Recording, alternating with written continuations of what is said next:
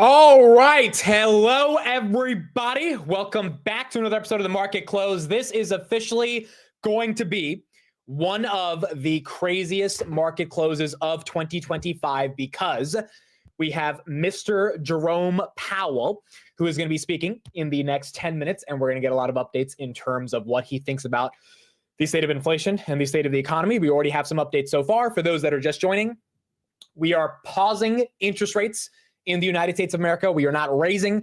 We are not cutting. The statement they put out today kind of is hawkish versus dovish. We're going to talk about that over the next 10 minutes, but it's a pause, which is pretty much what everyone expected. Then you got Meta, then you got Microsoft, then you got Tesla. So we're going to have Jay Powell for the next hour and a half, and then we're going to get into three really big companies that have to put up some really good results in order for the market to not be upset at what they're seeing.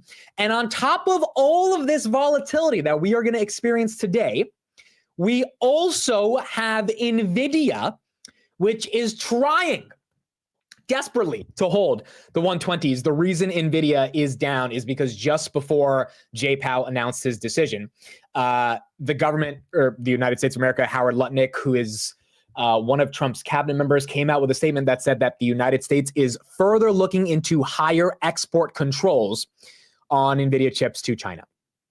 So that is why NVIDIA is down right now. NVIDIA tried to make a recovery. It was at 124, almost got to 125. It's been hovering around 122 to 123. And then as soon as that announcement came out, it dropped to 120. Right now at 121, down about 6% on the day, giving back 6 out of the 8 percentage points it got yesterday. Because if NVIDIA can't sell into China as much as they were going to sell, even though they don't sell as much as they sold a couple years ago, then obviously that might be a little bit more bearish for the long-term growth of NVIDIA. So that is why NVIDIA is tanking right now. Is that really a reason NVIDIA should keep tanking? I mean, I don't know. I feel like that was priced in when it fell 17% in one day. But nonetheless, that's why the market is moving.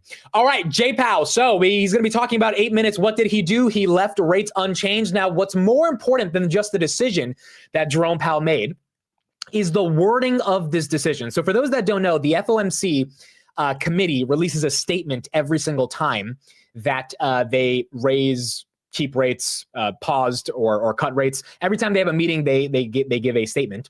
And this was the statement today. Pretty much similar to everything they've said before. However, they took out a sentence.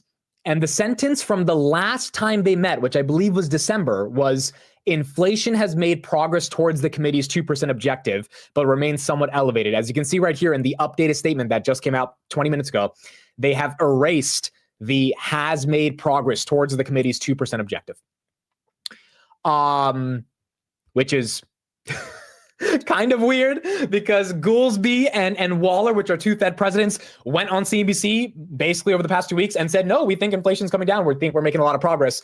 And so a lot of people are wondering, well, wait a second, why did you take that part out of the statement? Again, when it comes to these Fed meetings, you hyper-analyze every little thing that the Fed says or that the Fed doesn't say. And this is one thing that people are a little bit confused about. Now, in terms of the summary of what they put out, number one, they left rates unchanged. The decision to halt cuts was a unanimous 12-0 vote. So the Fed unanimously decided that we are not going to be raising or cutting rates. They said inflation is somewhat elevated. Again, they said unemployment has stabilized at a low level. They took away the progress towards 2% inflation wording. And I'm sure Jay Powell will be asked about that in about 7 minutes. And then you can conclude the Fed seems to be aware disinflation has potentially stalled, which means the battle for inflation again continues going into 2025. So realistically, in the next 7 minutes, when Jay Powell goes live, we are going to see how he's able to respond to this, what he's able to say, how he's acting around this. And so it'll be really important to get some of the coverage as soon as he goes live. We have Trump who's live right now. I didn't know Trump was live, but apparently Trump is live. Let's take a listen to Trump as we wait for Jay Powell to officially go live. Here we go. And family, she was everything in the world. They've had a miserable period of time.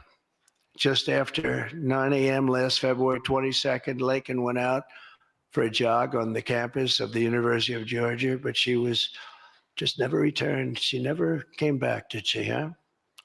Parents are here, sister, all of her relatives. While on her run, Lakin was attacked, viciously assaulted, beaten, brutalized, and murdered by an illegal alien gang member who was set loose into our country by the last administration. We are deeply honored to be joined today by Lakin's parents, Allison and John, and her sister, Lauren. Thank you very much. Thank you. The Laken Riley Act, for those that don't know, I don't know Trump was going live about this situation, about this issue today, but the bill officially was introduced in the Senate on January 6th. The bill requires the Department of Homeland Security to detain certain non-U.S. nationals who have been arrested for burglary, theft, or shoplifting. The bill also authorizes the state to use federal government for decisions and alleged failures related to immigration enforcement. Laken Riley is someone who was killed by an illegal immigrant, and it seems like Trump is addressing that here today on the passing of this act. So sad.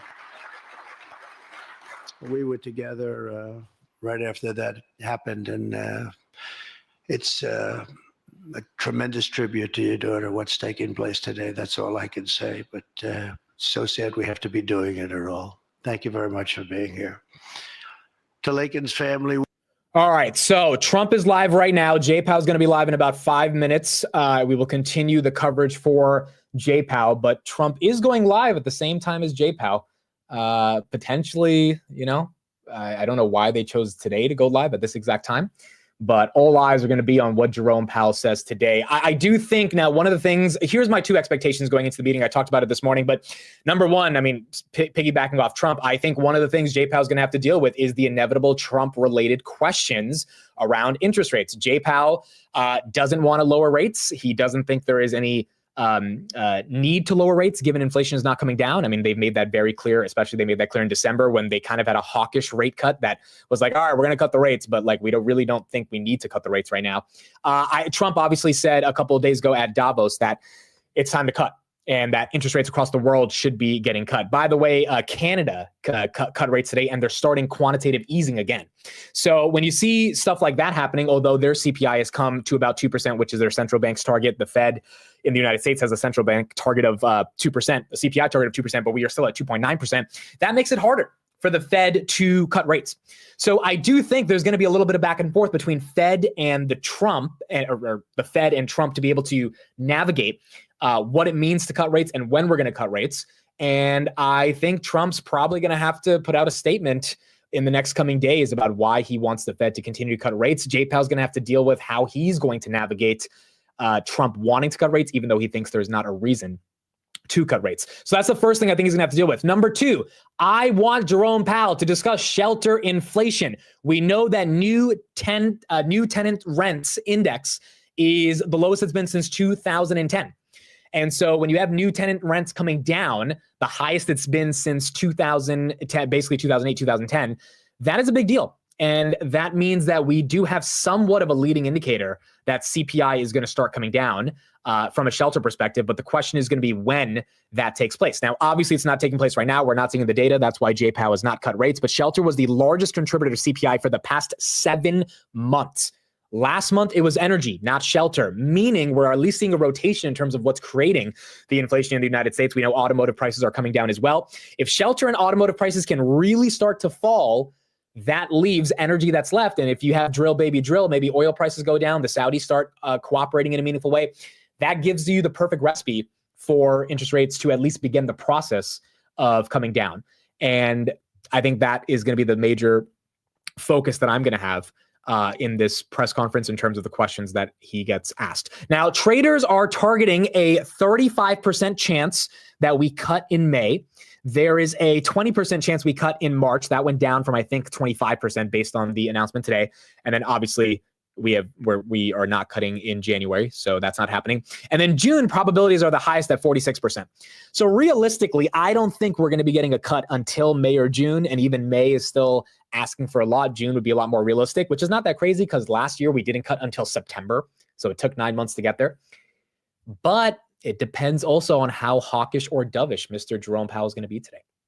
So, I mean, we're going to have to see. We're going to have to see how this plays out. Market's already down. S&P's down 1%. Nvidia's down 6% on the day. Meta's down 1/3%. Tesla's down 3%. I didn't even look at Tesla the whole day. Tesla right here, 3.2%. ASML holding up a little bit. Microsoft is down. Hood holding up a little bit as well. Now it just went red, 49.26, but it's been 45 for the majority of the day. T-Mobile still up 7%. SMCI down 1.53%.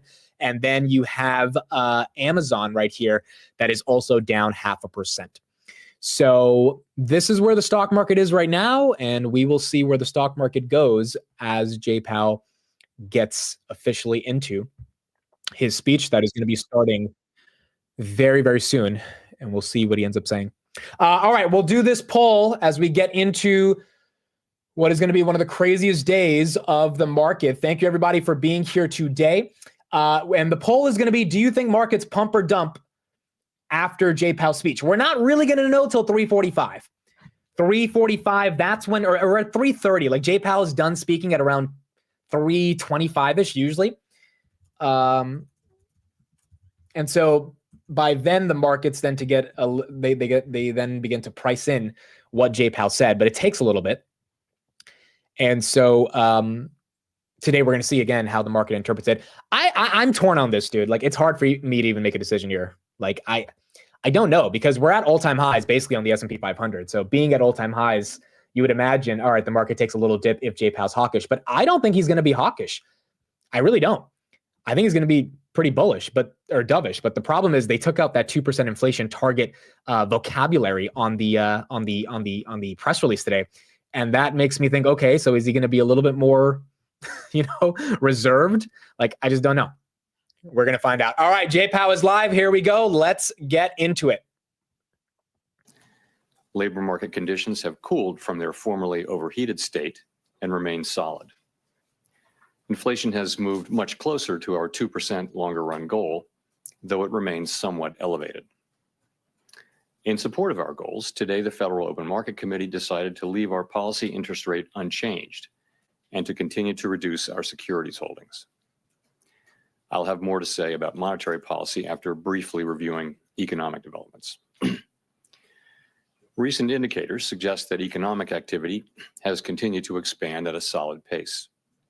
For 2024 as a whole, GDP looks to have risen above 2%, bolstered by resilient consumer spending. Investment in equipment and intangibles appears to have slowed in the fourth quarter, but was strong for the year overall. Following weakness in the middle of last year, activity in the housing sector seems to have stabilized. In the labor market, conditions remain solid. Payroll job gains averaged 170,000 per month over the past 3 months. Following earlier increases, the unemployment rate has stabilized since the middle of last year, and at 4.1% in December remains low. Nominal wage growth has eased over the past year, and the jobs to workers gap has narrowed. Overall, a wide set of indicators suggests that conditions in the labor market are broadly in balance. The labor market is not a source of significant inflationary pressures. Inflation has eased significantly over the past 2 years, but remains somewhat elevated relative to our 2% longer run goal. Estimates based on the Consumer Price Index and other data indicate that total PCE prices rose 2.6% over the 12 months ending in December, and that, excluding the volatile food and energy categories, core PCE prices rose 2.8%. Longer-term inflation expectations appear to remain well anchored, as reflected in a broad range of surveys of households, businesses, and forecasters, as well as measures from financial markets. Our monetary policy actions are guided by our dual mandate to promote maximum employment and stable prices for the American people. We see the risks to achieving our employment and inflation goals as being roughly in balance, and we are attentive to the risks on both sides of our mandate. Over the course of our 3 previous meetings, we lowered our policy rate by a full percentage point from its peak. Our policy stance was appropriate in light of the progress on inflation and the rebalancing in the labor market. With our policy stance significantly less restrictive than it had been and the economy remaining strong, we do not need to be in a hurry to adjust our policy stance. At today's meeting, the committee decided to maintain the target range for the federal funds rate at 4.25% to 4.5%. We know that reducing policy restraint too fast or too much could hinder progress on inflation. At the same time, reducing policy restraint too slowly or too little could unduly weaken economic activity and employment. In considering the extent and timing of additional adjustments to the target range for the federal funds rate, the committee will assess incoming data, the evolving outlook, and the balance of risks. We're not on any preset course. As the economy evolves, we will adjust our policy stance in a manner that best promotes our maximum employment and price stability goals.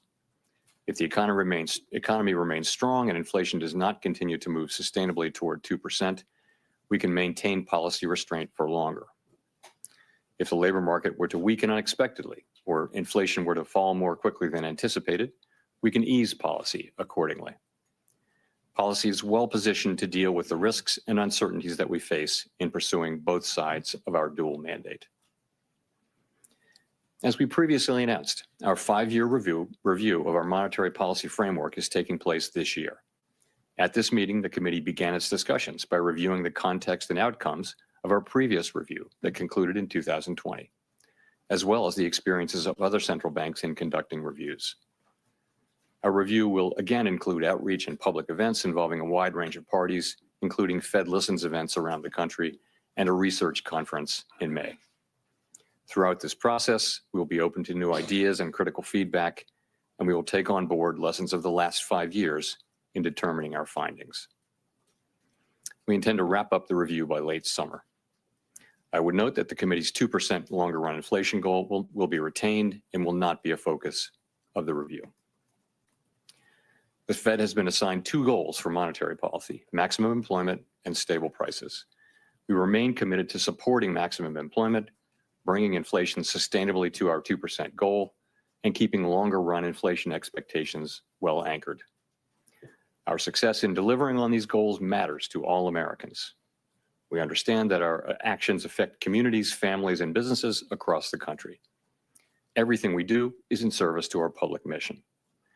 We at the Fed will do everything we can to achieve our maximum employment and price stability goals. Thank you. I look forward to your questions. All right, here we go. Here we go. Chairman Steve Leisman from CNBC. Mr. Chairman, at a event in Davos, or to Davos anyway, the president said he'll demand that interest rates drop immediately. So I guess I have a 3-part question. Has the president done this to you? Has he made that demand? Secondly, what is your response to that? And third, what effect, if anything, if any, does a president making these kind of remarks have on policy? Thank you. 3 questions. I'm seeing it really as one question, though. So I'm not going to have any response or comment whatsoever on what the president said. It's not appropriate for me to do so. The public should be confident that we will continue to do our work as we always have, focusing on using our tools to achieve our goals and really keeping our heads down and doing our work. And that's how we best serve the public. Can you just comment on whether he's physically communicated his demand to you? I've had no contact. Thanks. Nick Timmeros, The Wall Street Journal. Chair Powell, you and several of your colleagues said around the time of the last meeting that your policy stance was meaningfully restrictive. Given economic and financial market developments since then, how has your confidence changed in an assessment that says interest rates are meaningfully restrictive? I don't think that my assessment really has changed. I mean, a couple of things have happened. We've gotten more strong data, but we've also seen rates move up at the long end, which could represent a tightening in financial conditions. I think if we look back over the past year or so, we can see that policy is restrictive. If you look at the effect of high rates on interest-sensitive spending, for example, in housing, and if you look at the achievement of our goal variables, we're seeing the economy move toward 2% inflation and has moved largely to maximum employment. So we literally look at the movement toward the goal variables to make that assessment. Now, policy is meaningfully less restrictive than it was before we began to cut. It's 100 basis points less restrictive. And for that reason, we're going to be focusing on seeing real progress on inflation or alternatively some weakness in the labor market before we consider making adjustments. If I could follow up, does the economy here warrant meaningfully restrictive interest rates? And would you judge interest rates to still be meaningfully restrictive if you were to lower them by another quarter point? So I think our policy stance is very well calibrated, as I mentioned, to balance the achievement of our two goals.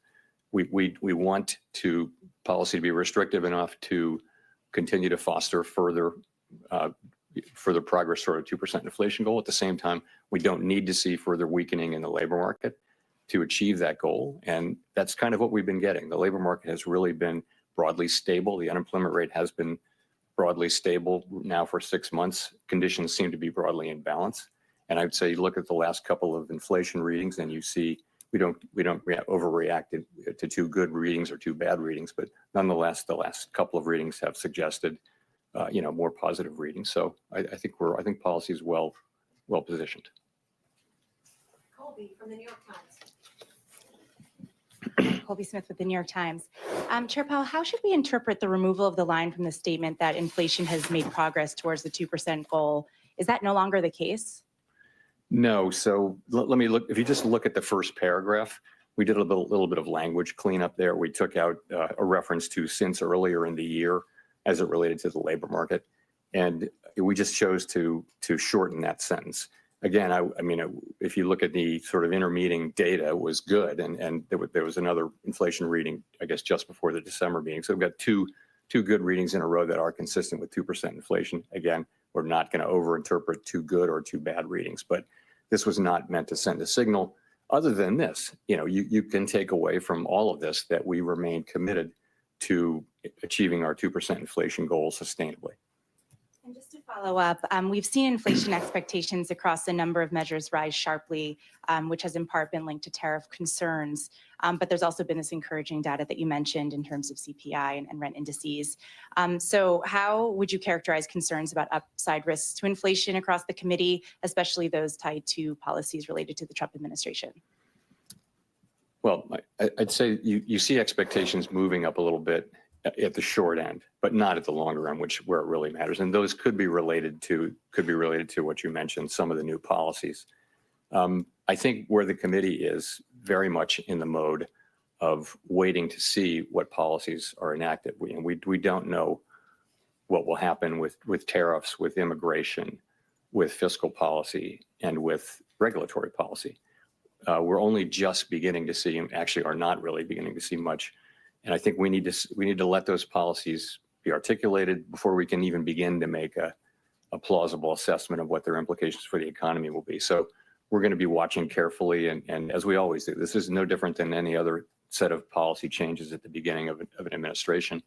We'll patiently watch and understand, and kind of not be in a hurry to get to a place of understanding what our policy response should be until we see how it plays out.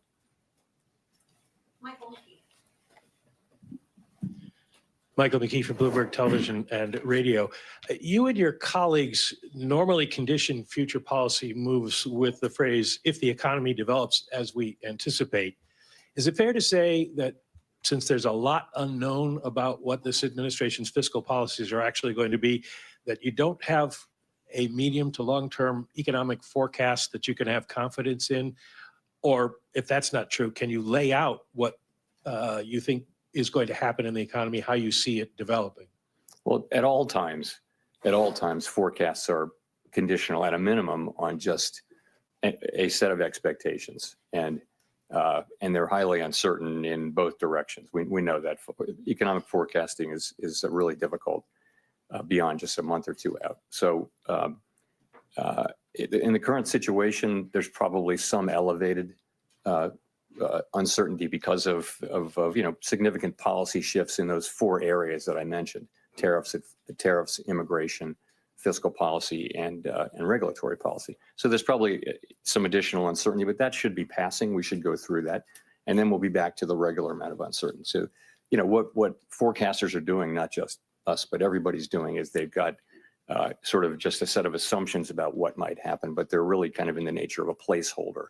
And meaning, plausible could be, but honestly, you wouldn't stand behind it because you just don't know. And so you're just on hold, waiting to see what comes down.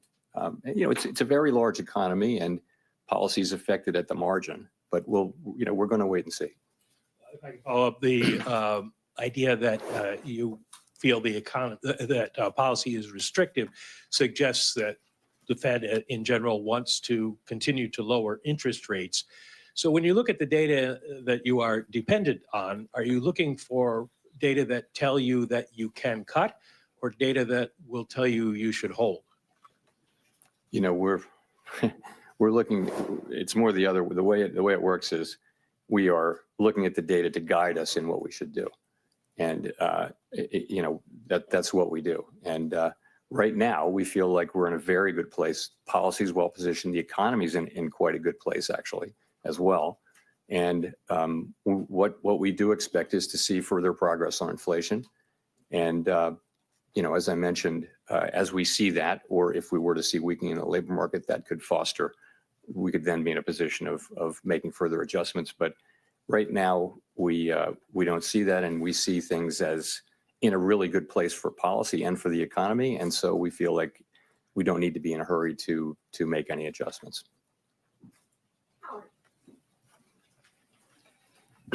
Howard Schneider with Reuters. Thank you very much.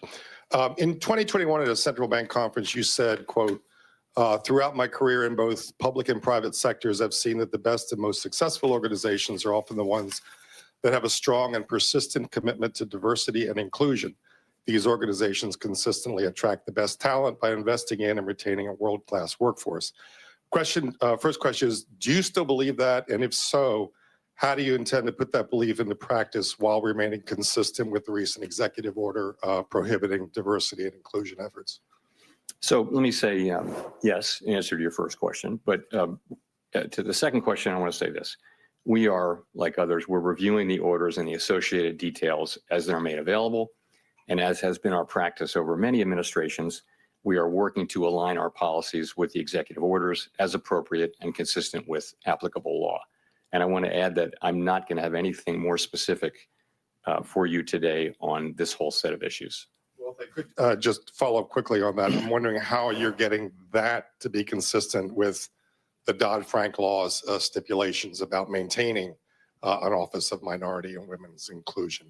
So I did mention consistent with applicable law, right? Which is governing. Elizabeth. Thanks so much. Elizabeth Schulze with ABC News. Just to follow up on Steve's question, what reassurance can you give the American public that the Fed will continue to operate independent of politics under this administration? You know, as I've said countless times over the years, this is who we are. This is what we do. We study the data. We analyze how it will affect the outlook and the balance of risks, and we use our tools to try to, given our best understanding, our best thinking, try to achieve our goals. That's what we do. That's always what we do. Don't look for us to do anything else. And that's, you know, lots of research shows that's the best way for a central bank to operate. That'll give us the best possible chance to achieve these goals for the benefit of the American people. That's always what we're going to do. And people should have confidence in that, as I said a few minutes ago. You've said that the Fed is in wait and see mode based on the policies that come out of this administration. Has the Fed started to model what policies like mass deportations, changes in immigration policy specifically, would look like for the workforce and for inflation? So one of the things our staff does is they look at a range of possible outcomes, and they tend to go from really good to really bad, and that, you know, it's one of the best things that they do. And in each teal book, you can look at the 5-year-old teal books and see there are alternative simulations. So that's what they do. There'll be a baseline, and then they'll show 6 or 7 alternative scenarios, including really good ones and not so good ones. And what those do is they spark, you know, the policymakers to sort of think and understand about the uncertainties that surround this. So yes, the staff does that, and we're all well aware that that the range of possibilities is always broad, and not just now but always. And it's hard to be open to just how broad the possibilities are for an economy. You know, no one saw the pandemic coming, and it changed everything. So things happen, but yes, we do that. But it's different. It's one thing to do that, to make assessments about what might happen and begin to think about what you might do in that case. But you don't act until you see much more than we see now.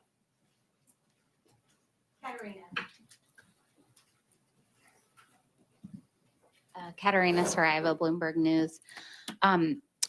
Last month you talked about a future rate cut as being pretty, significantly predicated on more progress in inflation. With the characterization of the labor market in the statement today, would you say that that's even more so the case now? I'd say it's the same. We want to see, further progress on inflation. And, the story's there. We're just going to have to see the data. At the end of the day, it comes down to 12-month inflation because that takes out the seasonality issues that may exist. And, we're just going to need to see that. We think we see the pathway for that to happen. One example, a key example, is that you now do see owner's equivalent rent and housing services, the way it's calculated for PCE. You see that coming down pretty steadily now, and that's the place where most of the remaining gap is. In addition, a big part of the overrun, as you will know, was from non-market services, which don't tend to send much signal. So you can look through all that and think, okay, that then we seem to be set up for further progress. But being seemed to set up for it is one thing, having it is another. So we're going to want to see further progress on inflation. Remember, we're not, we're under 2%, but our goal is 2%, and we do mean to get back sustainably to 2%. And in terms of the labor market, I mean, how is that broadly, you said a broad set of indicators show that it's in pretty solid place. Was there broad agreement on that? There's been a few underlying indicators that are showing perhaps some weakness, a low hiring rate, workers reporting that it's increasingly difficult to find a job. Is that of concern to the committee? So you're right. I mean, we look at, of course, a very broad range. So it starts with unemployment, with the unemployment rate, employment participation, wages, job quits, are people quitting, that kind of thing, the ratio of vacancies to unemployed. We look at all those things, and you put your finger though on it's a low hiring environment. So if you have a job, it's all good, but if you have to find a job, the job finding rate, the hiring rates have come down, and that's more typical of a. Let's say that the unemployment, that the labor market is at a sustainable level. It's not overheated anymore. We don't think we need it to cool off anymore. We do watch it extremely carefully. It's one of our 2 goal variables. But I'd say we watch those things quite carefully. But nonetheless, overall, look at the aggregate data in the labor market. The labor market does seem to be pretty stable and broadly in balance when you've got an unemployment rate that has been pretty stable now for a full half year. Edward. Thank you. Thank you, Mr. Chairman. Edward Lawrence with Fox Business. On employment, now you said there's a broad range of possibilities, but last September you said, quote, "We understand that there's been quite an influx across the borders, and that has actually been one of the things that's allowed unemployment rate to rise." Now that the flow of the border has slowed and we're seeing deportations, how do you expect the unemployment rate to react? So what's happening is that the flows across the border have decreased very significantly, and there's every reason to expect that to continue. But job creation has come down a bit too. So, if those 2 things come down together, that sort of can be a reason for the unemployment rate to stabilize. In other words, the break-even rate, as population growth slows, the break-even rate that you need in new jobs to make jobs for workers declines as well. So that seems to be something about what's happening. You do see a very flat unemployment rate at a time when you've seen significant declines. I want to ask you about Fed employment. I know that tax money is not used here, but Elon Musk alleges that the Fed is, quote, absurdly overstaffed. We've seen the executive branch push to reduce the federal workforce. I just want to get your reaction. We run a very careful budget process. We're fully aware that we owe that to the public, and we believe we do that. I've got no further comment than that. Thanks. Chris. Wow, he avoids the Elon question. Chris Rugaber at Associated Press. President Trump has said he will lower inflation by reducing gas and energy costs. Do you see such costs as a particular driver of inflation, and would lowering them have a dramatic effect? Chris, I'm not going to react or discuss anything that any elected politician might say. So I'll give you a mulligan. Okay, thank you. Well, Nearly 2 weeks ago, the Fed said it was withdrawing from the network for greening the financial system, even as we have significant wildfires in Los Angeles doing billions of dollars in damage.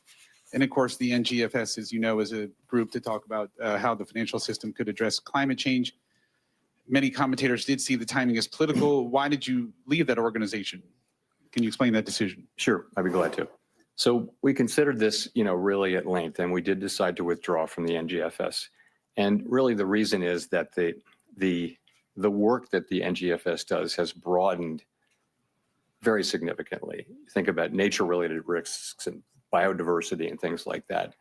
In addition, the work of the NGFS is in significant part intended to, and this is a quote, mobilize mainstream finance to support the transition toward a sustainable economy. So we joined to get the benefit of understanding what other central banks were doing and seeing research and things like that. I think this is just way beyond any plausible mandate that you could attribute to the Fed. And so we have a quite narrow role, as I've said many times. And I think that the activities of the NGFS are not a good fit for the Fed, given our current mandate and authority. So, and I just think it was time to acknowledge that, this process dates back a couple of years. I made the decision to bring this to the board, some months ago. The process just took time to get here. And this is when we got it and voted on it. So, and I'm aware of how it can look, but it was really not driven by politics. It was driven by kind of the disconnect between the work of the NGFS and our mandate. Other central banks have different mandates and belong to the NGFS. We have no criticism of them, but it's not right for the Fed. Andrew. Thanks, Andrew Ackerman with the Washington Post. I'm wondering if you could talk more about what further progress would look like for consumers. Well, 2% inflation down to 2% sustainably is what we're trying to achieve. We're somewhat above that, as you know, and we want to see serial readings that suggest that we're making further progress on inflation. That's what we want to see, and consumers will pick that up, of course, in the things that they buy at the grocery store or at the store. The other thing I wanted to ask was just how far away you think you are from neutral. Yeah, you can't know with any precision, of course. As I like to say, that you know the neutral rate by its works. So I think at 4.3%, we're above pretty much everyone on the committee's estimates of the longer run neutral. I think our eyes are telling us that our policy is having the effects on the economy. That's really the question we ask. You can consult models, empirical models, theoretical models. You really have to just look out the window and see how your policy rate is affecting the economy. And I think we see that it's having meaningful effects in bringing inflation under control. It has helped bring the labor market into balance as well. So that's what we think. I would say we're meaningfully above it. I have no illusion that anyone knows precisely how much that is. But not knowing that and having cut 100 basis points means that it's appropriate that we not be in a hurry to make further adjustments. Victoria. Victoria Guido with Politico. So as a general matter, when it comes to executive orders and OMB memos, do those always apply to the Fed, sometimes never, or do you just often voluntarily comply?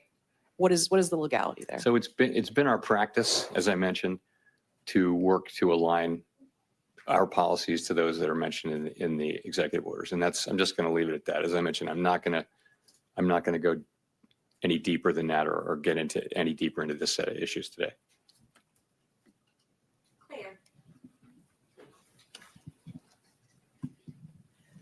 Claire Jones from the Financial Times. Two questions, if I may, on tariffs. Well, first of all, we've seen global trade wars before, notably in 2019, last time around, but then we were in a very different place on both inflation and growth.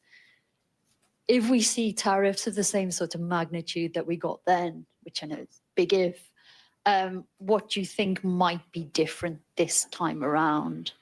And secondly, Tiff Macklem said there was no doubt that the threat of tariffs was a big driver of the cut by the Bank of Canada today. What sort of information would the Fed need to see on tariffs before it was willing to take such a preemptive move? Thank you. Sorry, What sort of information would you need to see on tariffs? Would you need to see a strategy, actual implementation, actual movement of inflation expectations before you're actually willing to change the path of monetary policy on the basis of it? Yeah, so first of all, things are a little different now. We've just come through a high inflation period, and you can argue that both ways. You can say that companies have figured out that they do like to raise prices, but we also hear a lot from companies these days that consumers have really had it with price increases. And so I don't know how that shakes out. Nonetheless, you're coming through a situation where we're not quite back to 2%, and that's just different. In addition, the kind of footprint of trade has changed a lot as trade is now spread around. It's not as concentrated in China as it was. There was a lot more manufacturing. It moved to Mexico and other places. So there are differences. And I just think the range of possibilities is very, very wide. We just don't know. And I don't want to start speculating, as tempting as it is, because we really don't know. And we didn't know, by the way, in 2018. We didn't really know. And the range of possibilities very, very wide. We don't know what's going to be tariffed. We don't know for how long or how much, what countries. We don't know about retaliation. We don't know how it's going to transmit through the economy to consumers. That really does remain to be seen. There are lots of places where that price increase from the tariff can show up between the manufacturer and the consumer. Just so many variables. So we're just going to have to wait and see. And the best we can do is what we've done, which is study up on this and look at historical experience, read the literature, and think about the factors that might matter. And then we'll just have to see how it goes. Courtney. Thank you. Courtney Brown from Axios. Two unrelated questions. The first is whether or not there was any discussion about QT and the timeline for ending QT at this meeting. And then the second question is just, I wonder if the AI prompted sell-off in the stock market this week signaled anything to you about the state of financial conditions? So let's talk about runoff. So the most recent data do suggest that reserves are still abundant. Reserves remain roughly as high as they were when runoff began, and the federal funds rate has been very steady within the target range. We track a bunch of metrics, and they do tend to point to reserves being abundant. We do intend to reduce the size of our balance sheet to a level that's consistent with implementing monetary policy efficiently and effectively in our ample reserves regime. We're closely monitoring a range of indicators to assess conditions, and that should provide signals whether reserves are approaching a level that could be judged as, quote, somewhat above ample. I don't have anything to say to you about particular dates. It's just that's the process, and what we see is that rates do appear to be abundant. As always, we stand ready to take appropriate action to support the smooth transition of monetary policy, including to adjust the details of our approach for reducing the size of the balance sheet in light of economic and financial developments. On AI, it's a big event in the stock market and in particular parts of the stock market. I mean, what really matters for us is macro developments, and that means substantial changes in financial conditions that are persistent for a period of time. So I wouldn't put that label on these events, although, of course, we're all watching it with interest. Simon Rabinovich with The Economist. Thank you. You mentioned in your remarks that activity in the housing sector seems to have stabilized. At the same time, since your first rate cut in September, long-term mortgage rates have gone up by a full percentage point back above 7%. I'm wondering, kind of looking forward, are you confident that activity will remain stable given how elevated mortgage rates are? How does it fit into your broader thinking about the economy? So, as you know, as we've reduced our policy rate 100 basis points, longer rates have gone up not because of expectations, not principally because of expectations about our policy or about inflation. It's more a term premium story. So, and it's long rates that matter for housing. So, I don't think I think these higher rates are going to they're probably hold back housing activity to some extent if they're persistent. We'll have to see how long they persist. So, we control an overnight rate. Generally, it propagates through the whole family of asset prices, including interest rates. But in this particular case, it's all happened at a time when, for reasons unrelated to our policy, longer rates have moved up. Jennifer.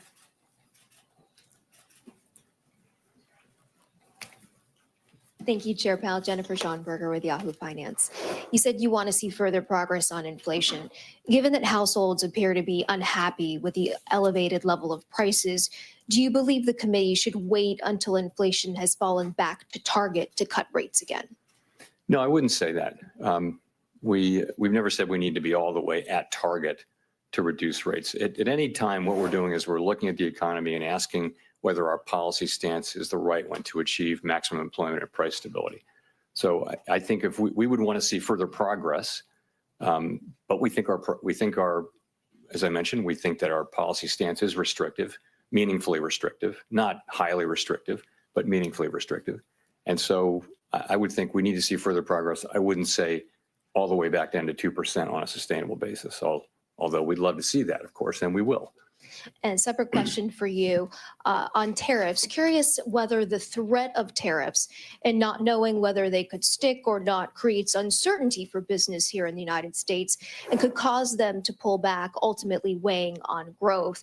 Does the threat of tariffs cause you to ponder your growth forecast? I want to avoid commenting even indirectly on the conduct of tariffs. It's not our job, and it's not our job to comment on the moves that people make. So I wouldn't want to criticize anything that's happening or really comment on it one way or another, praise it for that matter. It's just not our job. I do think that, we found in 2018, there was a lot of work done on trade policy uncertainty. Trade policy uncertainty, if it's large and persistent, can start to matter for businesses making investment decisions and things like that. That's not something I'm observing today. It's very early days for this, but I think that did matter in 2018-19, and it's one of many things we'll be watching. Matt. Thank you, Chair Powell. Matt Egan from CNN. Following up on Courtney's question from earlier about the stock market, how concerned are you, if at all, about potential asset bubble brewing in financial markets? How do relatively high market valuations factor into considerations about potentially lowering interest rates further? Is that something that's in the back of your mind? So we look at, from a financial stability perspective, at asset prices generally, along with things like leverage in the household sector, leverage in the banking system, funding risk for banks and things like that. But it's just one of the four things. Asset prices are, and yeah, I'd say they're elevated by many metrics right now. A good part of that, of course, is this thing around tech and AI, but we look at that. But we look at how resilient the households and businesses and the financial sector are to those things. So we look at that mainly from a financial stability perspective, and we think that there's a lot of resilience out there. Banks have high capital, and households are actually overall, not all households, but in the aggregate, households are in pretty good shape financially these days. So that's how we think about that. We look at overall financial conditions, and you can't just take equity prices. You've got to look at rates too, and that represents a tightening in conditions with higher rates. So overall, financial conditions are probably still somewhat accommodative, but it's a mixed bag.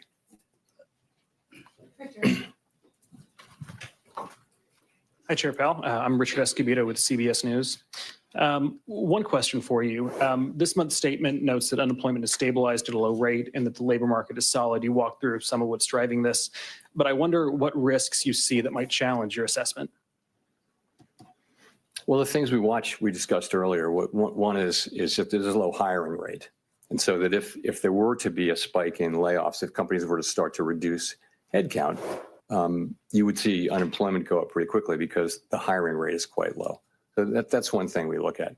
I think it's worth pointing out that for lower income households, they're under significant pressure.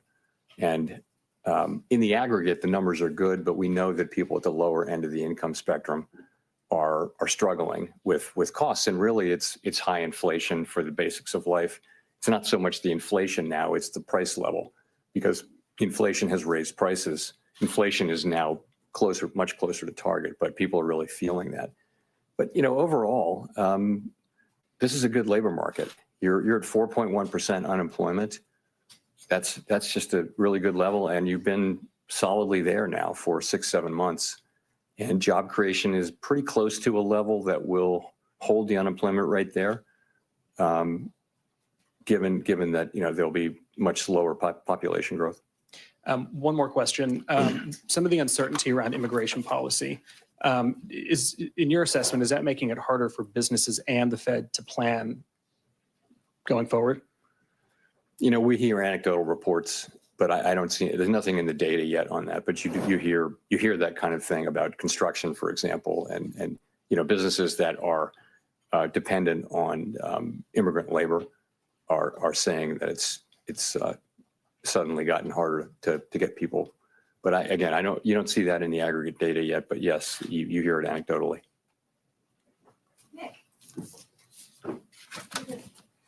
Thank you, Chair Powell. Nicholas Jasinski from Barron's.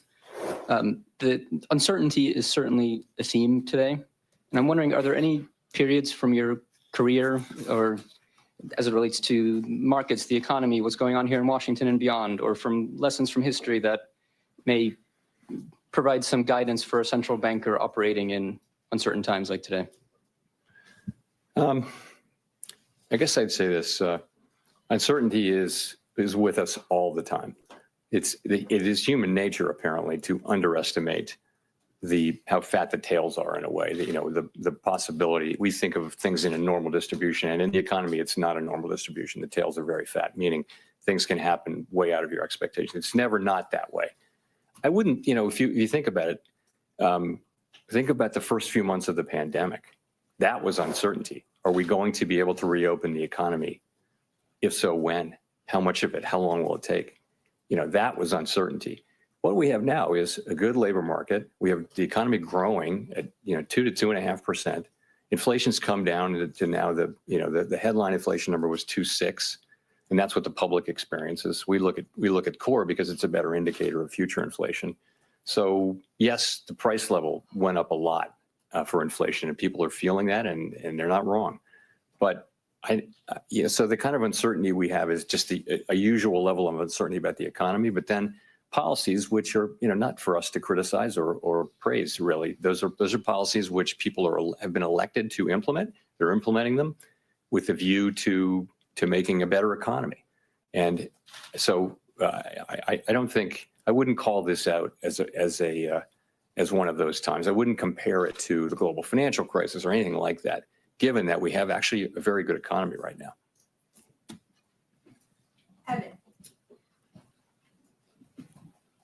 Evan Reiser with Market News International. Chair Powell, is a March cut still on the table? And then additionally, are you looking to see better than expected data on inflation to cut? Or are you looking for inflation data that roughly aligns with current forecasts? So as I mentioned, the economy's strong, the labor market's solid. Downside risks to the labor market appear to have abated, and we think disinflation continues on a slow and sometimes bumpy path. That tells me, and the other members of the committee, the broad sense of the committee actually is that we don't need to be in a hurry to adjust our policy stance. Your second question was?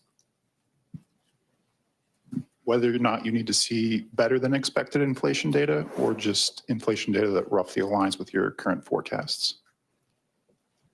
It's one of those things, we'll know it when we see it, but more the expectation is that we will make continued progress. And, that's what we want. We'll know it when we see it. It's going to have to be something that isn't just idiosyncratic. You're going to want to see, continued progress with housing services inflation.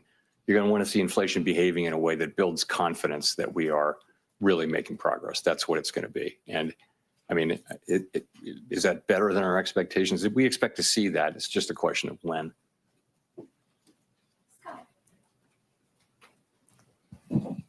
Hi, Chair Powell. Scott Horsley from NPR. In your 5-year review, you said the 2% inflation target won't be on the table. Can you talk a little bit about why? Is that because you think that's the right target, or is it because you don't want to move the goalpost mid-game, or what's behind that? I think that goal has served us well over a long period of time. It's also the sort of global standard. I think that if a central bank wanted to look at changing that, you wouldn't do it at a time when you're not meeting it anyway. I would not look at changing it anyway, but I certainly wouldn't look at it at a time when you're not meeting it. I mean, there's just no interest at all in changing it. If I'm being at all unclear, we're not going to change the inflation goal anytime soon. And 5 years ago, if I can paraphrase what y'all decided, it was you're going to not raise interest rates preemptively to head off inflation until you see sort of the whites of the eyes of inflation, because the solid labor market was so beneficial.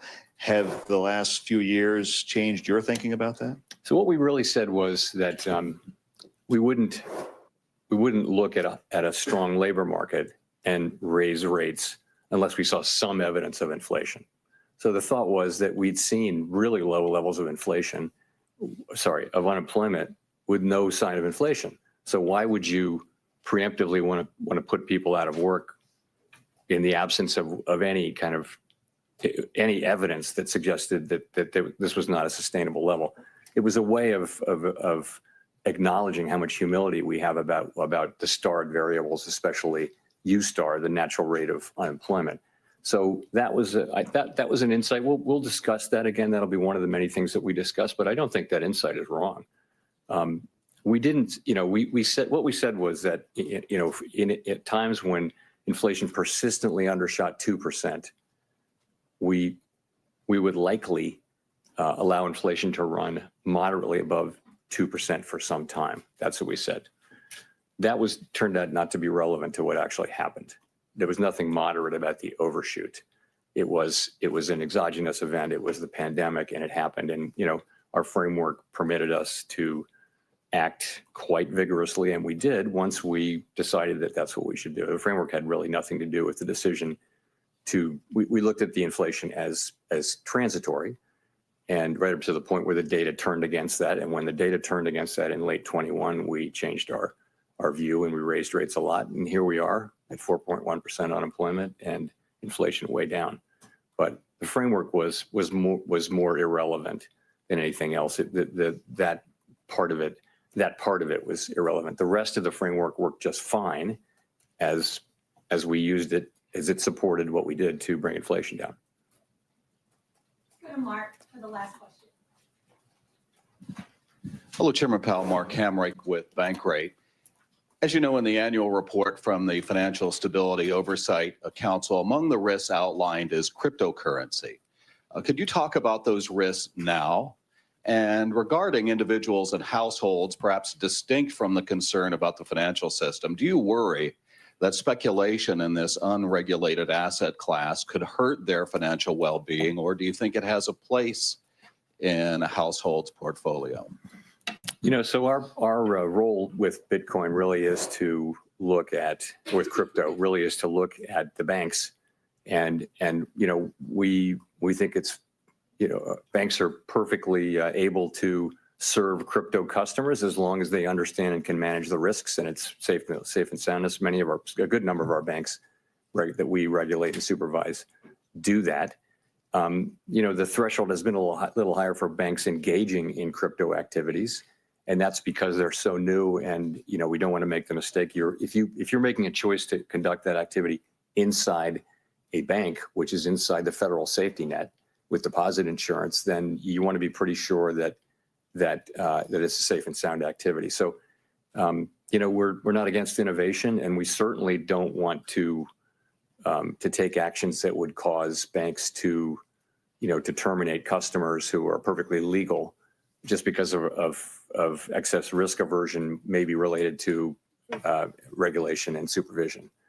So With respect to households and their inclusion in the asset plans? That's kind of it's not really our bailiwick. You want people to be knowledgeable about the financial engagements that they have. And that's why we have, the securities laws that we have. It's why, if you read a mutual fund prospectus or a individual stock prospectus, you want households to have the chance to understand the risk that they're taking. And, I do think it would be helpful if there were a greater regulatory apparatus around crypto. And I think that's something Congress was working on quite a lot. We've actually spent a lot of time, with members of Congress working together with them on various things. And I think that would be a very constructive thing for Congress to do. Thank you.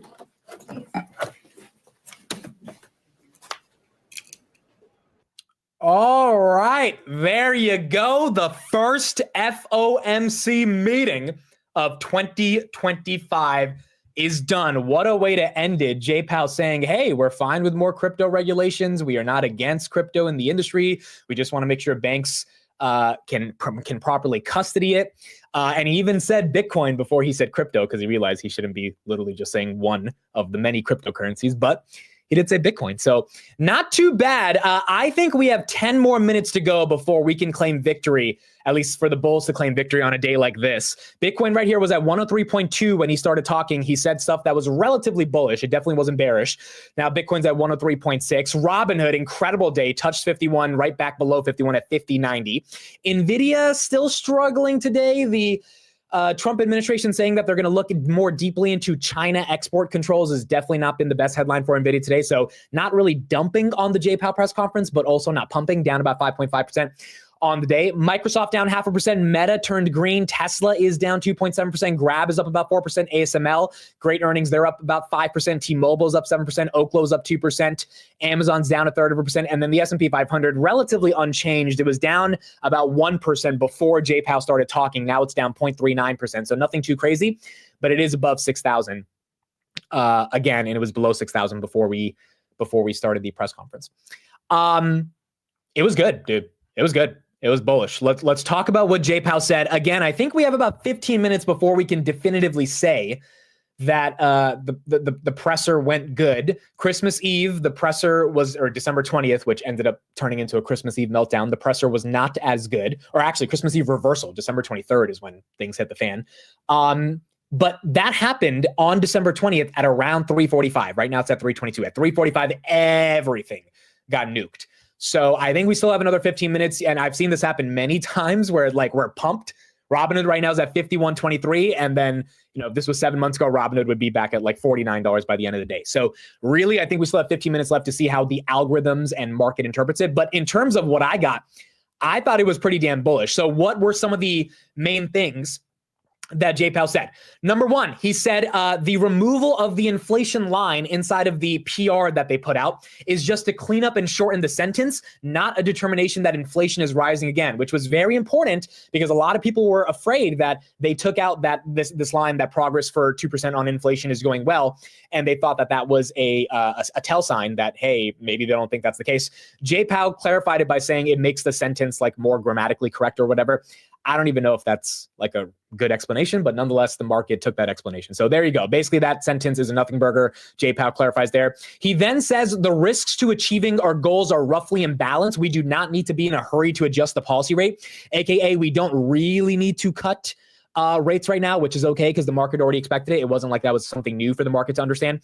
But that also means that they're not in a hurry to change the neutral rate and raise rates. You got some hawks out there saying that we're, potentially going to get a rate that rises. That is not the type of tone that I got from Jay Powell today. Now, in terms of Trump and Elon Musk and NVIDIA, I didn't think Jay Powell would get asked about NVIDIA, but he was. Here's the first thing he said about Trump. They said, hey, what do you think about Trump saying that rates should come lower? He says the public should be confident that we are keeping our heads down and doing our work. Very politically correct answer. He then gets a pushback. Wait a second. What do you think about Trump? Jay Powell says, I've had no contact with the president. So really not trying to get into the headlines, not trying to be someone who makes any big news. He's avoiding the question completely. He was then asked about Doge as well. And Jay Powell also said that's not in his vicinity to answer, so he avoided that question. In terms of the NVIDIA DeepSeek AI sell-off, he said it's a big event in particular parts of the market, aka semis. But what matters for us is macro developments. I wouldn't put a macroeconomic label on these events, but we are all watching it with interest.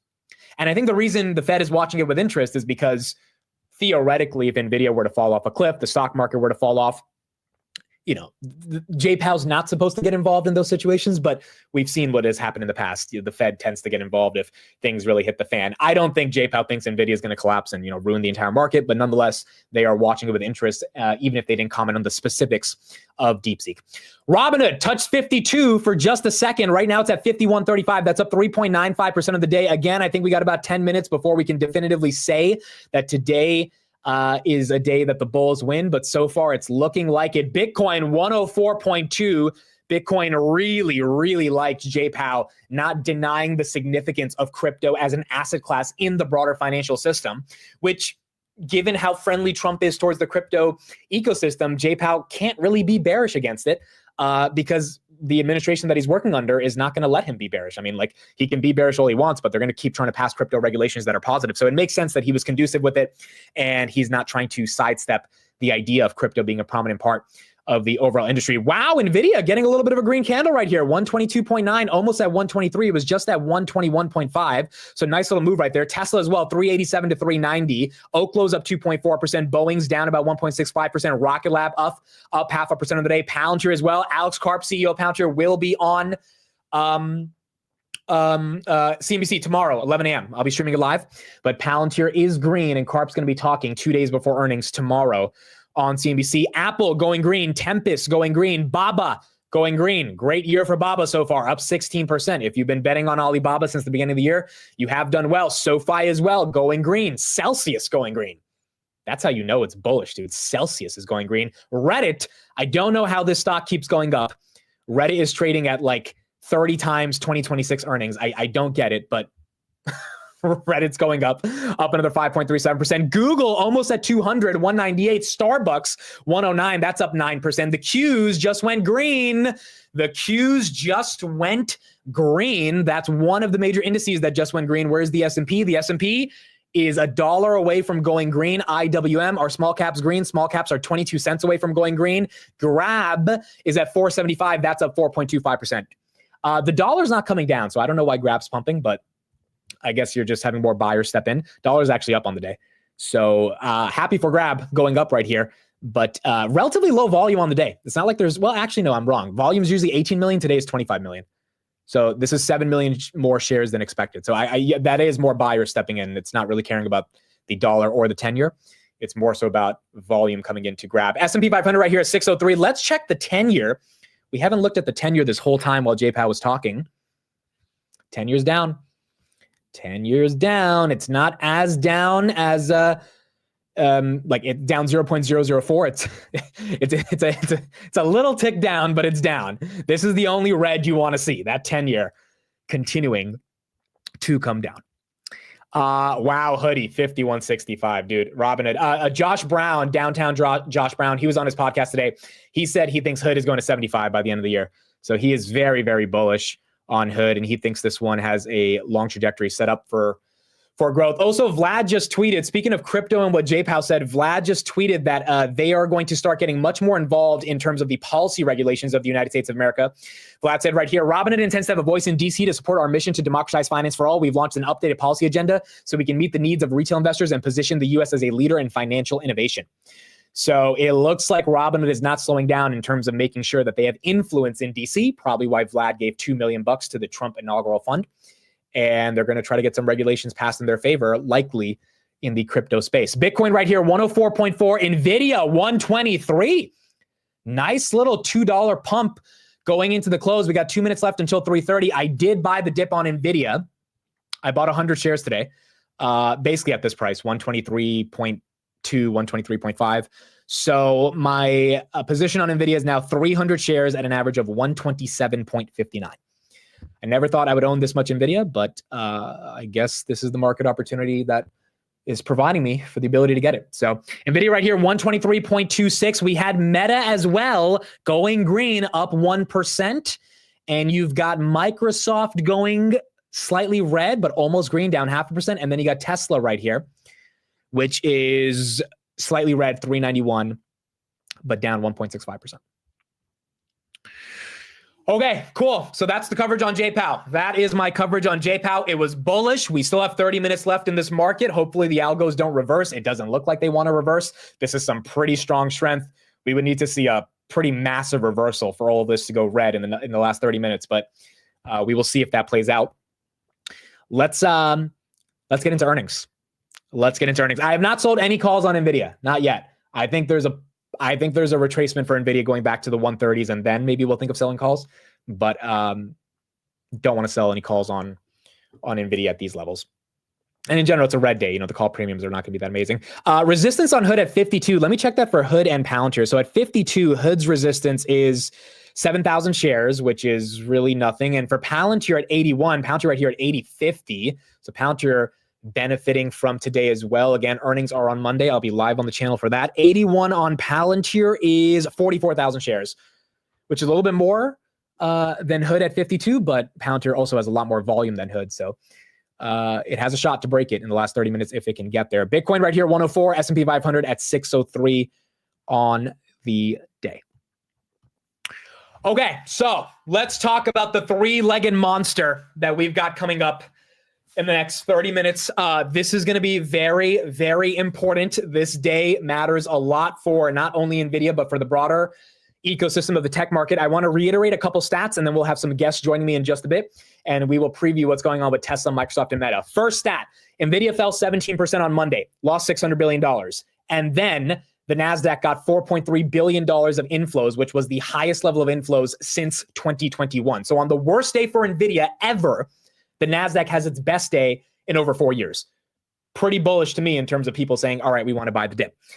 Number two, what are we going to look forward to when it comes to guidance from Meta and Microsoft, Tesla as well, but Meta and Microsoft in particular, because they're spending a lot more on the actual data centers that are needed to handle cloud workloads, which is, kind of the entire point of the AI ecosystem when it comes to all these startups buying Azure. And then Meta, when it comes to advertising, is the reaffirmation that they will spend the $150 billion we got confirmation from last week. Nadella saying he's good for $80 billion and Zuck saying he's good for $65 billion again today. We get that reconfirmation. I think there's a world where NVIDIA gaps up. We don't get that confirmation.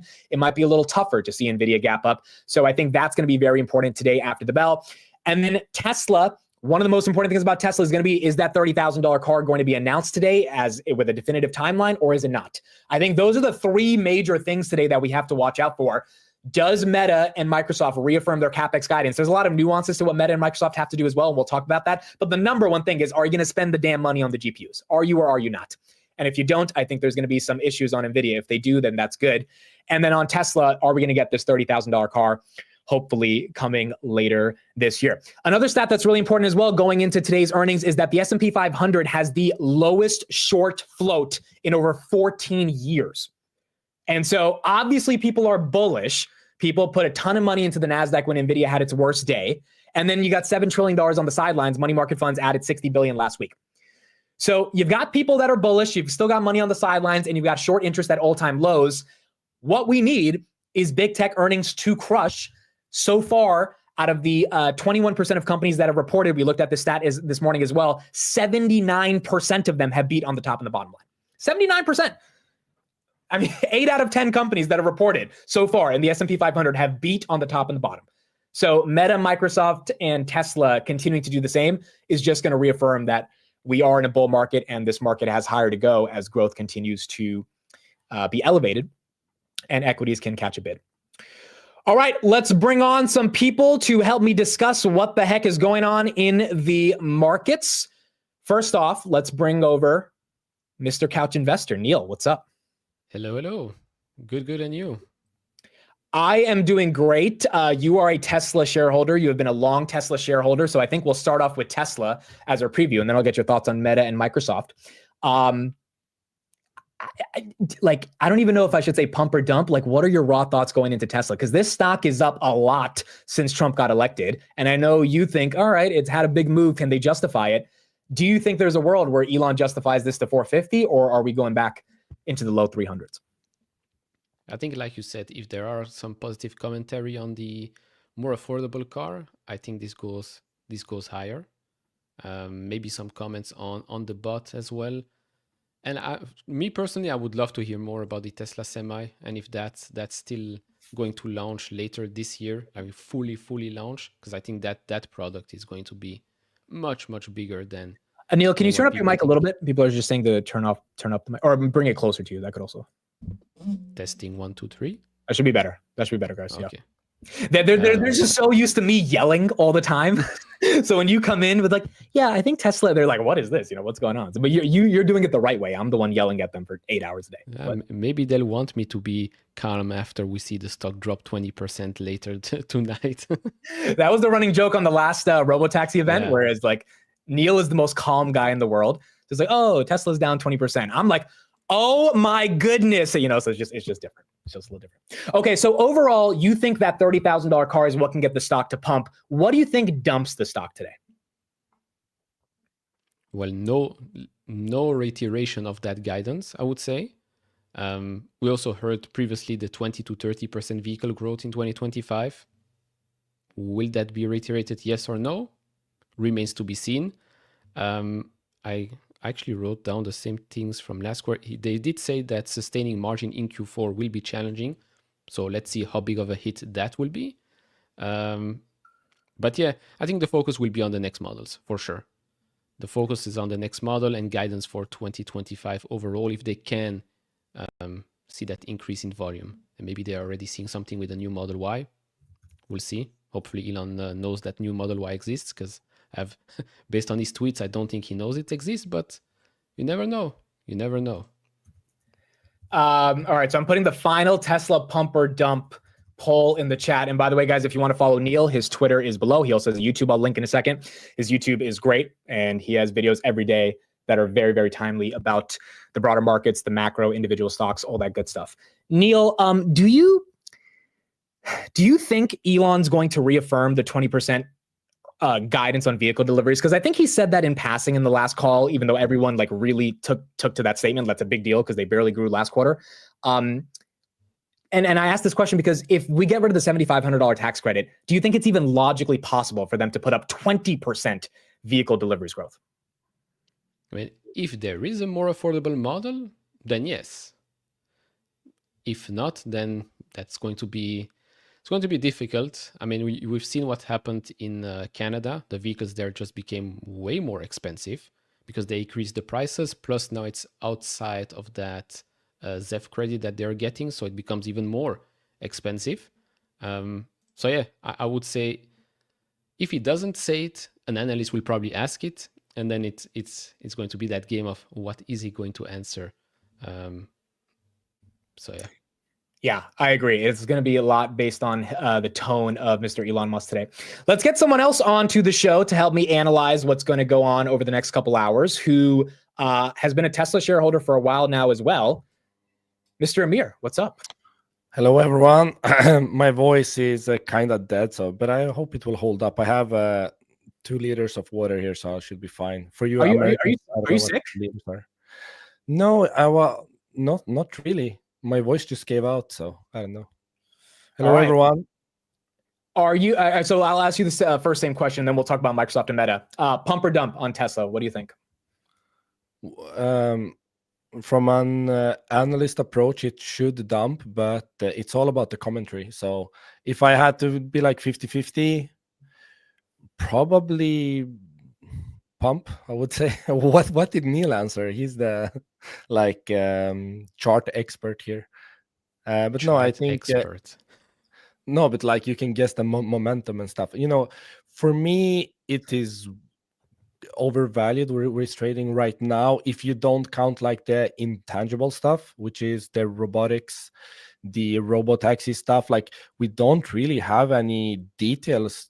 Even though it's been many quarters now, he says we're not a vehicle company. It's all about automation and autonomy and stuff. And I'm like, okay, but where are the details about that? How are we supposed to analyze that and quantify that when we don't know anything? So I think it's a lot about the commentary for me. I'm not too interested in near-term figures, even though I am typically very granular in my analysis approach, but for Tesla, it's more or less about the future. So stuff like I will keep an eye out on capacity, utilization, inventories, and stuff like that.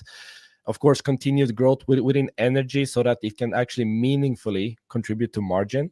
That's been a big thesis for a lot of people, like within the tangible business segments, and see if they can deliver on those promises. But yeah, most of all, I'm interested in the commentary, and historically we haven't gotten anything, so my expectations are low in that regard. My hopes are high, so it's a mixed bag. How, Neil, let me go to you. How do you feel about the energy business? Do you think it's going to be anything meaningful to contribute to Tesla's bottom line this quarter? Yeah, I mean, we got some numbers, right, with the production and delivery numbers. I think that came in quite strong. And look, with all the investments in AI, data centers, and all of that, it would be strange not to see Tesla Energy win big contracts. Plus, I mean, XAI and Tesla themselves are building quite a lot, so it's like a self-funding business. But the problem with Tesla is, for me, trying to analyze it, they only give us gross margins. Like, we don't know anything about how much it actually brings from the operations, because this could still be like unprofitable for all that we know. So that's like one of my main gripes with Tesla. They have all these business segments, but they don't really segment it out properly. They suddenly stop reporting on segments that still exist, like solar. I'm like, where did that go? Like, the numbers weren't good enough for a couple of quarters. Like, nah, just remove it, you know. So they make it really hard to follow the business. But yeah, I guess analysts like a challenge from time to time. That's certainly the case with Tesla. So let me ask you guys this question. If we go to the Q3 deck, here's the quote from the deck. Preparations remain underway for our offering of new vehicles, including more affordable vehicles, which we will begin launching in the first half of 2025. There's no way that they can go back on that statement, right? Like, they could, but the street would definitively be pissed off. Meaning, it wasn't just Elon who casually said, oh, first half of 2025. That's like in written word. So I would imagine they have to reaffirm that in order for the street to be happy. Amir, your thoughts? Yeah, I agree. But at the same time, like, unless it's more or less the robotaxi platform, there's like no way, right? And we haven't heard anything about that since then. So I don't know. I'm kind of skeptical. I imagine that Elon has a history of having to walk back promises. I mean, especially considering timelines. I mean, even the Tesla Semi, like, what's happening there? But yeah, I would say it is kind of credible. It's kind of recent. I don't think they would just mindlessly put that out there. So I would hope so. But yeah, Street would kill them if that does not materialize. Neil, your thoughts on that? Yeah, I mean, I agree. But I still, by the way, if my mic is now better, let me know, or worse. You're good. Me personally, I would love to have a Tesla that is way more affordable, right? Because in Europe, Teslas are seen as quite expensive cars, still above 40,000 euros. So it's not cheap at all. So if you want to reach those high volume numbers, you definitely need, even before the robotaxi, because again, it's Europe. I don't expect to see a robotaxi driving in Europe anytime soon, but you'll need the cheaper model. It's mainly about tax credits, right? The incentive from governments. For example, in Norway, everyone drives a Tesla because the government pays for half of it, more or less. And it's quite common in Sweden. But I mean, many parts of Europe, they are not really pushing for that the way the US is. And that's why we're not seeing as strong growth here. But because I believe like 40K euro for a base model, isn't it pretty similar in the US as of recently? It's just like the credits making up the difference, like making it more attractive over there. Like, it's not one-to-one, of course, because I mean, given that most of the European vehicles are from China, they are higher margin, even though they sell at like comparable prices. But yeah, it should be more or less aligned, I would say.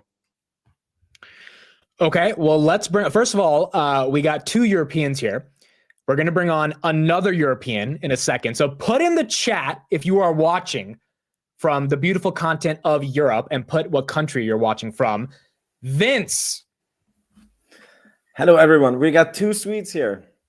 We got 2 Swedes. 3 Europeans, 2 Swedes. Hey, Vince is bullish. So Vince, are you bullish about Tesla today? That is a very nuanced question. So I think the stock has been trading on AI and robotaxi and Optimus, and I think that if we get good commentary on those, we're going to rip higher. I don't think that we're going to moon like another 7 to 80%. I sold covered calls on 450, and I'm not the believer that if car gross margins are going to be low or they don't reiterate the car guidance. I don't think depending on how bad it is, I don't think that's what the stock is trading on currently. Okay, so what do you think has to happen for the stock to dump? I think it has to be some delay in FSD, Optimus.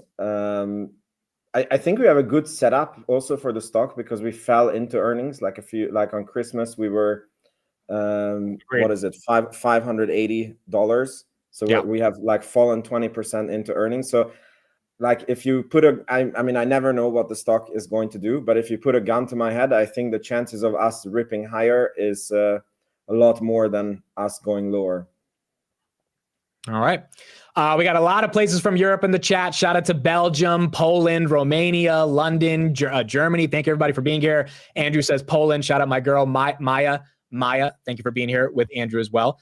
And thank you all for being here in the chat. So we'll cover Tesla in about 15 minutes. We'll get back to it. I think they're going to be one of the first ones to report. Meta and Microsoft might be a little bit after. But let's talk about Meta because we also got to cover them. Neil, I'll start with you. I know you've been in Meta for a long time.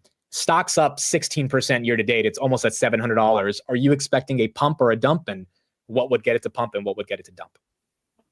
Man, first of all, your chat is... Everybody wants me to be the bearer of bad news when someone dies, when something bad happens. I'm like, maybe I'll start charging people for that. But Meta has been one of my best performers. We've heard also finally some positive commentary on Reality Labs a couple of days ago. I think 2024 was one of their, the best year for them. Still, of course, a money-burning business, but all in all, I still expect it to be one heck of a quarter for them. Plus, the second half of this decade, which is already now, I forgot we're in 2025, it's going to be about AR, VR, and the new platform. For sure. Plus more AI spending and whatever. Llama, open models. Okay, so I want to get your take on this before I go to Amir. DeepSeek came out a couple days ago, took out NVIDIA. Zuck said he's going to spend $65 billion. Is there any world where you think Zuckerberg takes back his commitment on spending as much as he said he was going to spend last Friday? No, I don't think so. Today, ASML reported good quarter, good guidance, good commentary. This should only accelerate AI applications, AI programs, whatnot. So I don't see why Zuck would pull back spending. Amir, your thoughts? What do you think? What do you think Meta reports today? I have no idea. I've never looked at Meta. But in regards to the Zuck comment, I do have some commentary because I believe it's such an interesting thing about DeepSeek. First of all, it's open source and it just smacked everyone across the head. Like, of course, we don't know the details. We will never know like the accounting stuff with like NVIDIA shipping or AMD. It even turns out shipping through various routes like Singapore and stuff like that. So we don't know the truth of the matter. But it is a wake-up call. Like, did people actually believe that? I think we had this conversation once earlier, Amit, where like the spending isn't infinite. It has a ceiling. Like, how much longer can shareholders justify the businesses going out and spending hundreds and hundreds and hundreds of billions of dollars in CapEx, like across all the hyperscalers? And I'm like, this makes no sense, especially when they're all training on their own end. And just found it funny about Microsoft on, yeah, they are using our model to train. I mean, like anything goes. Like this is war. So Zuck probably will not go back on his capex budget at this point in time, but it raises the question, like, how sustainable is this into the future? So I'm sure a lot of models are being tweaked because it is very competitive. I sat a lot with the DeepSeek today and actually started looking at different stuff. It is very real, and even though the 6 million figure obviously doesn't make sense, but there's some truth in the middle, probably, that yeah, it is probably a lot more efficient than what OpenAI is doing in terms of inference cost and stuff like that. Even Zuck, even Google. So yeah, I think it's making waves. Probably a lot of stocks are oversold as a result of it, but yeah, Zuck probably no, he won't go back on it. He will definitely comment on it during the call, and I'm looking forward to those comments.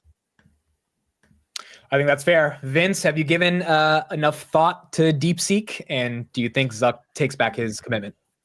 Yeah, I tried the app and had some fun with it. I asked like, what war crimes has the US committed? And then it was writing like a page of war crimes. And then I asked like, what war crimes has China committed? And believe it or not, it was like listing. And it was, I wish I would have recorded it. And then when it came to the end, it jumped together and it said, I'm not able to give you an answer on this. And then I asked, so it's very biased towards China. And then I tried to use it. Amir actually rightfully commented on my tweet that I'm being an idiot because that's not the use of an LLM. So I actually was during the day like giving the same prompts to ChatGPT and DeepSeek AI. And it is, I would like, for me, like, for example, we were designing a website and then we wrote like, please write a text for a Swedish building company that does this, you know?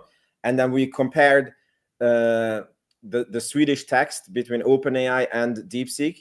And OpenAI was better, but it wasn't like, I would say like OpenAI was like 99% good. And then this one was like 93% good. I do think that the 6 million figure, that's how much it cost them to train. I don't believe in Chinese bookkeeping, and I think that it's best that investors don't believe in it. There's like so many ways to cheat on it. Like, for example, another company buys the GPUs, and then this company only has sort of like parts of the cost in it. Yeah, and I don't think that this slows down the AI spending. Just a quick comment, guys. I haven't seen anyone, especially Amit, like you covered this day to day. Why is no one talking about the Taiwan tariffs in one sentence? And the second sentence is, yeah, we're gonna build out this whole AI infrastructure within the US. Like, we're gonna take the lead. I'm like, with what? You're gonna tariff all the chips? Like, what are you talking about? There's no way TSM scales up like the US facilities in time to actually meaningfully contribute to that. And 70% of the TSM revenue is actually US. So I don't know what Trump is thinking there, and I don't know if it will materialize, but that's quite an interesting take as well. Like he's basically handicapping the whole of US with that tariff talk. So that's also an interesting. I don't know if we can believe Trump on the tariffs. I mean, look, he put tariffs on Venezuela because they didn't take the planes, and then 2 hours later it was like, okay, if you take the planes, we don't give you tariffs. So I think it's a fantastic negotiating tool. I 100% discount when Trump says there's going to be tariffs on whatever until it gets implemented.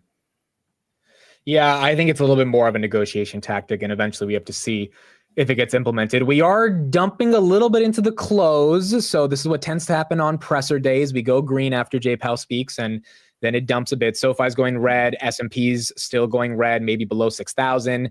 NVIDIA, 122. Quick thoughts on NVIDIA, guys. Do you like the stock here, or are you kind of staying away and sticking to the core positions you guys have? Vince, your thoughts? I'm very tunnel visioned. I actually had a friend visit me that I know via YouTube, and he was talking to me about all these amazing stocks, and then he's like, what do you think? And I'm like, I literally only follow like Rocket Lab, Palantir, and Tesla. And I'm like, it's not that those other companies are bad, but I'm like, it's not the same as those three. So I'm probably a bad person to ask. Okay, Amir, any urge to buy the Nvidia dip at all? No, but my wife bought the dip. Me personally, I haven't looked into it enough where I would feel comfortable. I did buy a ton of ASML though, so I still believe that's a great opportunity within the same kind of sector. Well, it is the same industry, so yeah, kind of. Yeah, and you bought that a couple weeks ago, so this has worked out well for you so far. Neil, any desire to buy the Nvidia dip? If I had unlimited money, I would have, but no. I bought more Micron. I bought more Micron because I like the memory play. I think it's down. Oh no, it's flat-ish today.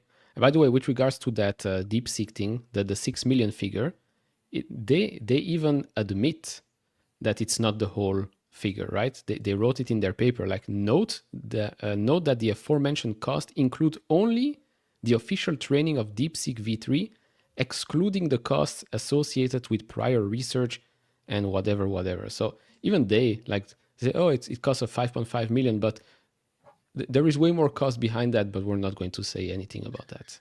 Yeah, I think the market pretty much understands that part now, but I still believe that there are some implications that they are a lot more efficient regardless. So I think like figuring out how much more and how quickly US companies can adapt to that is like the key part now. And it's at the end of the day, it is uncertainty, and markets do not like uncertainty. So until we get some investigative work on that part, it will still be a mystery to us. Even now, like Alibaba launched their own like LLM. Like, what did they do? They also restricted on importing GPUs. So yeah, it's quite an interesting time to be alive right now. I just want to say that before DeepSeek AI and Alibaba LLM, Amit had his own LLM like a year ago. So he's in India. What was the cost of training your Indian LLM model on Palantir? LLM training is very cheap if you use vector databases, but these guys, I mean, again, I was using retrieval augmented generation on like a surface layer. These guys were legit building a foundation model. So obviously that costs a lot more money. It's just the 6 million inference training headline that we're seeing is on top of GPUs. It's not the cost of GPUs. People are estimating it was at least 2 to 3 billion to get the H100s, even if they got it illegally. So I think it's definitely not the full picture. I don't think NVIDIA deserves to be down 600 billion, but nonetheless, that's where we are right now. Okay, so I'm closing off the Tesla poll. I'm putting the results here right now so we can reference it later. 57% of you say dump, 43% say pump. We have 3 minutes left. I'm going to do one more poll right here as we talk about this final stock going into the close, which is Microsoft. So Meta, pump or dump, we're putting it in the chat. This is the final one. We'll record the results, and then we'll compare it after. Microsoft. Vince, any thoughts on that at all? No, really, no. I don't follow that company. For me, they're too big, and I don't think you get the same kind of growth from it like Rocket Lab or Palantir or. For me, it's a granny stock. Neil, any thoughts at all on Microsoft? Well, they're going to get bombarded with questions about DeepSeek and relations OpenAI and Stargate project and all of that. But all in all, an incredible company. Probably maybe some figures around Copilot adoption, monetization will also be asked. Focus for the market will be on Azure growth as usual. So yeah, nothing more to add. Great company. Okay, Amir, Microsoft, what do you think happens? Yeah, similarly, he had some interesting comments about like I am good for my capex spend, kind of bragging about I'm spending a lot on capex. I think he quoted like 80 million, and I'm good for that. It doesn't look as good now after this whole thing played out. Like I'm bragging about how much I can spend on this, especially. Relations seem kind of shaky with OpenAI, considering their stake in it. I wonder if they're like reconsidering that. Of course, there's going to be a lot of questions about their stake in OpenAI and the way forward, because OpenAI partnered with Oracle to do Stargate. I mean, it's not Microsoft. So a lot of interesting stuff relating to AI. As for like the other core segments, I don't really have any comments. It's all about that part right now and how it like the implications into the future. For example, let's not forget Mark Benioff going on like a crusade the past couple of weeks, claiming how useless Copilot is, and it's all about agentic AI and how Salesforce is solving that. And he's probably going to get a lot of questions about that because user reviews of Copilot are pretty much like in the dump. So a lot of dynamics into their like future growth, AI related. All right, here we go. We got 15 seconds left. I am literally sweating, maybe because I have this big ass scarf on in the house right now, but I don't care. This scarf feels good. So here we go. 15 seconds left. Going to be one of the craziest days of 2025 until we get earnings for Q1 2025. 4 p.m. The stock market is now closed.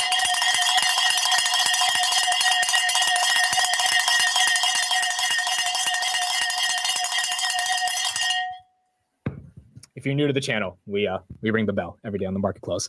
All right, here we go. Now we wait. Tesla, I don't think goes till 410. Microsoft and Meta, I think, are 405, if I'm not wrong. And then we should see some action. I'm going to be closing the Meta poll right now. Meta 71% said pump, 29% said dump. So I'm writing that down right now. And then finally, we will do the Microsoft poll right here in the chat. Again, I think we have a couple minutes until they report. And then we'll look at these results later. Neil, are you nervous at all? Not one bit. If we go down, we can buy more. If we go up, we have more paper gains. Microsoft down. Microsoft is down. So just in time for me to do the pump and dump poll. If anyone clicked pump, you can switch your vote to dump. But I guess I didn't know Microsoft was this early. I thought it was at 405. It's at 401. So initially 3% move on Microsoft.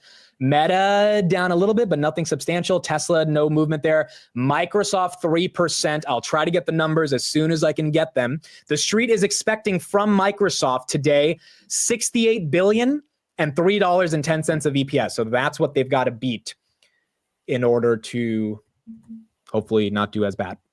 And guidance is during the call only. All right. Oh, we got it. It's a beat on the top and the bottom. It's a beat on the top and the bottom. Microsoft, a beat on the top and the bottom. 323 versus 312. That's a 10-cent EPS beat. 68.8 versus 69.6. That's about an $800 million beat on revenue. Missed on cloud sales. 40.9 billion versus 41.1 billion. Okay, so that's a beat of that's a miss or a beat on cloud? Miss. You are right. That is a miss. I'm getting all the other numbers. It looks like that's what the street is upset about. Cloud is a big indicator for them. It's their fastest growing segment. Wow, 6%. All right, street doesn't like the cloud numbers. Street does not like the cloud numbers. What about Amazon? They're probably getting hit as well because of this. Oh, yeah. Let me put the Mag 7 here on the watch list. Let's put Amazon and Apple here as well. Amazon is down 1% because of this. Apple is actually up. And then Google is slightly down, but not down as much as Amazon. NVIDIA down 1% as well. They gapped up to 123.7 at the close, which was better than the 120 level they were at. But they are slightly below that right now. Microsoft still down 4.1%. Let's see if we can pull up the actual numbers right here. Neil, you don't have the earnings, right? No, not yet. Okay, let's see. I thought you were getting a Bloomberg terminal, Amit. You should be the first one to report this. Not at that level yet. But so these are the highlight numbers that we got so far. Is Tesla going down? Is Tesla moving? Is Tesla moving? Tesla's not moving yet. Microsoft's the only one moving, down 4%. All right, so cloud revenue 40.9 versus 41.1. And again, this is the EPS and revenues. And the actual shareholder deck is not out yet. Tesla's not out yet, guys. It'll be about 7 minutes. 4:10 is when we get Tesla. Maybe 4:05, but I think it's 4:10, so we'll have a couple minutes. Vince, do you think that's bearish if cloud is a miss, or it is what it is? Not for Tesla. Luckily, they don't have a cloud, right? So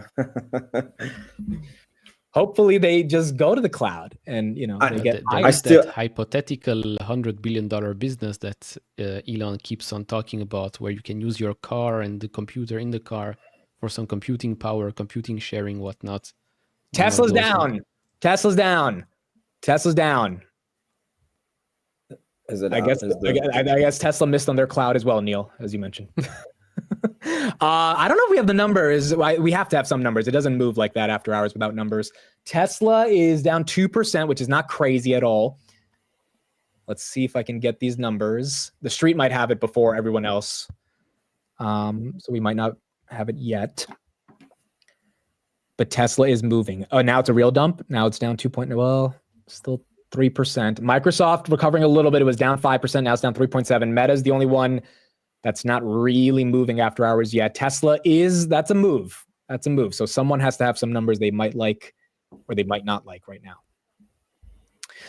Put in the chat any of your targets on buying. For example, Meta 550, Tesla 350, Microsoft 420. I mean, what level does it have to get at even today for you to be like, all right, even after hours, I'm gonna be buying? Yeah, Tesla's down 4% now. There you go. And Meta, there you go, down 2% on Meta. The red begins. The red begins. Do we have Tesla anything yet? I'm trying to see. No numbers on Tesla yet. Oh no. Well, the revenue expectations are 27.2 and 76 cents EPS. So that might have been where they missed. Wow, 6% on Tesla. Oh my. That's red. Somebody posted in the chat. I don't know if it's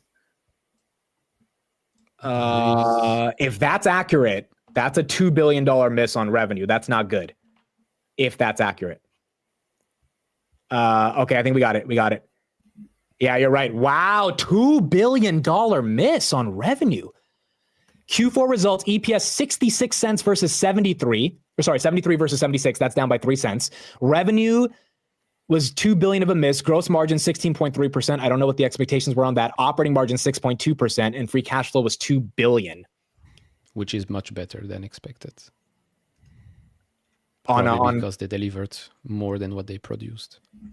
Right, exactly. Well, that makes sense. Neil, what's your raw reaction to a $2 billion miss on revenue? I don't know. I don't know where the miss is coming from. Reduced ASP, significant reducing ASP. No lo sé. You know, I said I don't really care about short-term results. I do care about like a 10% miss. So yeah, can't wait for the deck to kind of see like the detailed breakdown of the operating. The deck is out. I don't know if you're looking at it. Oh yeah, the deck is out. Let me pull it up right now. I mean, energy plus 113%. Services and other revenue plus 31% year over year. Okay, so let me read the summary and then we'll get into the numbers. Guys, Tesla is below 370 for the first time in basically, I believe, 3 months. Last time it got here was early January, so we have officially got to levels that we haven't seen in about 60 days. All right, summary. Q4 was a record quarter for both vehicle deliveries and energy storage deployments. We expect Model Y to once again be the best-selling vehicle of any kind globally for full year 2024, and we have made it even better with the new Model Y now launched in all markets. In 2024, we made significant investments in infrastructure that will spur the next wave of growth for the company, including vehicle manufacturing capabilities for new models, AI training compute, and energy storage manufacturing capacity. Affordability remains top of mind for customers, and we continue to review every aspect of our cost of goods sold per vehicle to help alleviate this concern. In Q4, cost of goods sold per vehicle reached its lowest level ever. That's good. At below $35,000, driven largely by raw material cost improvement, helping us to partially offset our investment in compelling financing and lease options. So even though they gave people like me a 0% APR, which allowed me to get a Tesla in November, they were still able to get those COGS to be at the lowest levels ever. The energy business achieved another record in Q4 with its highest ever gross profit generation. Construction of Mega Profit Shanghai was completed in December and will begin ramping this quarter. Powerwall deployments achieved another record quarter as we continue to ramp Powerwall 3 production and launch in additional markets. 2025 will be the seminal year in Tesla's history as FSD continues to rapidly improve with the aim of ultimately exceeding human levels of safety.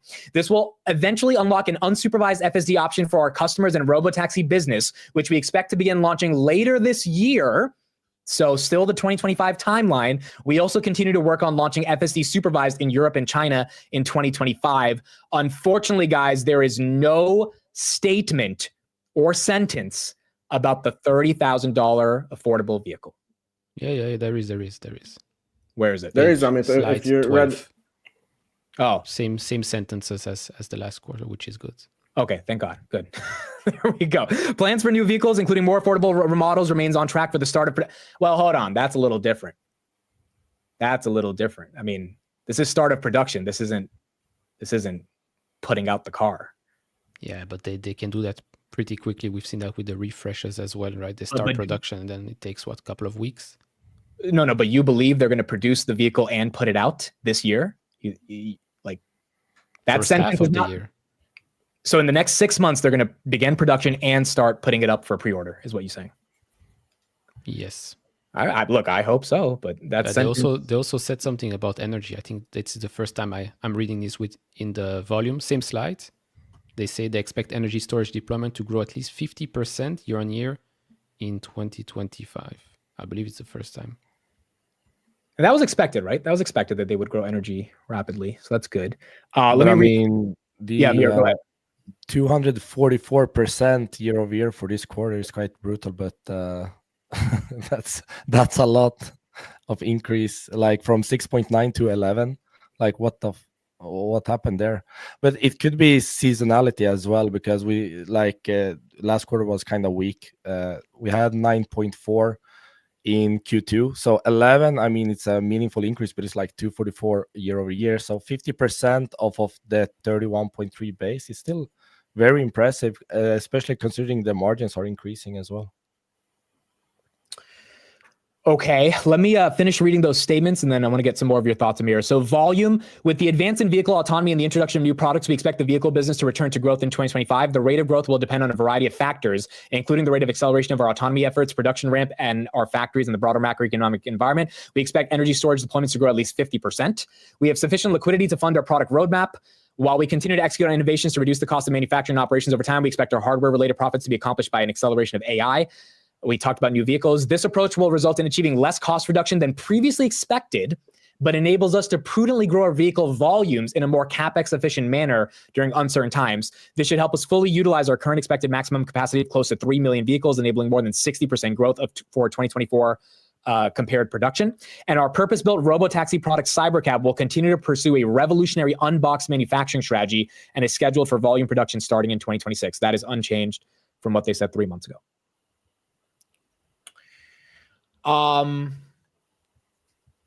Vince, raw thoughts on some of these numbers that you're seeing? To be honest, I don't want to sound like a Tom Lee, but this for me is like a buy the dip, because the fact that the cars achieved the lowest ever COGS, that's super bullish. All the production targets are on track. FSD is doing good, and yeah, we all know that the short-term macro economy is not the best for car sales. So yeah. I mean, dude, 2.7% is nothing. Tesla goes through that every day. So this is the market basically saying, okay, cool, robotaxi is still on track, we're good to go. That's how I'm interpreting what the market's doing right here. And it seems like they don't care. I mean, same thing for Microsoft. I mean, I know we saw a big red candle, but 2.9% is not really anything substantial. I mean, these stocks move like that every other week. So it's not like a 10, 15% down on any of these names, which is good. Yeah, and it's pretty clear why this happened. I mean, if you look at the demand, I mean, they are clearing out the inventory. It's down from like 19 days of supply the prior quarter to like 12, which is like the lowest it has been for like, I have to expand the quarters. It's the lowest since 2022. I mean, demand is picking back up, and obviously it's a they did it by cutting prices and stuff like that. So that explains the revenue hit. And as Vince said, I mean, the underlying stuff, if you just like discount the hit to revenue from vehicle sales, it looks pretty good. But yeah, I'm still filling out the Excel so I can look at the charts and visualize stuff. It's gonna take a while. Wasn't the gross margin the lowest ever? If I like when I was looking at it, I'm not sure if it was ever lower than it was now. Neil, you would know this, but we haven't had lower than 16% before, right? I feel like that's the lowest ever. I think so. Or it's at least close to the lowest ever. And also, the operating margin wasn't the lowest. That was lower in Q1. Right. No, Yeah, that you're 100% correct about. Right. IBM is crushing, folks. They beat by 20 cents on EPS. Revenue, they beat by literally $10 million, 17.55 versus 17.54. This is the winner on the day where three of the biggest companies in the world reported. IBM's up 11%. So I guess I should have done an IBM pump. There is an interesting line on slide 9. Funny. With regards to the Cybercab lines in Gigafactory, Texas, they say here a volume production planned for 2026. Preparations are underway. Yeah, this one. That's nothing surprising though, right? I mean, it's good to hear because previously it was 26, 27.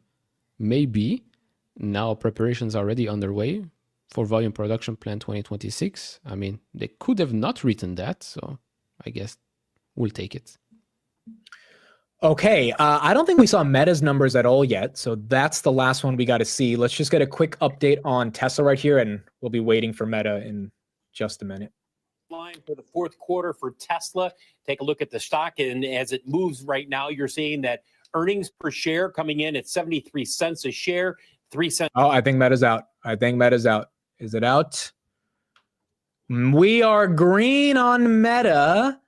Not crazy green, but it's green. Let me see if I can pull up these numbers. Meta is expected to beat on the top and the bottom.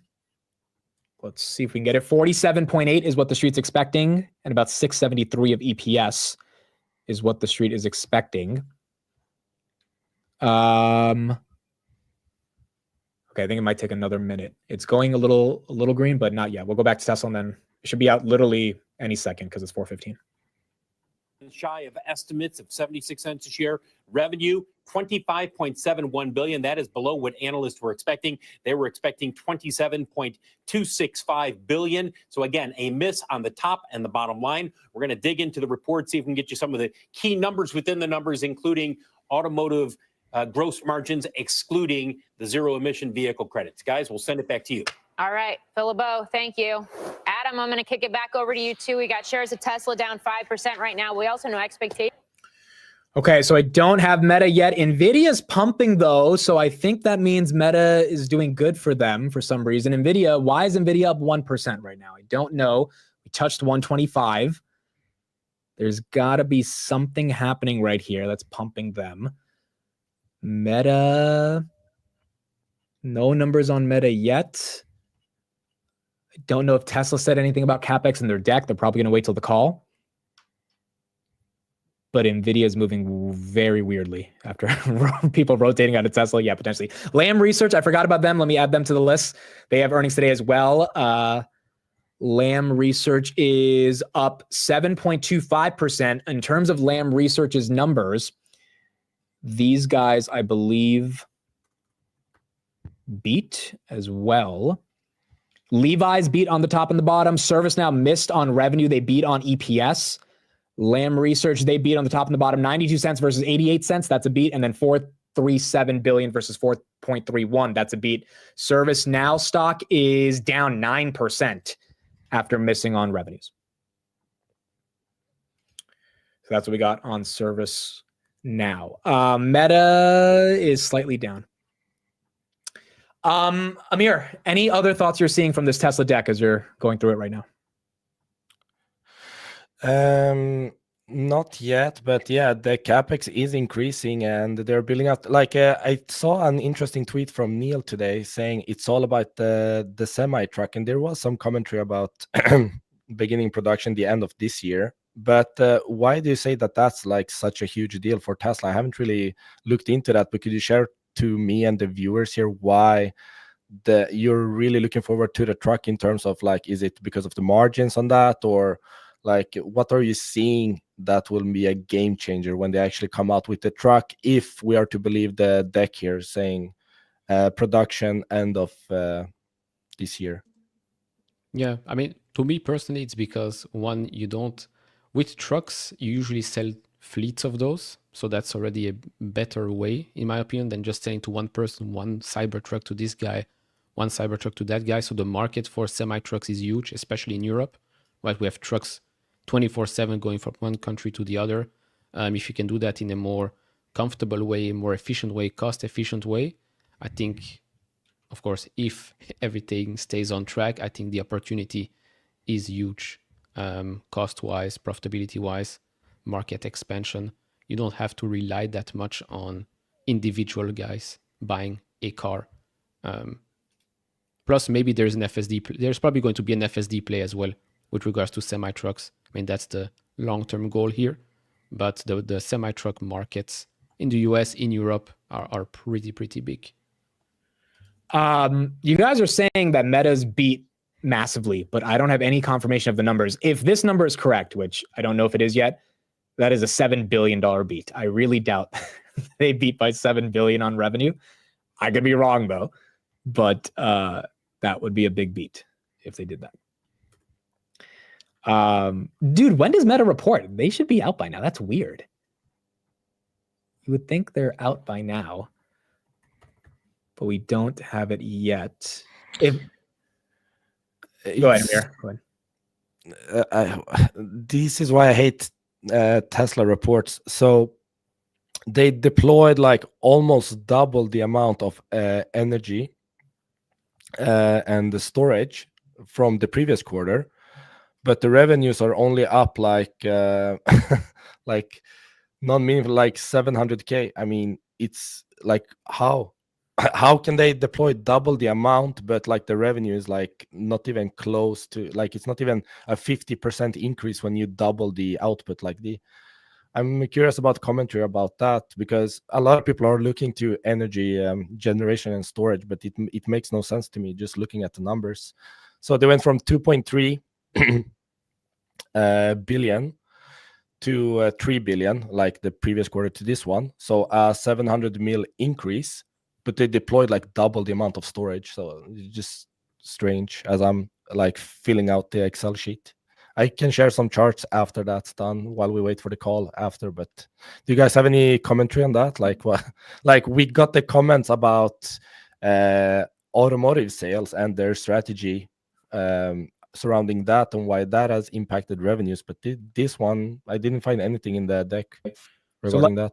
Let me go over to Dan Ives and see what he's saying right now, and then we'll get back to how we analyze this energy situation on Tesla. Guys, Meta numbers are still not out. I don't see any of them here. We should be getting them very soon, but they're not here yet. More on Tesla and Microsoft as we're still waiting for Meta's results. Meta's late, but Dan Ives, Tesla is here and it's way off the. Okay, so it's not just us. The fact that he said Meta's late, that means everyone expected Meta's numbers probably 10 minutes ago, and so everyone's waiting for it. Lows here now down just 2% after missing on the top and bottom. Is it about these cheaper vehicles? Yeah, I think there's two key things here. One, committing first half of the year that they're going to produce those. I think there was a lot of concern that they weren't. This potential could push out in 2026. They doubled down there. And then the other thing that's important in terms of cybercab and autonomous, basically saying robotaxi, you'll start to get parts later this year, full volume production 2026. That, look, 90% of the story right now, it's about AI, autonomous, cybercab, what I believe is at next level. Obviously, numbers itself a little sort of soft, but that's the key. I think there's probably a stock that's going to be up tomorrow. Microsoft's also off the lows. What matters here, particularly in the commentary, this is a earnings call where we get a lot more on guidance. Yeah, of course. And this is one you always really have to wait till guidance, but 13 billion in terms of that AI trajectory. I mean, that's really what the street's focused on, because this is something that's ultimately going to be 20, 25, ultimately 30 billion. That's what's driving this Nadella and Microsoft story. And even though if you look at, you talk about currency, that could be a bit of a headwind. I think this is one, as your growth actually accelerates, I think the conference call is going to be bullish. They doubled down on the 80 billion in terms of CapEx, especially this week, hearing with DeepSeek and everything else. I think this is another one. I look at this numbers, I feel more bullish because that ultimate AI number. I mean, that's really the lotto ticket right now if you own Microsoft. I want to go back to Tesla for a second. How important is it, given everything that he is focused on right now, including in Washington, for Musk to be on the call? And when you do think about something like robo-taxi and autonomous driving, especially on a day where Waymo is announcing that it's going to expand its own taxis to 10 new cities, how much now hinges on that policy green light happening with this administration? Yeah, I mean, look, it comes down to the deregulatory environment, the Musk bet on Trump, in terms of the bet for the ages. Now you need to see it in terms of the autonomous roadmap from a federal perspective. It is important. Obviously, Musk is on the call, talks about robo-taxi, talks about ultimately the timeline there, the view of autonomous, unsupervised FSD. Look, Morgan, these are really the things that are going to drive the stock. I mean, look, earnings itself are important in the next quarter or two, but I believe when you look out, I believe the AI autonomous story, that's worth $1 trillion alone. That's really going to be front and center on this call, along with what John asked about first half of the year, making sure doubling down these lower cost vehicles are out there. That's how you get to 20, 30% type of volume growth in 2025. Given the fact that we had this DeepSeek shakeout in the market. Tesla just went green, 394, up 1.3%. Microsoft recovering pretty much everything it lost. Meta, we'll get the numbers in 5 minutes, but it looks like the market is pretty happy. Nvidia as well, up 1.45% right now. To start the week, we just got some comments from some of the CEOs, tech CEOs that John just spoke to with earnings. We're still waiting on Meta. Zuckerberg just earlier this month actually had some interesting commentary on the Joe Rogan podcast about DeepSeek. How to think about what this does to drive down cost and who the beneficiaries are going to be, because there are going to be beneficiaries. Just thinking about some of the comments from ServiceNow, for example. Yeah, and look, I mean, it comes down to that 65 billion. They're going to reiterate that probably 3 times in terms of CapEx for Meta and Zuck, 80 billion from Microsoft. Look, DeepSeek, it was a scare, but and I continue to view it, it's bullish for the overall AI revolution, because going back to ServiceNow, Palantir, Salesforce.com, it's the use cases, it's software. That's not slowing it down in terms of what we saw in DeepSeek. And I think if you look at that, it was a shot across the bow. But ultimately, what we're going to look out in the next week or two in terms of earnings, the AI revolution is actually accelerating. And I think that is really going to be sort of a narrative that we hear even tonight. Meta's teasing us. It's way late. What do you want to hear from them? Maybe even when it comes to Llama and its DeepSeek commentary. Yeah, I think 3 things you want to hear. 1, 60 to 65 billion. Just that reiteration, just showing the confidence from Zuckerberg and Meta from a CapEx perspective. 2, talking about all 3 billion plus, DAUs, like how are you going to monetize that, showing the strategy from an AI perspective. And then, of course, advertising. Is it high teen growth? Our checks here at Wedbush continue to be much more bullish when it comes to what we're seeing on the advertising side. They're in a position of strength. And I think you've seen it with Zuckerberg and some podcasts, and even when he's talked about, this is a company that's on the offensive. They know that they're in a position of strength. Now show it, monetization. Obviously, they want to be on this conference call. I think it's really an important one, probably one of the most important ones in the last 4 or 5 quarters. And we know, at least from what we heard from Meta last week, that the CapEx continues at up to $65 billion this year. Yeah, look, DeepSeek, we continue to view it. It's going to be just a small blip in what's going to be a multi-year AI revolution.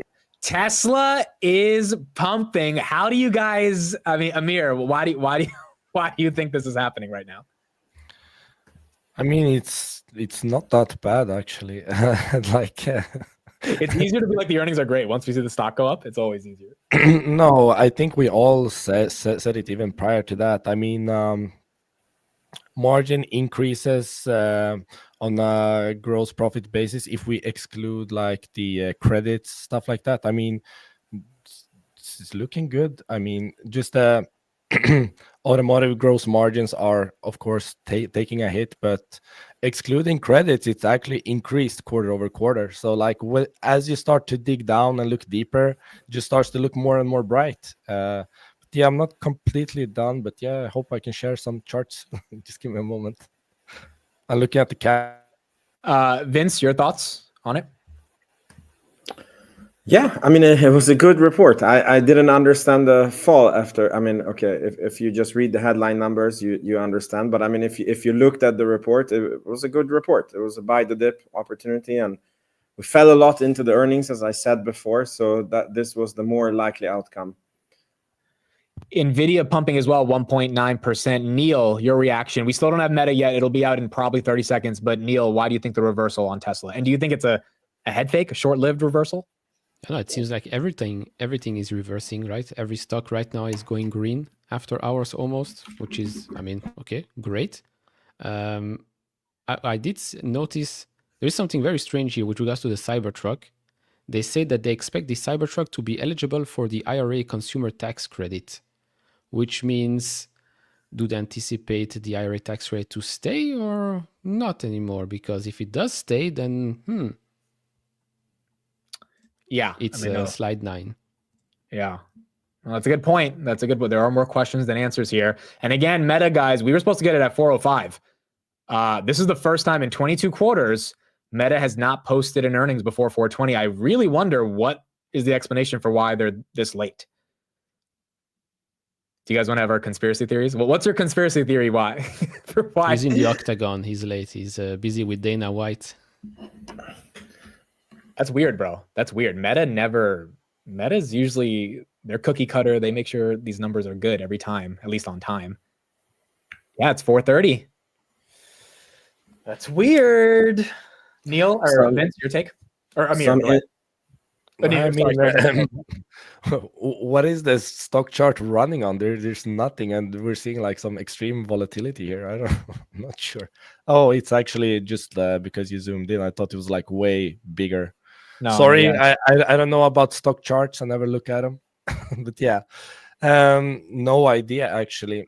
If you say that he's typically always on time, or they are typically always on time, then indeed strange. But we have seen some very strange accounting stuff the past couple of earnings. I mean, especially one that you used to cover. What were they called again? This stock that ran to 1,000 and then down to like 50 again.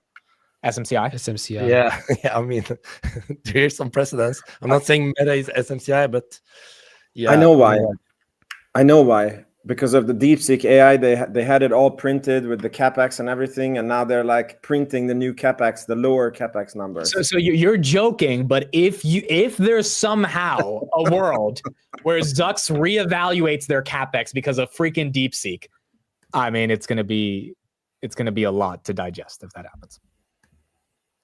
This is weird, bro. 4:32. He's now 2 minutes late from 4:30. Maybe some intern made a mistake. They put the wrong date or something for the earnings. Dude, this is almost a $2 trillion company. This is weird. We'll get some more coverage here, but we'll try to see what's happening with Meta. Some people are saying here in the chat that he's busy with Bezos's wife. Okay, that's changing, and you're going to see that tone from these tech CEOs tonight. Okay, Dan Ives, great to have you here. Thanks. Well, let's do IBM. I think we got them, and we'll go back to Meta. John, IBM's quarterly earnings coming in 17 cents above Wall Street estimates. So a big beat fueled by artificial intelligence bookings. That's clients looking to IBM to accelerate workflows, lean on AI to bring costs down. IBM's artificial intelligence business has now grown to more than $5 billion. That's $2 billion more than last quarter. CFO Jim Kavanaugh telling CNBC, quote, DeepSeek validates their strategy that open versus a closed model is much more ubiquitous. Back to the numbers, total revenues for the quarter did come in line. Software grew double digits and now represents about 45% of total sales. Gross margins, worth noting, better than expected. Currency was a headwind. But for 2025, when you look at free cash flow, they expect that to increase to 13.5 billion. It was in the 12 billion range in 2020. That's why it's up. 1.5 billion free cash flow beat. Yeah, that'll definitely get you higher. By the way, we don't have Zucks yet, but we do have a statement from the newest president of the United States on Jay Powell and the Fed. So here's what Donnie T had to say. Because Jay Powell and the Fed failed to stop the problem they created with inflation, I will do it by unleashing American energy production, slashing regulation, rebalancing international trade, and reigniting American manufacturing. But I will do much more than stopping inflation. I will make our country financially and otherwise powerful again. The Fed has done a terrible job on bank regulation. Treasury is going to lead the effort to cut unnecessary regulation and will unleash lending for all American people and businesses. If the Fed has spent less time on DEI, gender ideology, green energy, and fake climate change, inflation would have never been a problem. Instead, we have suffered the worst inflation in the history of our country. Okay, so that's Trump's perspective on what Jay Powell had to say today. Dude, what is going on with Meta? This is weird. This is really weird. I don't get it. This is a weird one. Everyone who's saying 5:30, and 5:30 is when the call starts, not when they report the numbers. So this is a bit different. I'm telling you, they're calculating, they're running the new CapEx numbers because of DeepSeek AI. No, but this is like, all right, so are you guys nervous in the chat, or you think it's a nothing burger? Because, I mean, this is almost a $2 trillion company. You don't delay your numbers. That's not how this works. Like, not in the stock market. It's strange. It is strange. It's just on a different note, are you guys surprised that they still don't break out FSD, even though it's such a major part of Tesla these days? I mean, it's all the same information that I have had like for years now. Like, there's nothing new in here. So I'm kind of like, a part of me hopes that typically when you come out with like the Q4 numbers, that's a great opportunity to start reporting on more metrics. That's how companies do it. Like, they typically don't just start like Q2 or Q1. Like, they typically do it year end, and they're like, okay, into this next year, we're going to start disclosing these numbers as well. So I was kind of hoping for FSD numbers, but there's nothing. So I don't know enough about how Tesla reports, but I would love as a shareholder to get FSD subscription revenue numbers. Neil, you've been in this the longest. Why do you think they don't break that up right now? Well, if you take the bearish side of things, it's because if they report, it's a bad number. It's a too low number. So they rather not report that. Could be. It's also the same, like we're always asking the miles per intervention, the actual numbers. Never really get that. But yeah, so I agree with Amir. There are layers to it. You could report net revenue. You could report subscriptions. How many have purchased like before they went into the only subscription? Like, what's the average cost per subscription? Like, there's so much that could help the street actually model the value of this. Like, what's the average servicing length of a Tesla vehicle? So let's say that they sell this amount and the expected life of that vehicle before they move on is like 5 years. Like, you could extrapolate that a lot. But yeah, still nothing. So, and typically we don't get that during the earnings calls either. So disappointed Amir here on that, in that regard. Tesla with a nice reversal regardless, up 3.2%, holding 400s. But again, it was at 400 like 3 days ago. So really, outside of Lam Research, ServiceNow, and IBM, the big three, one of the three that hasn't reported, are kind of nothing burgers after hours. I mean, Microsoft's down 1%, right? So nothing crazy there. Isn't this a great opportunity for Elon to come out on the call and say like, yeah, we have the actual only real world AI that's providing value as of right now, like real world as in physical. So this is a great opportunity to like dump on the DeepSeek stuff. Like, he's not in that rat race with Tesla. He is with Grok, but also Grok has been like clowning on OpenAI and the others, just the rate of innovation. Now he's spending a lot, sure, but for Tesla specifically, he can actually make a great case here that is going to be like probably interpreted as positive from the markets, because FSD is like the only actual application, like I guess outside of Venmo, but there's a lot of bullish stuff he could say during the call. Of course, he's going to be asked about the political distractions. I thought X was too much. I'm like, come on, Elon, you got to spend more time with Tesla. Now we also have this like Doge. So I'm sure he's going to get questions about that as well. So it's like a hit or miss if the call will be bullish or bearish for me. Neil, your take on the political angle. Do you think the analysts even care anymore that he's so involved in the White House, or they just accepted that Elon's going to separate his time amongst many things? I think they care. I think they'll ask some questions. Some questions might actually be Tesla related because of the IRA tax credit, and now that he has closer relations with the president. So yeah, that's that. I don't think they'll ask any questions about brand damage from the recent events, but yeah. I think they know at this point that if you buy Tesla, you're buying Elon as well, and Elon is Elon, and you got to deal with it. Yeah. I have a question. We like the fact that Elon runs a lot of companies. This was well known before he joined the government, right? So he's probably has his hands in, what is it, $7-8 billion companies at this point. Yeah. And then this is like a 9th thing that he's doing. So if he could manage to do 8, like, is he really going to break down after having 11 kids and 8 companies? Then this new thing is going to be the last straw, the straw that broke the camel's back. So I'm not sure how much investors care. And then also that the stock price went up super much because of his major bet on Trump, which was very unexpected. And I do think that... Oh, Meta's down. Down 4%. There you go. Numbers should be out. Kind of down, kind of not. Vince, finish your sentence, and then I'll keep going from there. Or did they just lose patience? Like, F it, yeah. just dump this shit. Like, we don't got time for this. Go ahead, Vince. Go ahead.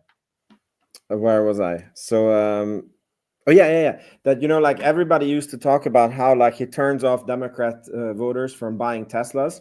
And like, I don't hear mentioned like all the new people, like all the Republicans that have for the first time said like, oh, wow, who is this Elon? Oh, he's a good buy. And they're all new customers of Tesla. So, yeah, that might be a tailwind for the company as well. Look at Amit. I mean, you're a Republican. I am apolitical. I care about the stock market. That is it. I'm not Democrat, not Republican. Okay. Sorry. I love stocks. Meta beat on the top and the bottom. $2 billion beat, or rather $1.3 billion, 46.9 versus 48.3. EPS about $1.20 they beat, 674 versus 802. So don't know why they're dumping. That's a double beat. Miss 39.5 billion compared to 39.5 billion to 41.8. Estimated number was 41.6. So okay. Look, Meta's recovering right here. Yeah, that's a stupid reason for it to dump if that's the reason. So what is this? Every stock like dumps and then shoots straight. Is it like some market manipulation? Manipulation. That's what I'm saying. You have to know how to conduct traffic if you're gonna cover these stocks. It's red, it's green, it's green, it's red. But yeah, now it's flat. Do you have like Bloomberg Terminal or something? Because we're like getting it at the same time as you, and then you're like, oh yeah, they have this really asterisk mark number here, and that's why it's going up and down. No, I don't have Bloomberg. I have X windows open and certain accounts that tweet out like bots. So they're really good accounts to find this stuff. I don't know why they were late. I do have one update for you guys. Trump is suing Meta for $25 million. Actually, not suing them. He signed an executive order forcing them to pay $25 million to settle a lawsuit. Or sorry, not an executive order, an agreement. So maybe that's why they were late. Maybe they were trying to figure out this legal thing before they put out their numbers or something. I don't know. But the numbers are officially out now. Just as Zuck started embracing Trump as well. Isn't it funny that Zuck has gone to Trump and it's like, please help the Europeans keep suing Meta, and they're like giving us all these big fines. And then he's like, fine, I settle. Pay me $25 million. Yeah, well, $25 million should be nothing to Meta either. Yeah, that's true. Looks like they reaffirmed their CapEx guidance. So here are the results officially. So let's go through some of them now. Daily active people was 3.35 billion. That's up 5% year over year, which is still incredible that they can find more people to use this stuff. Ad impressions were up 6% year over year and 11% over the fourth quarter. Average price per ad is up 14% year over year. Revenue 48.3 versus 46.2 that was expected. 164 billion for the year, which is up 20% year over year, 22%. Meta 22%. Again, that's not easy to do. I think that's one of the fastest growth rates out of all the Max 7 outside of NVIDIA. So that's incredible. Expenses were 25 billion, 95 billion for the year. Capital expenditures, including principal payments on finance leases, were 14.84 billion and 39 billion for the fourth quarter. They bought back 30 billion of their stock. They gave out 1.2 billion in dividends last quarter, and they currently have 77 billion in cash. Free cash flow was 13 billion and 52 billion for the full year. CapEx, there you go. We anticipate our full year 2025 capital expenditures will be in the range of 60 to 65 billion. NVIDIA should be up on that, I would imagine, or maybe the street already knew that was going to be the case. That's why NVIDIA was pumping before. Yeah, NVIDIA right here, 1.7%. So it looks like we're not going to get a DeepSeek takeaway of CapEx that Meta needs. And Meta's flat right now, not really moving up or down. So, I mean, we thought these three companies would be massive movers, and turns out pretty much all of them are flat outside of Tesla, up 3%, but nothing too crazy, which is, I guess, what you want to see in an economy where the S&P 500 is dominated by a lot of these names right now. Let's see if we can get some more coverage right here on Meta. Let me pull this up, and then we'll keep going from there. Okay, a little bit more coverage on Tesla real quick, and then we'll get to Meta. Energy storage, which has really been a growth area for this company, up at 50% is the expectation for 2025. More affordable models. They've talked about this for some time. They are reiterating that they expect to begin volume production in the first half of 2025. And then Cybercab volume production, that is expected to start in 2026. That's a reiteration of where they've been before. Again, shares of Tesla down a little over 2% following a miss on the top and the bottom line. Guys, back to you. All right, Phil, thanks. Now let's bring in Dan Ives, Wedbush Securities Global. EPS was a big beat, dude, by $2. EPS was a massive, massive beat. Neil, any thoughts on how you think they got to beat by that big of a magnitude? Was that a Q4 holiday season thing? Probably Q4 is usually a huge quarter for them. I'll review all the earnings later, but I see that for the full year, I mean, free cash flow is growing quite quickly. It's over $50 billion now and growing. Or 2024. It's like, whoa. Isn't incredible. Like many billions of the earnings like Kamala trying to beat Trump? You've got it with the jokes today, Vince. You're crushing it with these jokes. Yeah, the EPS count is up 10%. Yeah, 74,000 people work at Meta, 74,067. 28 billion in debt, again, 77 billion in cash. That's a lot of cash to do buybacks or to spend on CapEx. And then free cash flow through the roof, as you said. So the reason this thing's not mooning is A, it's up 12% year over year. B, first quarter revenue growth is 8 to 15% year over year growth. It could be on the low side. So that's why the street's probably thinking Q1 is not going to be as great as they thought, it is what it is, right? Question. I'm just out of total curiosity. Like, I find myself not ever using Facebook, and I'm just on X all the time. I just want to check if you guys have the same as, Do you guys still use Facebook and Instagram? I mean, put it in the chat. I use Instagram here and there sometimes to watch like stupid reels before I go to sleep. But in terms of actually use it, no. Facebook, very rarely. Yeah. I use Instagram for the reels, some funny reels and just messages. WhatsApp, of course. Facebook, no. Sometimes for marketplace and some certain groups to buy or sell stuff. But other than that, no, I rarely open Facebook Blue. But Instagram, yeah.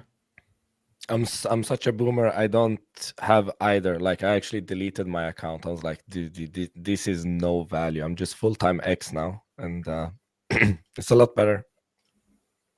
My life is a lot better without Meta products. Let me put it that way. No, that's real. I mean, the WhatsApp I use every day. WhatsApp is constantly in rotation for me, but Facebook is hard to use. And I see a lot of you guys in the chat saying some of you use it, some of you don't. But the thing is, I think we forget most people around the world in underdeveloped countries, they get their news literally through Facebook. They don't have all these media sources that are able to, generate a following like a TechCrunch. There's no TechCrunch in certain parts of the world, right, that are covering the news of whatever country they're in. So Facebook, all that user-generated content is where they'll ultimately find updates on what's going on in the world. Let's check on Snapchat, because Snapchat's moving, or might be moving here. Snapchat had a good day, up 4%. Snapchat is up a little bit after hours as well, 1165. Meta now up 2%. There you go. Now Meta's moving. 690 on Meta. Hit 693 at one point. NVIDIA up a nice 1.75%. Tesla up 3.4%. Microsoft the only one down about 1.54% right now. Amir, do you have some things to show us already? Yeah, it's in the queue. I'm waiting for Amit. Oh, sorry. I didn't even see it. Here we go. Sorry. There you go.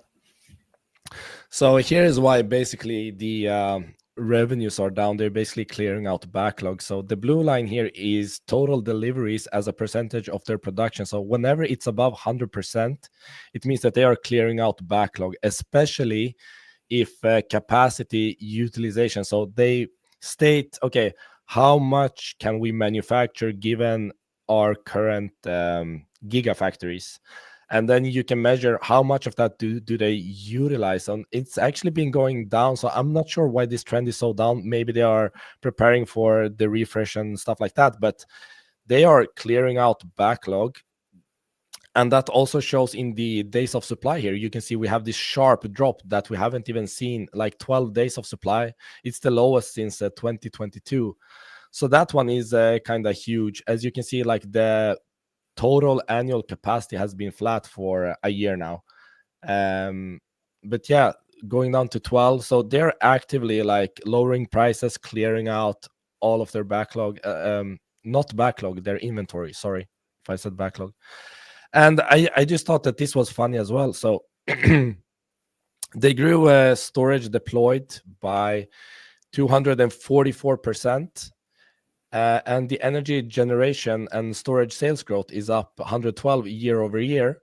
But actually, I don't have it in this chart because it's already messy with like 2 lines. But even though you see this huge jump here, like it's not that close to a double, but like 3 billion off in storage deployed. But the actual revenue from this is like only 700 million, from 2.3 to 3 billion, even though we went from like 6.9 to 11. So I was kind of surprised by that, because the margins aren't actually that much worse quarter to quarter. So I'm really surprised about the energy. Like the numbers don't make sense to me. I know I asked it earlier, we didn't really get to it, but I don't think any one of us can really answer why. It's just a mystery until we get commentary. Like, how can you have such a huge jump in the storage you deploy, but you get like no revenue from it? So unless they had like some massive campaigns and price cuts similarly to the vehicles where they just want to clear out inventories, then it makes no sense to me. Was there nothing written about recognition of revenue, when they can fully recognize revenue from certain projects? Because even after they deploy it, I don't know, maybe there are some projects that they cannot recognize the full revenue of it, and that's why we see the difference. Could be.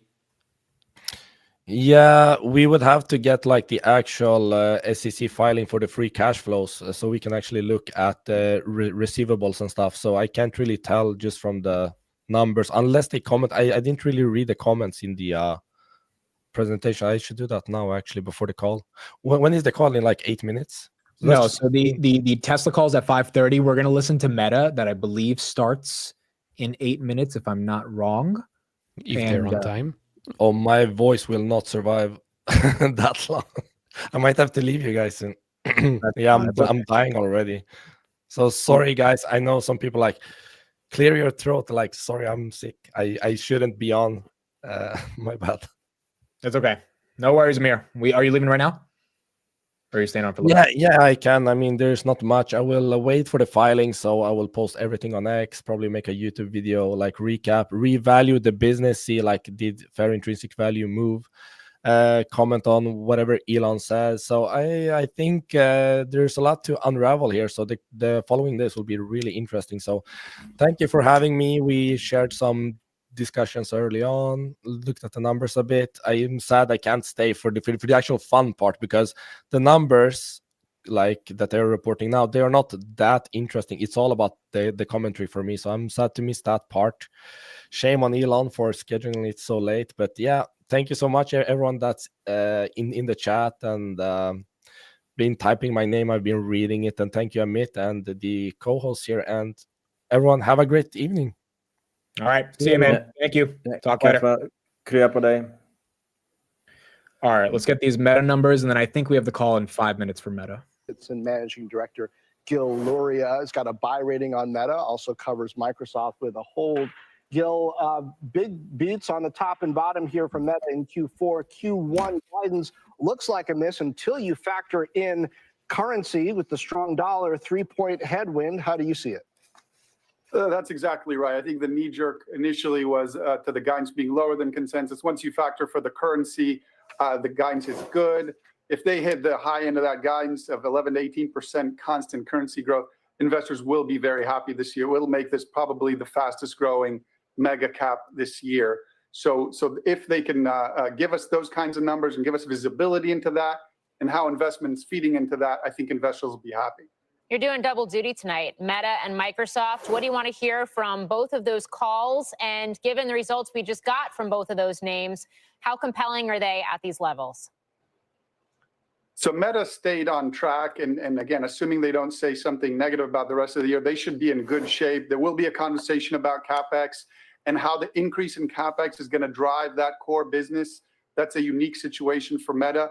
For Microsoft, it's absolutely critical that they guide to an acceleration of revenue in Azure for the second half of the year, as they've said before. Because if you look at this quarter, what happened is they decelerated again. Azure missed expectations in spite of that heavier CapEx. The reason Microsoft has been the underperformer in the mega cap space is that they've increased investments hugely, and yet are seeing revenue deceleration. That needs to reverse itself, or they need to talk about how they're going to rein in CapEx and rein in this investment. They had 29% decline in free cash flow in the quarter. They can't keep doing that without having a drag on margins. So they need to give us an acceleration in revenue and or tell us that CapEx is going to moderate. Okay. Gil Luria, appreciate it. Shares of Microsoft down 1.5% and Meta are up about 2% right now. So we got Meta in 4 minutes. Here is the Microsoft press release right here.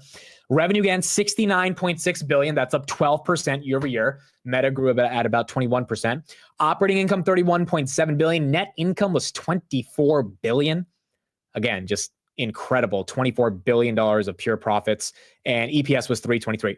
Nadella says, we are innovating across our tech stack and helping customers unlock the full ROI of AI to capture the massive opportunity ahead. Already, our AI business has surpassed an annual revenue run rate of $13 billion, up 175% year over year. This quarter, Microsoft Cloud revenue was $40.9 billion, up 21% year over year. We remain committed to balancing operational discipline with continued investments in our cloud and AI infrastructure. Office was up 15%. LinkedIn was up 9%. Xbox was up 2%. Windows OEM was up 4%. And then Intelligent Cloud, 19%, $25.5 billion. They bought back $9.7 billion worth of shares and gave back in terms of dividends as well to shareholders. Looks like Microsoft did their thing. I mean, and the market's definitely not upset at what they were able to do. NVIDIA right here is really the big winner after the bell. Robinhood as well, 51.27 after hours. Meta up about 1%, Tesla up 3.6, NVIDIA up 1.88%. I think the lowest NVIDIA got to today was 120. So if anyone bought in that 120 to 123 range, not too bad, at least for now. And then Palantir after hours is down about 1/3%, 79.50. Nothing too crazy there. All right, not bad. Neil, I imagine as Meta shareholder, you're relatively happy about this earnings. I mean, Meta, Tesla, it's a good it's a good evening for me right now, so can't complain. But with Tesla, I'll leave my final thoughts for after the earnings call, because we all know Elon likes to talk some whatever during the call, and that usually moves the stock. So we'll see. Vince, you left Tesla like a year ago. When did you get back into the stock? It was recently, right? You're muted. After the iRobot event, and I got back into it via very deep in the money puts. Like it's a little bit reversed, yeah.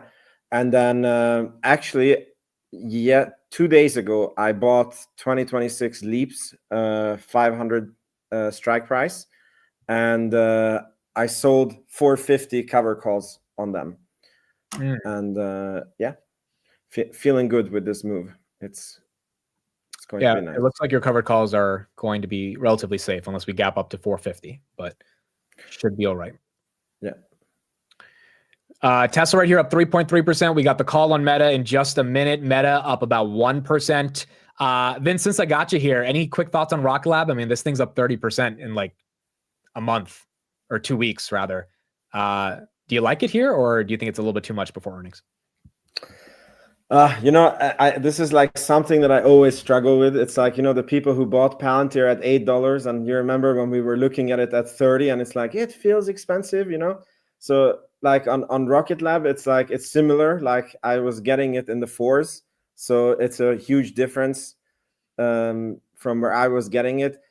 I think if you have a long-term time horizon, you're probably fine buying here, but I would not be surprised if in the next few months there is a bigger, like the stock cannot just go up in a straight line, right? And so I would not be surprised if we take a breather for a couple of months. Okay. Until Neutron. Neil, are you in Rocket Lab? Yes, sir. My timing was impeccable with that one. It's also around the $4 or $5. So it's a very small position, but I mean, a very small position that goes up by 500, 600% is becoming a bigger position. But yeah. How much percent is it of your portfolio now? Small, like 4 now, 5 maybe. Have you guys seen like the premiums on Rocket Lab? It's like, it's insane, the option premiums. Well, I mean, when a stock 6Xs, you got a lot of gamblers that get rich. Yeah. So there you go. All right, Meta should be starting soon. Let me pull it up. They might be late to this again, but if they're not late, they should be starting like right now. Could you imagine if they start 30 minutes later, bro? That would be my question. If I was like, why were you guys late? What's going on? I mean, that's probably the first thing that they have to say, right? Maybe, what if you just nonchalantly yeah, we're here, we're on time. Like I do on the market open. I'm like 5 minutes late. I'm like, hey guys, good morning. Good afternoon. My name is Krista, and I will be your conference operator today. At this time, I would like to welcome everyone to the Meta fourth quarter and full year 2024 earnings conference call. All lines have been placed on mute to prevent any background noise. After the speaker's remarks, there will be a question and answer session. If you would like to ask a question, please press star 1 on your telephone keypad. To withdraw your question, again, press star 1. And we ask that you limit yourself to one question. And this call will be recorded. Thank you very much. Kenneth Dorell, Meta's Director of Investor Relations, you may begin. Thank you. Good afternoon and welcome to Meta Platforms' fourth quarter and full year 2024 earnings conference call. Joining me today to discuss our results are Mark Zuckerberg, CEO, and Susan Li, CFO. Before we get started, I would like to take this opportunity to remind you that our remarks today will include forward-looking statements. Actual results may differ materially from those contemplated by these forward-looking statements. Factors that could cause these results to differ materially are set forth in today's earnings press release and in our quarterly report on Form 10-Q filed with the SEC. Any forward-looking statements that we make on this call are based on assumptions as of today, and we undertake no obligation to update these statements as a result of new information or future events. During this call, we will present both GAAP and certain non-GAAP financial measures. A reconciliation of GAAP to non-GAAP measures is included in today's earnings press release. The earnings press release and an accompanying investor presentation are available on our website at investor.atmeta.com. And now I'd like to turn the call over to Mark. All right, thanks, Ken. Thanks, everyone, for joining today. We ended 2024 on a strong note with now more than 3.3 billion people using at least one of our apps each day. This is going to be a really big year. I know it always feels like every year is a big year, but more than usual, it feels like the trajectory for most of our long-term initiatives is going to be a lot clearer by the end of this year. So I keep telling our teams that this is going to be intense because we have about 48 weeks to get on the trajectory that we want to be on. In AI, I expect that this is going to be the year when a highly intelligent and personalized AI assistant reaches more than 1 billion people. And I expect Meta AI to be that leading AI assistant. Meta AI is already used by more people than any other assistant. And once a service reaches that kind of scale, it usually develops a durable long-term advantage. We have a really exciting roadmap for this year with a unique vision focused on personalization. We believe that people don't all want to use the same AI. People want their AI to be personalized to their context, their interests, their personality, their culture, and how they think about the world. I don't think that there's just going to be one big AI that everyone uses that does the same thing. People are going to get to choose how their AI works and what it looks like for them. I continue to think that this is going to be one of the most transformative products that we've made. And we have some fun surprises that I think people are going to like this year. I think this will very well be the year when Llama and open source become the most advanced and widely used AI models as well. Llama 4 is making great progress in training. Llama 4 Mini is done with pre-training. And our reasoning models and larger model are looking good too. Our goal with Llama 3 was to make open source competitive with closed models. And our goal for Llama 4 is to lead. Llama 4 will be natively multimodal. It's an omni model, and it will have agentic capabilities. So it's going to be novel, and it's going to unlock a lot of new use cases. And I'm looking forward to sharing more of our plan for the year on that over the next couple of months. I also expect that 2025 will be the year when it becomes possible to build an AI engineering problem-solving abilities of around a good mid-level engineer. And this is going to be a profound milestone.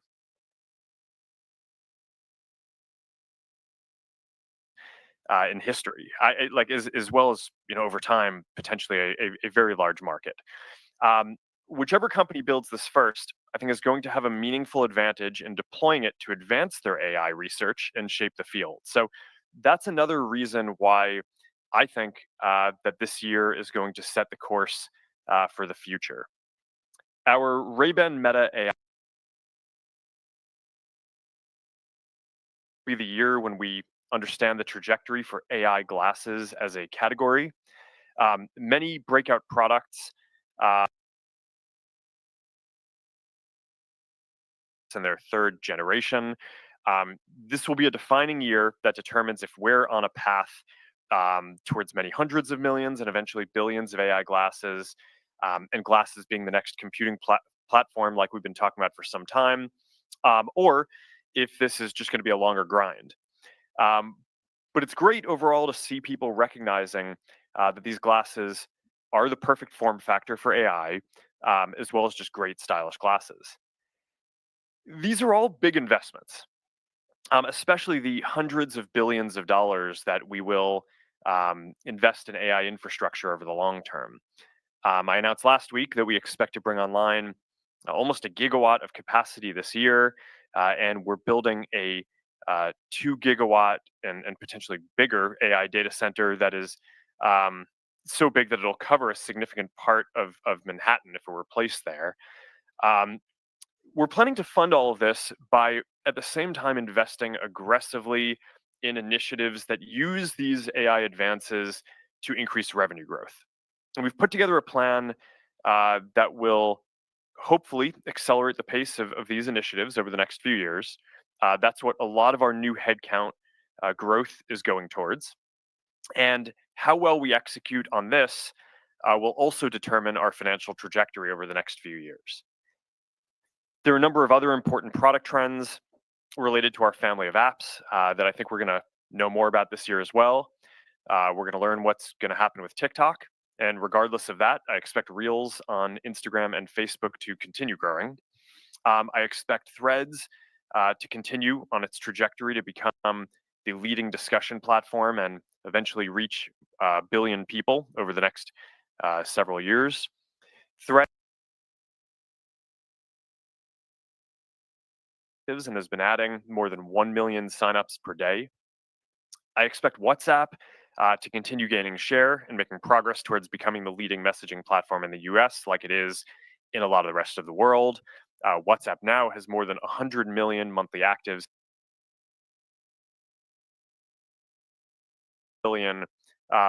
monthly actives, and we're focused on growing its cultural influence. And I'm excited this year to get back to some OG Facebook. All right, so this is also going to be a pivotal year for the metaverse. The number of people using Quest and Horizon has been steadily growing. And this is a year when a number of the long-term investments that we've been working on that will make the metaverse more visually stunning. A lot more about Horizon's trajectory by the end of this year. This is also going to be a big year for redefining our relationship with governments.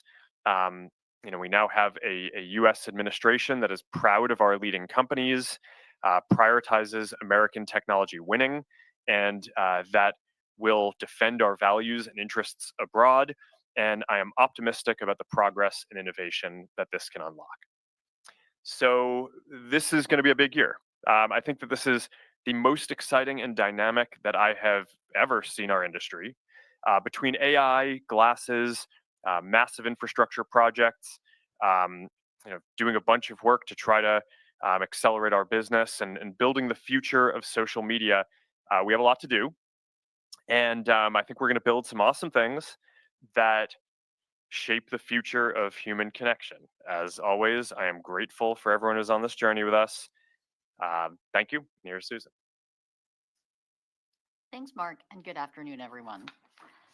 Let's begin with our consolidated results.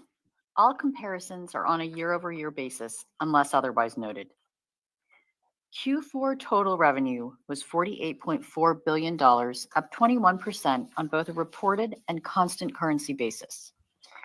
Q4 total.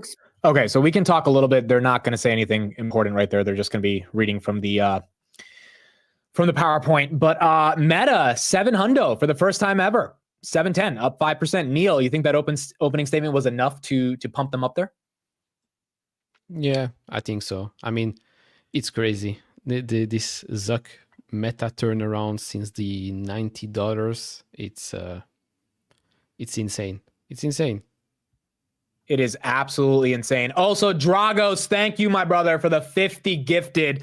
You did not need to do that, but I appreciate that very much. A lot of you guys, 50 of you guys just got some gifted memberships to the channel. So thank you, Dragos, for that. I think Dragos owns a little bit of Meta, so you might be a little happy right now. But thank you for sharing along the blessings, and we appreciate this. I think the biggest thing Zuck's just said is that they have 4 billion users, and they believe that 1 billion of their users, 25% of their base, will have access to AI, which is what Apple was supposed to be doing with Apple Intelligence. And Zucks is clearly saying, nope, we're going to be the first ones to get 1 billion people on Meta AI. And if that happens, Meta might be the clear software AI leader here.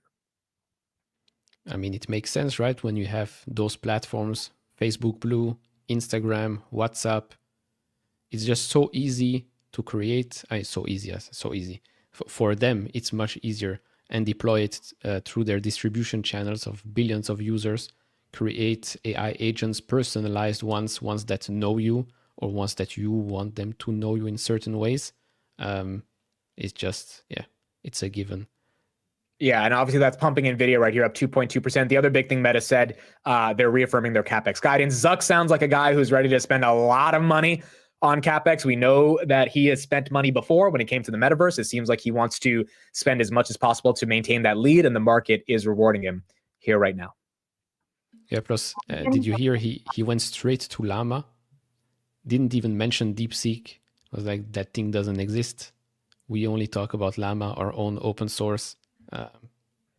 Baller move. 100%. The other thing he really focused on was that this is going to be the year of open source. I mean, his first statement was this is going to be a big year for AI. And he's telling all of his employees, get ready, because they're going to have to work really hard to get there. He's basically, I mean, DeepSeek is not even the elephant in the room. He'll probably be asked about it, but it's not like he is even giving them the credence of acknowledging them in the beginning, because he probably thinks it's going to be a nothing burger for Meta's long-term trajectory. All right, we'll get back into the call. We got Tesla in 20 minutes. We'll transition to Tesla in just 20 minutes. 27%, followed by Asia Pacific and Europe at 23% and 22% respectively. North America grew 18%. In Q4, the total number of ad impressions served across our services increased 6%, and the average price per ad increased 14%. Impression growth was mainly driven by Asia Pacific. Pricing growth benefited from increased advertiser demand, in part driven by improved ad performance. This was partially offset by impression growth, particularly from lower monetizing regions and surfaces. Family of Apps other revenue was $519 million, up 55%, driven primarily by business messaging revenue growth from our WhatsApp business platform. We continue to direct the majority of our investments toward the development and operation of our Family of Apps. In Q4, Family of Apps expenses were $19 billion, representing 76% of our overall expenses. Family of Apps expenses were up 5%, primarily due to growth in infrastructure costs and employee compensation, which were partially offset by lower legal-related expenses. Family of Apps operating income was $28.3 billion, representing a 60% operating margin.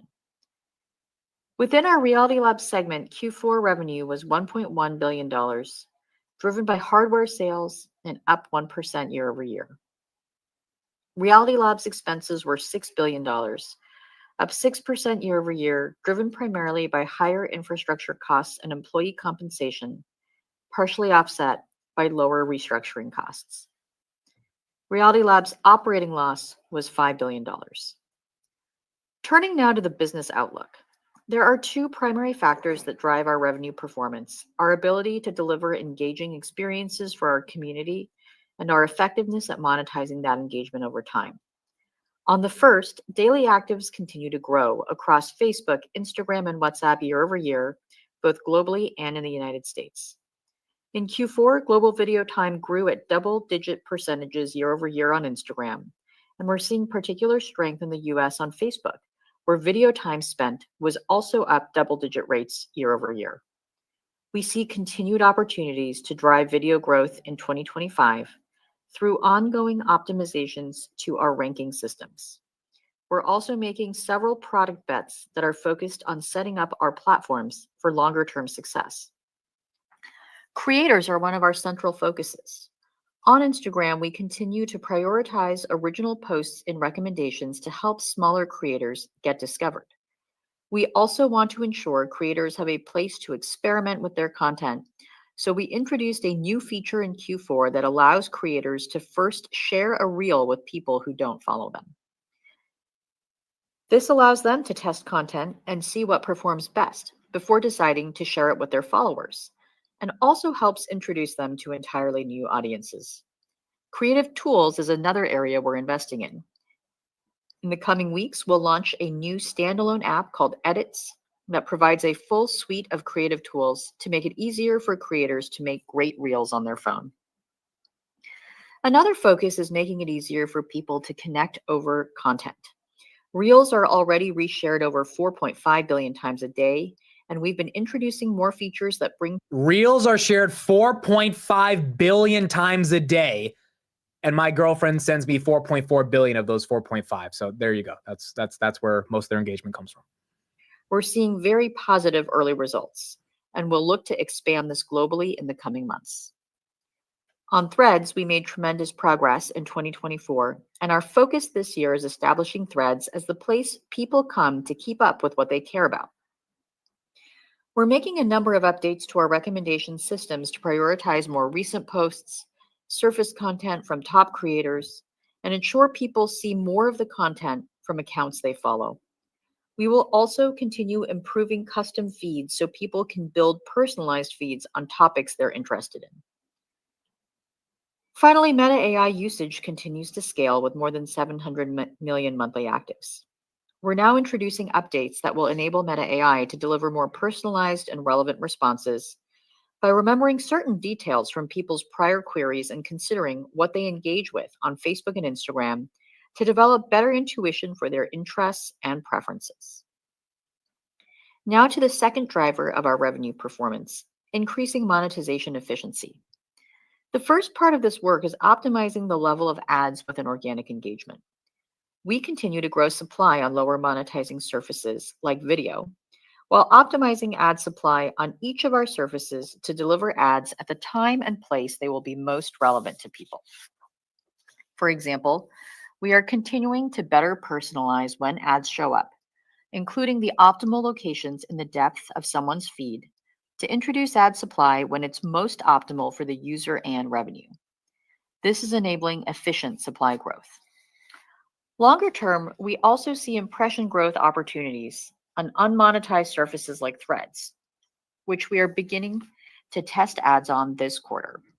We expect the introduction of ads on Threads will be gradual and don't anticipate it being a meaningful driver of overall impression or revenue growth in 2025.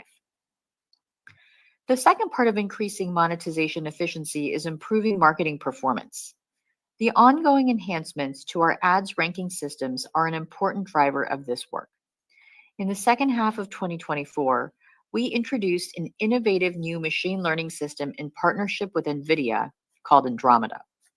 This more efficient system enabled a 10,000 times increase in the complexity of models we use for ads retrieval, which is the part of the ranking process where we narrow down a pool of tens of millions of ads to the few thousand we consider showing someone. The increase in model complexity is enabling us to run far more sophisticated prediction models to better personalize which ads we show someone. This has driven an 8% increase in the quality of ads that people see on objectives we've tested. Andromeda's ability to efficiently process larger volumes of ads also positions us well for the future as advertisers use our generative AI tools to create and test more ads. Another way we're delivering value for advertisers is through increased automation of their ad campaigns with Advantage+.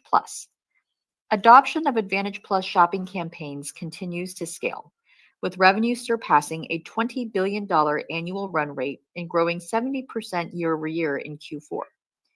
Given the strong performance and interest we're seeing in Advantage+ shopping and our other end-to-end solutions, we're testing a new streamlined campaign creation flow so advertisers no longer need to choose between running a manual or Advantage+ sales or app campaign. In this new setup, all campaigns optimizing for sales, app, or lead objectives will have Advantage+ turned on from the beginning. This will allow more advertisers to take advantage of the performance Advantage+ offers, while still having the ability to further customize aspects of their campaigns when they need to. We plan to expand to more advertisers in the coming months before fully rolling it out later in the year. Advantage+ Creative is another area where we're seeing momentum. More than 4 million advertisers are now using at least one of our generative AI ad creative tools, up from 1 million 6 months ago. There has been significant early adoption of our first video generation tool that we rolled out in October, image animation, with hundreds of thousands of advertisers already using it monthly. Next, I would like to discuss our approach to capital allocation. Our primary focus remains investing capital back into the business, with infrastructure and talent being our top priorities. On the first, we expect compute will be central to many of the opportunities we're pursuing as we advance the capabilities of Llama drive increased usage of generative AI products and features across our platform, and fuel core ads and organic engagement initiatives. We're working to meet the growing capacity needs for these services by both scaling our infrastructure footprint and increasing the efficiency of our workloads. Another way we're pursuing efficiencies is by extending the useful lives of our servers and associated networking equipment. Our expectation going forward is that we'll be able to use both our non-AI and AI servers for a longer period of time before replacing them, which we estimate will be approximately 5.5 years. This will deliver savings in annual CapEx and resulting depreciation expense, which is already included in our guidance. Finally, we're pursuing cost efficiencies by deploying our custom MTIA silicon in areas where we can achieve a lower cost of compute by optimizing the chip to our unique workloads. In 2024, we started deploying MTIA to our ranking and recommendation inference workloads for ads and organic content. We expect to further ramp adoption of MTIA for these use cases throughout 2025 before extending our custom silicon efforts to training workloads for ranking and recommendations next year. From a hiring standpoint, our focus continues to be on adding technical talent to support our strategic priorities. In the fourth quarter, nearly 90% of our year-over-year headcount growth was within the R&D function. The remaining growth was primarily in cost of revenue as we added infrastructure headcount to support our data center operations. In 2025, we expect headcount growth will continue to be primarily driven by technical roles across our priority initiatives within infrastructure, monetization, Reality Labs, generative AI, as well as regulation and compliance. We anticipate headcount growth in our business functions will remain relatively limited. To achieve our ambitions in these areas, we will need to continue executing at a rapid pace. We're supporting this by building tools to help our engineering base be more productive.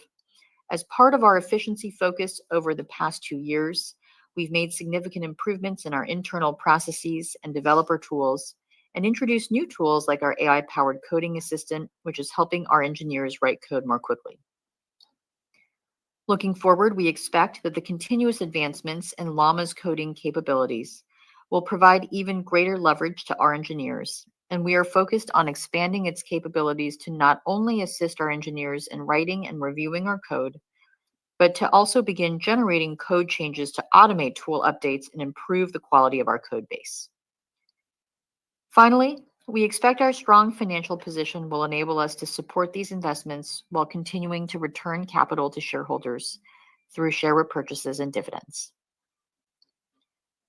Moving to our financial outlook, we expect first quarter total revenue to be in the range of $39.5 to $41.8 billion. This reflects 8 to 15% year-over-year growth, or 11 to 18% growth on a constant currency basis, as our guidance assumes foreign currency is an approximately 3% headwind to year-over-year total revenue growth based on current exchange rates. This also reflects the effect of lapping leap day in the first quarter of 2024. While we are not providing a full year 2025 revenue outlook, we expect the investments we're making in our core business this year will give us an opportunity to continue delivering strong revenue growth throughout 2025. Turning now to the expense outlook, we expect full year 2025 total expenses to be in the range of $114 to $119 billion. We expect the single largest driver of expense growth in 2025 to be infrastructure costs driven by higher operating expenses and depreciation. We expect employee compensation to be the second largest factor as we add technical talent in the priority areas that I referenced earlier. Turning now to the CapEx outlook, we expect our full year 2025 capital expenses will be in the range of $60 to $65 billion. We expect CapEx growth in 2025 will be driven by increased investment to support both our generative AI efforts and our core business. The majority of our CapEx in 2025 will continue to be directed towards our core business. On to tax. Absent any changes to our tax landscape, we expect our full year 2025 tax rate to be in the range of 12 to 15%. In addition, we continue to monitor an active regulatory landscape, including legal and regulatory headwinds in the EU and the US that could significantly impact our business and our financial results. In closing, this was a good year for our company, with investments across our priority areas delivering strong business performance and innovative new products for our community. We have a compelling set of opportunities to invest in this year, which we expect will help us drive continued strong growth and develop transformative technologies that shape the future of our company and of the industry. With that, Krista, let's open up the call for questions. Thank you. We will now open the lines for a question and answer session. To ask a question, please press star 1 on your touchtone phone. To withdraw your question, again, press star 1. Tesla's not live yet. I'll switch when they go live, which should be any minute, but I guess we got 2 minutes of questions on Meta. For clarity. If you are streaming today's call, please mute your computer speakers. And our first question comes from the line of Brian Nowak with Morgan Stanley. Please go ahead. Thanks for taking my questions. Mark, you sound we appreciate all the excitement about this year and all the innovation to come. I know there's a lot of announcements throughout the course of the year, but wonder if you could just share a few sort of high-level examples of your vision on new potential use cases and offerings that could drive utility for your users and value for your advertisers as you sort of think about Llama 4 and Meta AI changing throughout 2025.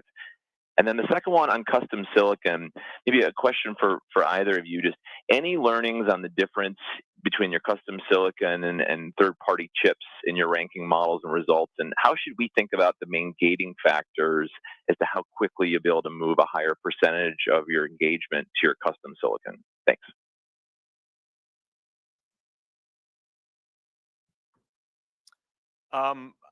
On the first one, I tried to lay this out in my opening comments a bit. I mean, we're very focused on Meta AI as a highly intelligent and personalized assistant that you can access across our apps. There's a website, you can access it outside of our apps too. I think that the quality of this is just, it's going to keep on improving and improved a lot over the last year.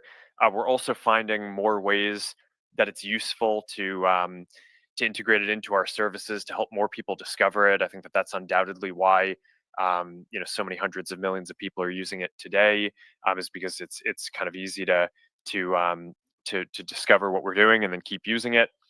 I don't know. I want to keep some surprises and fun for the stuff that we're going to release this year. I gave a bit of detail on what we're planning to do with Llama 4 that I'm sure technical people will enjoy because we hadn't talked about that before. But I'm going to refrain from adding a whole lot more on what we're launching this year. But it's the different things that I talked about. It's Meta AI. I do expect Llama 4 to be a very exciting set of releases. It's not just one thing. Just like with Llama 3, there were kind of a few different models at different dates. I think we'll see that with Llama 4 too. And then the AI engineer piece, I'm really excited about. I mean, I don't know that that's going to be an external product anytime soon, but I think for what we're working on, our goal is to advance AI research and advance our own development internally. And I think it's just going to be a very profound thing. So, I mean, that's something that I think will show up through making our products better over time. But yeah, and then as that works, there will potentially be a market opportunity down the road. But I mean, for now, in this year, we're really, I think I don't think you're going to see this year like an AI engineer that is extremely widely deployed, changing all of development. I think this is going to be the year where that really starts to become possible and lays the groundwork for a much more dramatic change in 26 and beyond. I don't know. Yeah, that's kind of it. Brian, I'm happy to take your second question about custom silicon. So first of all, we expect that we are continuing to purchase third-party silicon from leading providers in the industry. And we are certainly committed to those longstanding partnerships, but we're also very invested in developing our own custom silicon for unique workloads where off-the-shelf silicon isn't necessarily optimal. And specifically because we're able to optimize the full stack to achieve greater compute efficiency and performance per cost and power, because our workloads might require a different mix of, memory versus network, bandwidth versus compute. And so we can optimize that really to the specific needs of our different types of workloads. Right now, the in-house MTIA program is focused on supporting our core ranking and recommendation inference workloads. We started adopting MTIA in the first half of 2024 for core ranking and recommendations inference. We'll continue ramping adoption for those workloads over the course of 2025 as we use it for both incremental capacity and to replace some GPU-based servers when they reach the end of their useful lives. Next year, we're hoping to expand MTIA to support some of our core AI training workloads and over time, some of our Gen AI use cases. Your next question comes from the line of Eric Sheridan with Goldman Sachs. Please go ahead. Thank you so much for taking the question. Maybe I can go back to your comments on open source. Can you help us understand how your views continue to evolve with respect to the competitive dynamic around your approach with open source versus others in the industry, and how your approach to open source could possibly bend the cost curve and improve return on capital for AI over the medium to long term? Thanks so much. Yeah, I mean, on open source, I think the best analogy for us is what we did with Open Compute, where we weren't first to building the system. So then by the time that we got around to building it, it wasn't really a big advantage to have it be proprietary. So we shared it. And then a lot of the industry adopted what we were doing, contributed innovations back to it. By standardizing it on it, that meant that a bunch of supply chains standardized on building it, which made prices more efficient for everyone.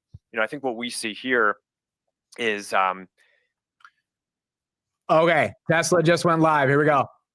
Relations here at Tesla, and I'm joined today by Elon Musk and Vaibhav Taneja and a number of other executives. Our Q4 results were announced at about 3 p.m. Central Time in the update deck we published at the same link as this webcast. During this call, we will discuss our business outlook and make forward-looking statements. These comments are based on our predictions and expectations as of today. Actual events or results could differ materially due to a number of risks and uncertainties, including those mentioned in our most recent filings with the SEC. During the question and answer portion of today's call, please limit yourself to one question and one follow-up. Please use the raise hand button to join the question queue. Before we jump into Q&A, Elon has some opening remarks. Elon? Thank you. So in summary, in Q4, we set a record and delivered vehicles at an annualized rate of nearly 2 million a year. So congratulations to the Tesla team on excellent work achieving record production and deliveries. Model Y was the best-selling vehicle of any kind for 2024. That's worth noting. Not just the best electric vehicle, the best vehicle of any kind on Earth, number one was Model Y. We're staying focused on maximizing volumes and obviously doubling down, or I don't know what. Really, I was going to say doubling down on autonomy, but really it's like autonomy is like 10xing things, frankly. Doubling is not even enough. We made many critical investments in 2024 in manufacturing AI and robotics that will bear immense fruit in the future. Immense. Like it's, in fact, to such a scale that it is difficult to comprehend. And I've said this before, and I'll stand by it. I see a path. I'm not saying it's an easy path, but I see a path to Tesla being the most valuable company in the world by far. Not even close. Like maybe several times more than. I mean, there is a path where Tesla is worth more than the next top 5 companies combined. There's a path to that. Wow. I mean, I think it's like an incredibly, it's like a difficult path, but it is an achievable path. And that is overwhelmingly due to autonomous vehicles and autonomous humanoid robots. So our focus is actually building towards that. And that's what we're laying the ground. We laid the groundwork for that in 2024. We'll continue to lay the groundwork for that in 2025.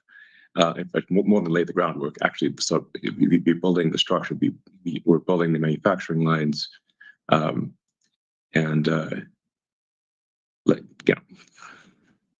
I'd like setting up for what I think will be an epic 2026 and a ridiculous 27 and 28. Ridiculously good. That is my prediction.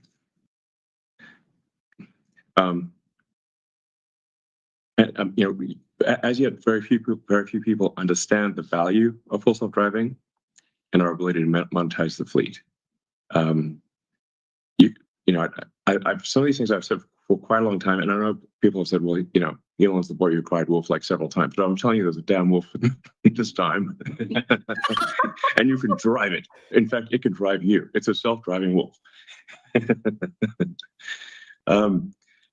For a lot of people, their experience of Tesla autonomy is like, if it's even a year old, if it's even 2 years old, it's like meeting someone when they're like a toddler and thinking that they're going to be a toddler forever. But obviously not going to be a toddler forever. They grow up. But if their last experience was like, oh, FSD was a toddler, it's like, well, it's grown up now. Have you seen it? It's like walks and talks. That's really what we've got. And it's difficult for people to understand this because human intuition is linear, as opposed to what we're seeing is exponential progress. So that's why my number one recommendation for anyone who doubts is simply try it. Have you tried it? When's the last time you tried it? And the only people who are skeptical are those who have not tried it. So, a passenger car typically has only about 10 hours of utility per week out of 168. A very small percentage. Once that car is autonomous, my rough estimate is that it is in use for at least a third of the hours of the week. So call it 50, maybe 55 hours of the week. And it can be used for both cargo delivery and people delivery. So even, let's say people are asleep, but you can deliver packages in the middle of the night or resupply restaurants or whatever the case may be, whatever people need at all hours of the day or night.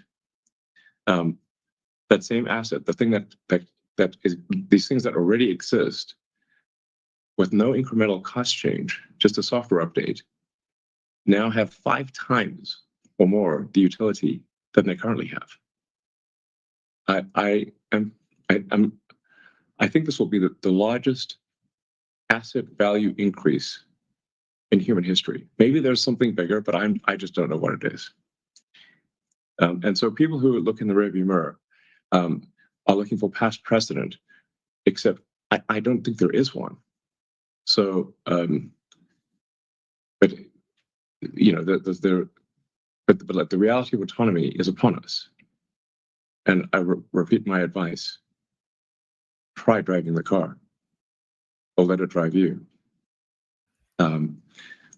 So now it works very well in the US, but of course it will over time work just as well everywhere else.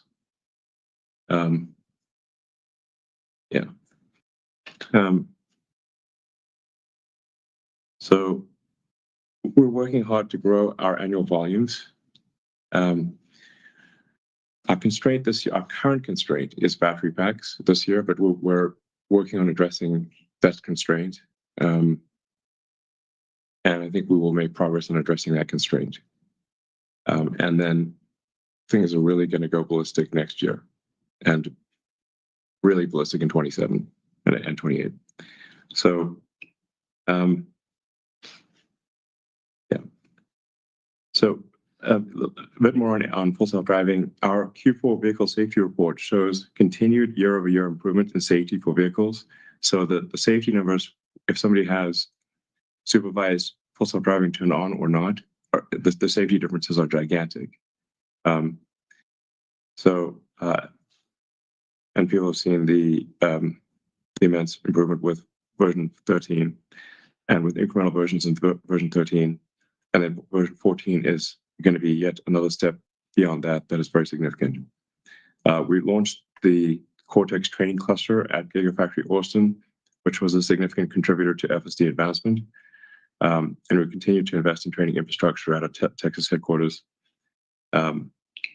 So the training needs for Optimus for Optimus humanoid robot are probably at least ultimately 10x what's needed for the car, at least to get to the full range of useful roles. You can say, like, how many different roles are there for a humanoid robot versus a car?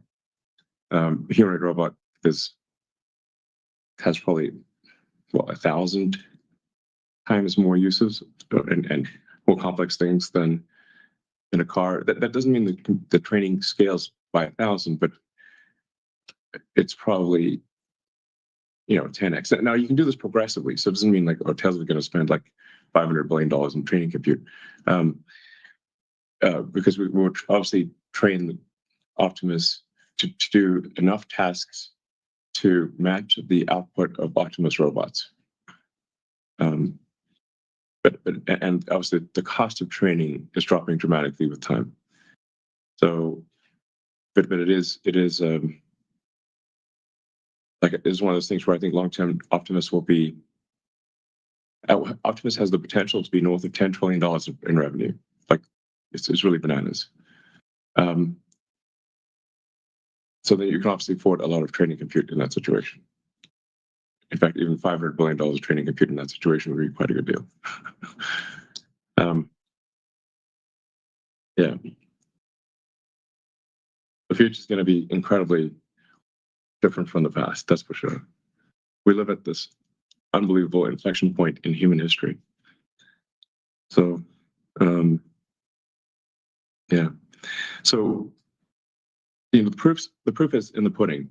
So we're going to be launching unsupervised full self-driving as a paid service in Austin in June.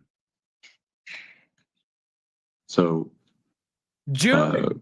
We got a launch date, June for Texas. I've talked with the team. We feel confident in being able to do an initial launch of unsupervised, no one in the car, full self-driving in Austin in June. We already have Teslas operating autonomously, unsupervised full self-driving at our factory in Fremont, and we'll soon be doing that at our factory in Texas. So thousands of cars every day are driving with no one in them at our Fremont factory in California. They will soon be doing that in Austin and then elsewhere in the world, the rest of our factories, which is pretty cool. And the cars aren't just driving to exactly the same spot, because obviously it all wouldn't collide at the same spot. The cars are actually programmed with what lane they need to park into to be picked up for delivery. So they drive from the factory end of line to their destination parking spot to be picked up for delivery to customers. And they're doing this reliably every day, thousands of times a day. It's pretty cool. Like I said, the Teslas will be in the wild with no one in them in June in Austin. So what I'm saying is, this is not some far off mythical situation. It's literally, 5-6 months away, 5 months away, kind of thing. Wow. And while we're putting our toe in the water gently at first, just to make sure everything's cool, our solution is a generalized AI solution. It does not require high precision maps of a locality. So we just want to be cautious. It's not that it doesn't work beyond Austin. In fact, it does. We just want to put a toe in the water, make sure everything is okay, then put a few more toes in the water, then put a foot in the water, with safety of the general public and those in the car as our top priority. With regard to Optimus, obviously I'm making these revenue predictions that sound absolutely insane. I realize that, but they are. I think they will prove to be accurate. Yeah.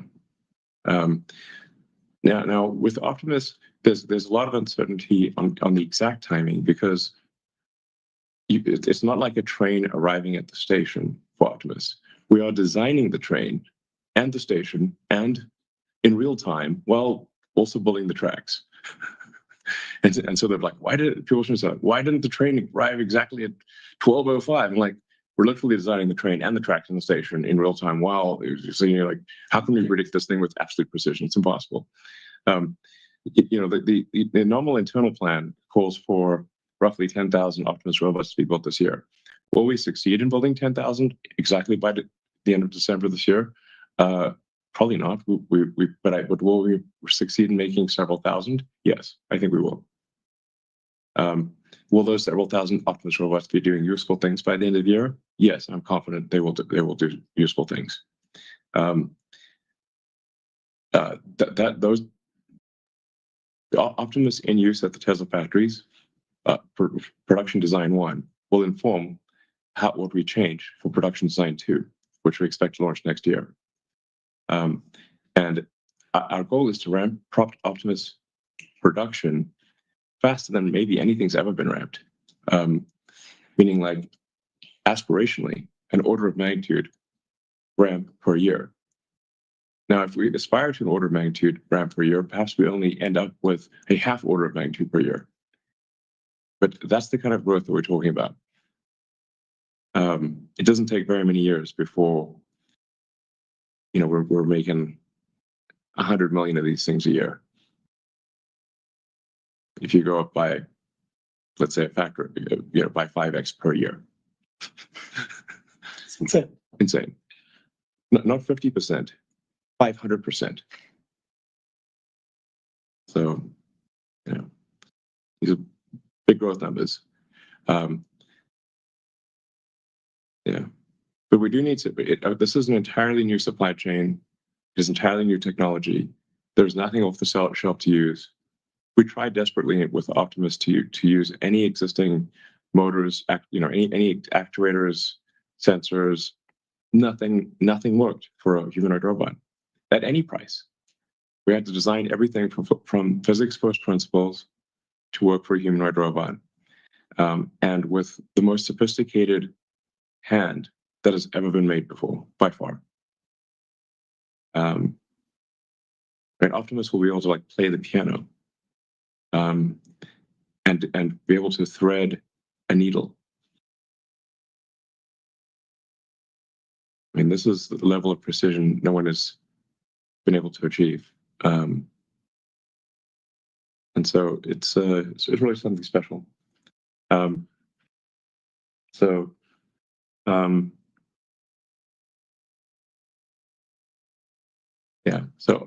my prediction long term is that Optimus will be overwhelmingly the value of the company. Regarding energy, back to Earth. Earth to Elon. Can you come back here for a minute? Okay, back to Earth. Energy storage is a big deal, and will become. It's already super important. Will become incredibly important in the future, and it is something that enables far greater energy output to the grid than is currently possible, because the grids are the vast majority of the grid has no energy storage capability, so they have to design the power plants for very high peaks, and assuming that there's no energy storage. Once you have grid energy storage and home-based energy storage, the actual total energy output per year of the grid is dramatically greater than people think. Maybe it's at least double. This will drive the demand of stationary battery packs, and especially the grid scale ones, to insane, basically as much demand as we could possibly make. We have our second factory, which is in Shanghai, that's starting operation, and we're building a third factory. So we're trying to ramp output of the stationary battery storage as quickly as possible. Now, there is a challenge here where we have to be careful that we're not robbing from one pocket to take to another pocket, because for a given gigawatt hours per year of cell output, we have to say, does it go into stationary applications or mobile applications. We can't go into both. So we have to make that trade-off.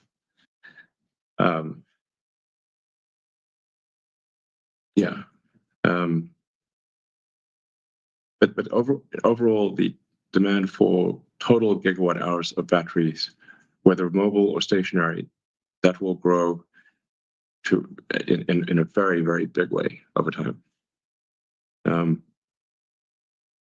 So in conclusion, 2025 really is a pivotal year for Tesla.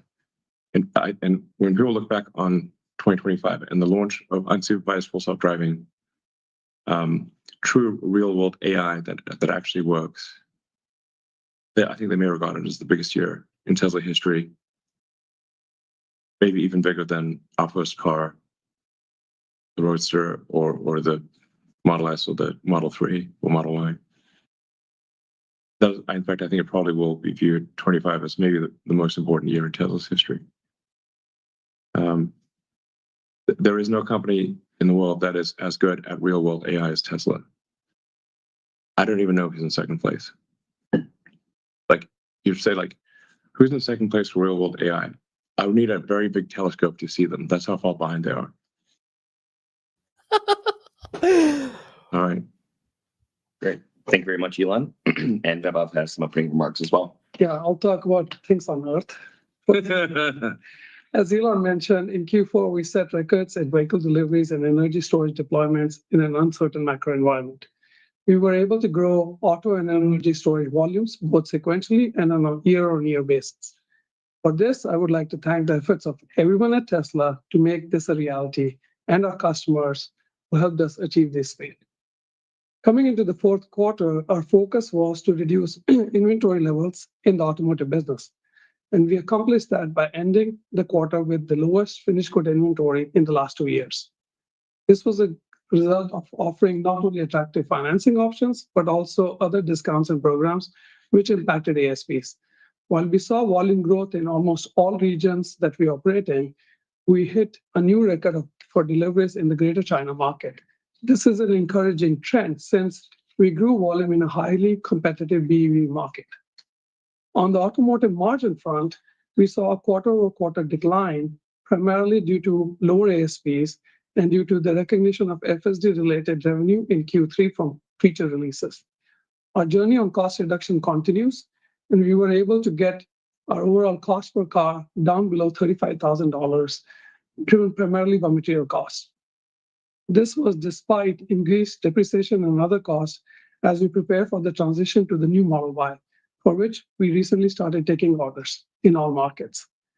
All our factories will start producing the new Model Y next month. While we feel confident in our team's abilities to ramp production quickly, note that it is an unprecedented change, and we're not aware of anybody else taking the best-selling car on the planet and updating all factories at the same time. This changeover will result in several weeks of lost production in the quarter. As a result, margins will be impacted due to idle capacity and other ramp-related costs, as is common in any launch, but will be overcome as production is ramped. We will be introducing several new products throughout 2025. We are still on track to launch a more affordable model in the first half of 2025, and we'll continue to expand our lineup from there. On a dollar-for-dollar basis, we believe we have the most compelling lineup today. Derek, thank you for the 50 gifted. Appreciate you, Derek. Elon is the most bullish I've ever heard, at least in the past year and a half. 20 trillion of Optimus revenue. He says that this is a real thing. FSD launching in June of 2025. They're about to do Q&A, but this is one of the most bullish calls I've heard, at least from Elon's perspective. Tesla right here, up 5% after hours right now. Deployments reached an all-time high in Q4 and resulted in, but declined sequentially. This was a result of higher, growth came from Megapack and Powerwall. Both businesses continue to be supply constrained, and like Elon mentioned, we're trying to ramp up production with Megafactory Shanghai coming online this quarter onwards. While quarterly deployments will likely continue to fluctuate. Okay, I think we can talk for like 5 minutes. They're going to keep going through the numbers. Neil, let me get your raw reaction to this, and then we'll get into Q&A. Tesla's pumping. Elon said a lot of stuff. What do you think about what he's saying here? He did say a lot of stuff. And to be honest, like, he says amazing stuff in the most boring way possible. It's like falling half asleep, and he's like, oh, Optimus, $10 trillion in revenue potential. I could see that happening. I could see Tesla becoming the largest company in the world, beating the 5 other, blah, blah, blah.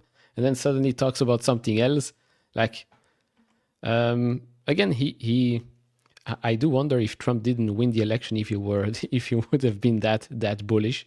But yeah, he talks a big game. Now, again, it's up to him to deliver. Hopefully not too late. On time is a big ask. Hopefully not too late. I mean, this is pretty incredible. They're still doing, the CFO is still talking, so no Q&A yet. The biggest sentence I heard, there was a lot of sentences. We'll talk more after Q&A. The biggest one I heard that I'm, quite frankly, it's one of those sentences where, I mean, he said, I know people say I'm the boy who cried wolf, but I'm telling you, there is a damn wolf, and the wolf can drive you autonomously. I know Elon gets hyperbolic. As you said, Neil, he has ambitious timelines, but it seems like he is feeling FSD is closer than ever. The autonomous revolution is closer than ever. I use FSD 13 every day. So Elon said, once you use it, you can't be a skeptic. And quite frankly, I have to agree with that.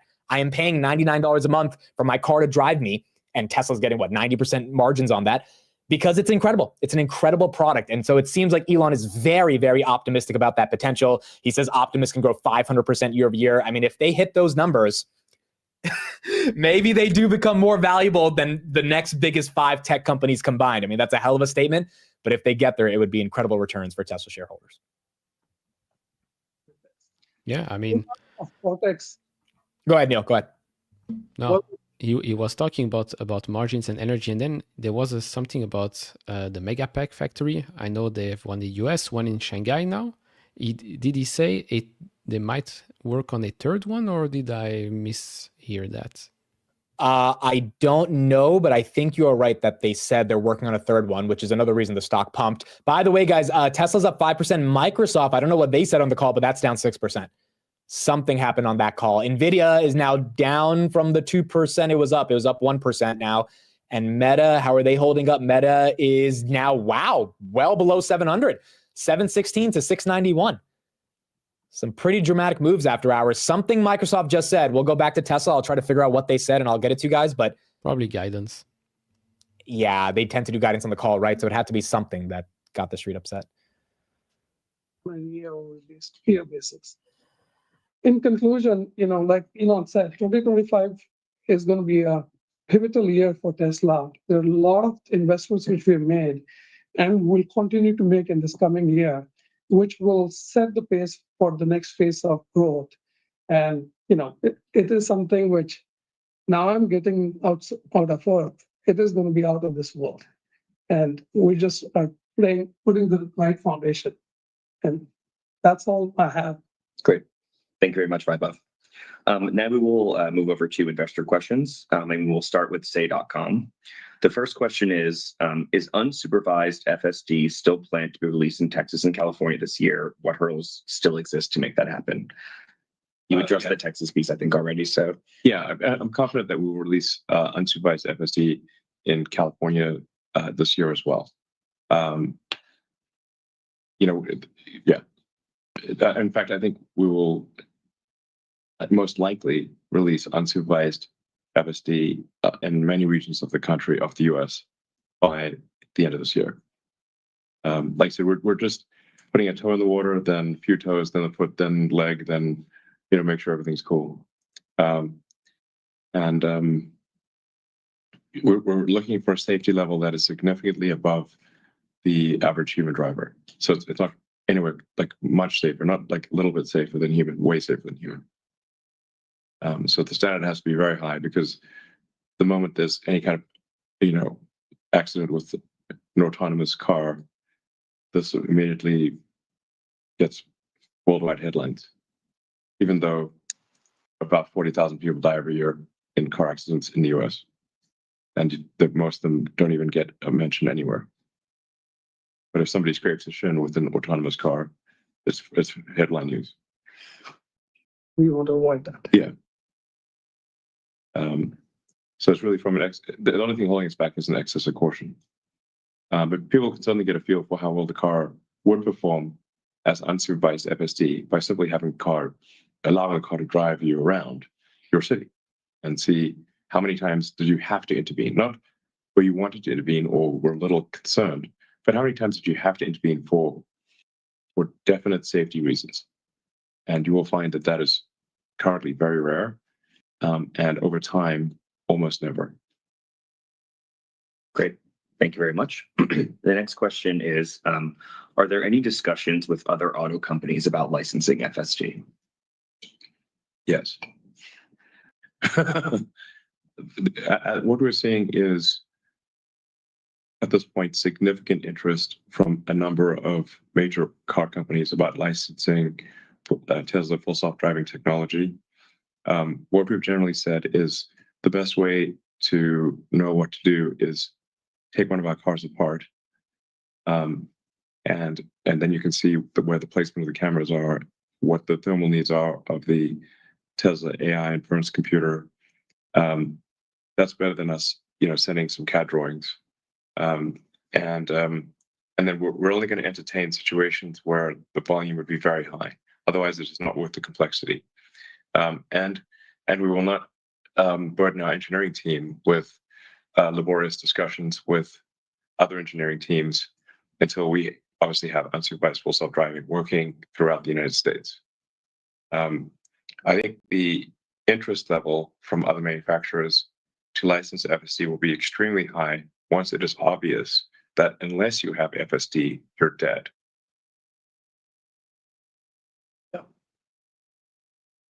Great. Thank you very much. The next question is Optimus now mostly design locked for 2025 production? Optimus is not design locked. So when I say we're designing the train as it's going down, we're redesigning the train as it's going down the tracks while redesigning the tracks and the train stations. Yeah, we've already answered. Mm-hmm. Yeah, it's rapidly evolving. It's rapidly evolving in a good direction. It's pretty damn amazing, actually. The team's doing a fantastic job. We really have by far the best team of humanoid robotics engineers in the world. And we also have all the other ingredients necessary, because you need a great battery pack, you need great power electronics, you need great charging capability, you need great communications, good Wi-Fi and cellular connectivity. And of course, you need real-world AI, and then the ability to scale that production to huge levels. So you have to design for manufacturing. The things what other companies are missing is they're missing the real-world AI, and they're missing the ability to scale manufacturing to millions of units a year. I think that is an underappreciated thing, that industrialization of design is a whole different thing than making a design. Yeah, prototypes are trivial, basically. Prototypes are easy, production is hard. I've said that for many years. The problem is that there's those who have never been involved in production or manufacturing somehow think that once you come up with some eureka design that you magically make 1 million units a year. And this is totally false. There needs to be some Hollywood story where they show actually the problem is manufacturing. I've never even heard of one. It just doesn't fit the narrative. The Hollywood thing is it's like some lone inventor in a garage goes eureka, and suddenly it files a patent, and suddenly there's millions of units. But listen, guys, we're missing really 99% of the story. 1% is that old saying of 1%. A product is 1% inspiration, 99% perspiration. The Hollywood shows you the 1% inspiration but forgets about the 99% perspiration of actually figuring out how to make that initial prototype manufacturable and then manufactured at high volume such that the product is reliable, low cost, consistent, doesn't break down all the time. And that is 100 times harder, at least, than the prototype. Then you have to get it there, deliver it back. Yeah. Yeah, you're going to meet all these regulations and there's a zillion regulators around the world. It's very difficult. Great, thank you. The next question is also Optimus related. When will Tesla start selling Optimus, and what will the price be? Well, it may for this year we expect to just close the loop with Optimus being used internally at Tesla, because we obviously can easily use several thousand humanoid robots at Tesla for like the most boring, annoying tasks in the factory, like the tasks nobody wants to do, where we have to like beg people to do this task, and then it's like the robot's totally happy to do the boring, dangerous, repetitive task that no humans want to do. And that's also actually some of the easiest use cases for us to have Optimus do things like like load the hopper, like for like say in body line, if you're like transporting pieces of sheet metal to the robot, which is already robot, the robot welding line for the body, and you just have to nonstop take things out of a from one fixture to another fixture, and it's a very boring job. That's the kind of thing what Optimus could do. The guy who runs around and dumps all the weld studs in the bins. Yeah, there's a ton of boring jobs, tedious jobs, dangerous, slightly dangerous jobs that's perfect for Optimus. So we expect to use Optimus for those tasks at our factories, and that'll help us close the loop for improvement this year. It's really with production version 2, which I think launches sometime next year. I'd like it to be the beginning of next year, but maybe it's more like the middle of next year. And we have to just with a production line that is designed for on the order of 10,000 units a month versus 1,000 units a month. So like when you design a unit when you design a production line for 1,000 units a month, it takes you a while to actually reach anywhere close to 1,000 units a month. When you design, and for any given production output, it takes you a while to actually reach its potential. But the current line that we're designing is for roughly 1,000 units a month of Optimus robots. The next line would be for 10,000 units a month. The line after that would be for 100,000 units a month. And I think probably with version 2, as a very rough guess, because there's so much uncertainty here, very rough guess that we start delivering Optimus robots to companies that are outside of Tesla in maybe the second half of next year, something like that. But like, so this is such an exponential ramp that it'll go from no one's receiving humanoid robots to these things like coming out like crazy. So we can't build enough. Well, we're always going to be in the we can't build enough situation. Demand will not be a problem, even at a high price. And then, as I said, like once we're at a steady state of above 1 million units a year, I think the production, I'm confident at 1 million units a year that the production cost of Optimus will be less than $20,000. If you compare the complexity of Optimus to the complexity of a car, so just the total mass and complexity of Optimus is much less than a car.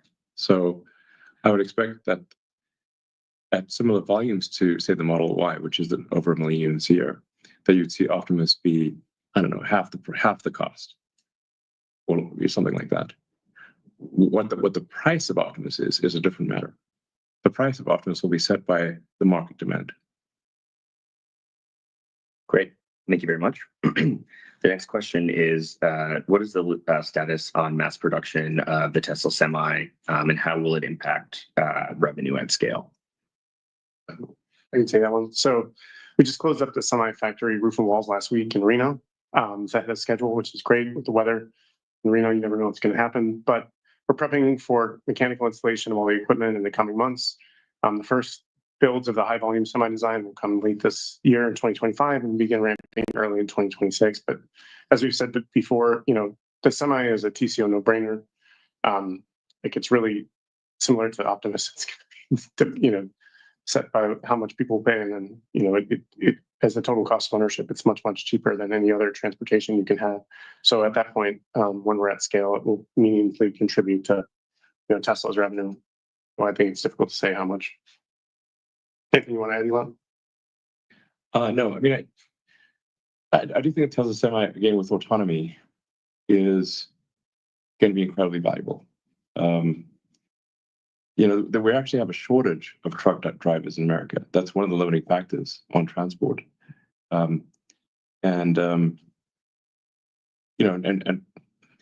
People are human, so they get tired, and sometimes, there's, I have a lot of respect for truck drivers because it's a tough job.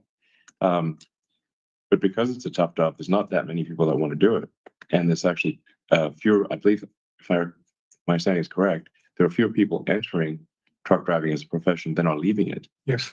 So when you think, yeah, exactly. So when you consider, okay, there's more people leaving truck driving as a profession than entering it, well, we're going to have a real logistics problem as time goes by.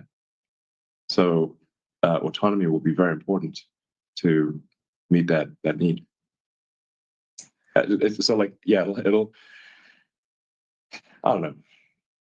It's a several billion a year opportunity, which I don't know in this context, is that these days does several billion a year matter? I think it does. Not nothing. It's probably it's probably like a 10 billion a year thing. Yeah, it's $1 billion a month at some point probably. But it's all this is going to pale in comparison to Optimus. So yeah, $1 billion a month it's a lot, but it's not. It's going to be like 1% of Optimus or something. Great. Thank you very much. We already covered the next question in opening remarks. So moving on, is it expected that Tesla will need to upgrade Hardware 3 vehicles? And if so, what is the timeline and expected impact to Tesla's CapEx? I'm going to refer to cost there. They're really asking the tough questions, aren't they? I guess we haven't stopped working on Hardware 3 yet. We are still making software releases. We released the 12.6 release recently, which was like a baby V13, but it's a significant improvement compared to what they had previously. And people are still finding ways to distill larger models into smaller models. So we're not giving up on Hardware 3. We're still working on it. Just the releases will trail the Hardware 4 releases. Great. Thanks, Ashok. Yeah. I mean, I think the honest answer is that we're going to have to upgrade people's Hardware 3 computer for those that have bought full self-driving. And that is the honest answer.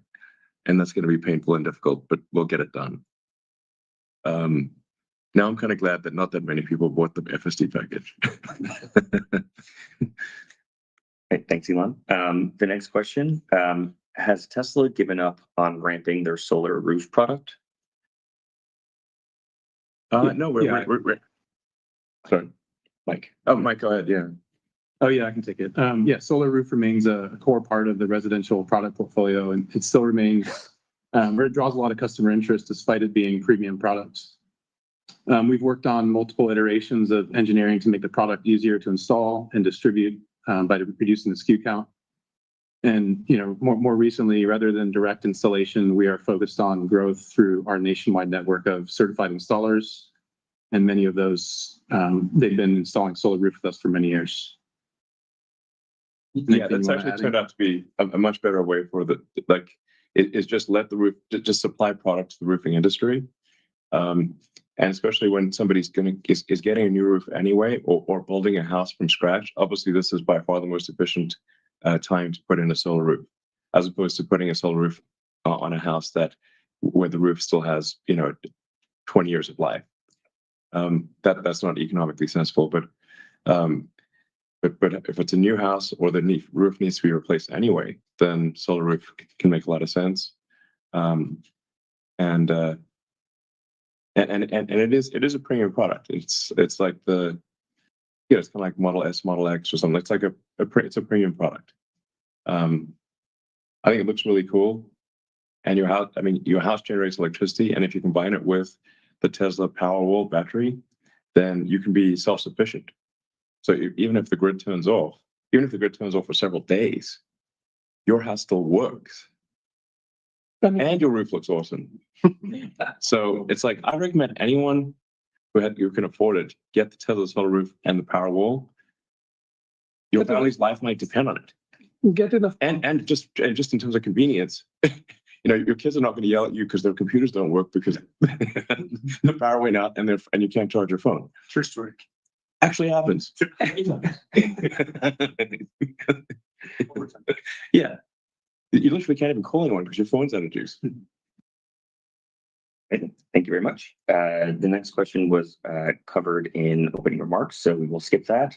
And the last question from say.com, what technical breakthroughs will define V14 of FSD, given that V13 already covered photon to control? Well, we've gone a hell of a lot further than photons to output. We've been in sort of the nothing but nets situation, nothing but neural nets from photons to controls for a while now. We're just improving the neural nets. I guess we could get into some of the technical details to some degree. I have to say, I continue to be amazed by just how effective autoregressive transformers are at solving a wide range of problems. I mean, Ashok, is there anything you'd like to add there without giving away the sort of family secrets? I mean, except for things we put on X already. So continuing to scale the model size a lot. We scale a bunch in V13, but then there's still room to grow. So we're going to continue to scale the model size. We're going to increase the context length even more. The memory is sort of like limited right now. We want to increase the amount of memory in post, like to even minutes of context for driving. We're going to add audio to handle emergency vehicles better. Add like data of the tricky corner cases that we get from the entire fleet. Any interventions or any kind of user intervention. We just add that to the data set. So the scaling in basically every axis, like training compute, data set size, model context, and also all the reinforcement learning objectives. Great. Alrighty. With that, we will move over to analyst questions. So just as a reminder, you will need to unmute yourself to ask your question. The first question will be coming from Daniel Roska from Bernstein. Daniel, please go ahead and unmute yourself. Hey, good evening, everybody. It's Daniel from Bernstein. Elon, Tesla's share price clearly already includes quite a few of the anticipated benefits you talked about today, yet realizing what you call kind of difficult but achievable will take some time. What are you pushing the Tesla executive team to do differently now to accelerate the innovation in order to realize the value you described for the company? Well, I mean, we're working on perfecting real-world AI and making rapid progress week over week, if not month, certainly month over month, but often week over week. I spent a lot of time with the Tesla AI team and the Tesla Optimus team. I mean, I go where the problem is essentially. Like, not, if something's, this is, unfortunate. Sometimes I don't talk to a Tesla executive and like, hey, we don't see you very often. I'm like, that's because your stuff is working awesome. Your stuff is working really great. Unfortunately, I don't see them very often because I go where the problem is. So, not where the problem is. What's the greatest challenge that lies ahead? So, obviously, there are many challenges with Optimus. It's a hard problem to solve. Many challenges with vehicle autonomy, but we're making rapid progress in both.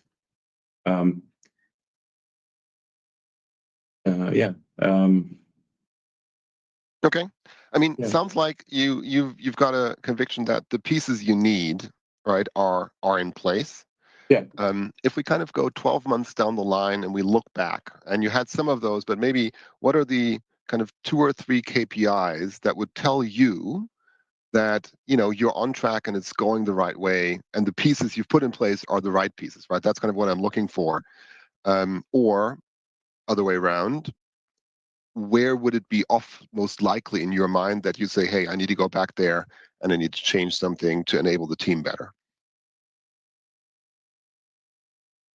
Well, I mean, I think the predictions that I'm making here are going to be pretty accurate. And it's worth noting, like, so sometimes people say, "Oh, Elon's always late." Well, actually, no. The problem is that the media reports on when I'm late, but never reports on when I'm early. So sure, I'm optimistic, but I'm not that optimistic. There are many cases in the past where we've been early, such as completion of the Shanghai factory, or in fact, factory completion has generally been ahead of schedule, not behind.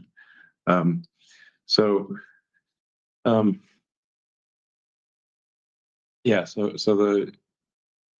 but I like I said, I'm very confident we'll have released unsupervised full self-driving, fully autonomous Teslas in Austin and several other cities in America by the end of this year. That's probably everywhere in America next year, and everywhere in North America at least. I think in terms of next year, our constraint, I think, is likely to be just regulatory. Like Europe really has, for example, Europe is a layer cake of regulations and bureaucracy, which that really needs to be addressed. There's this joke like America innovates, Europe regulates.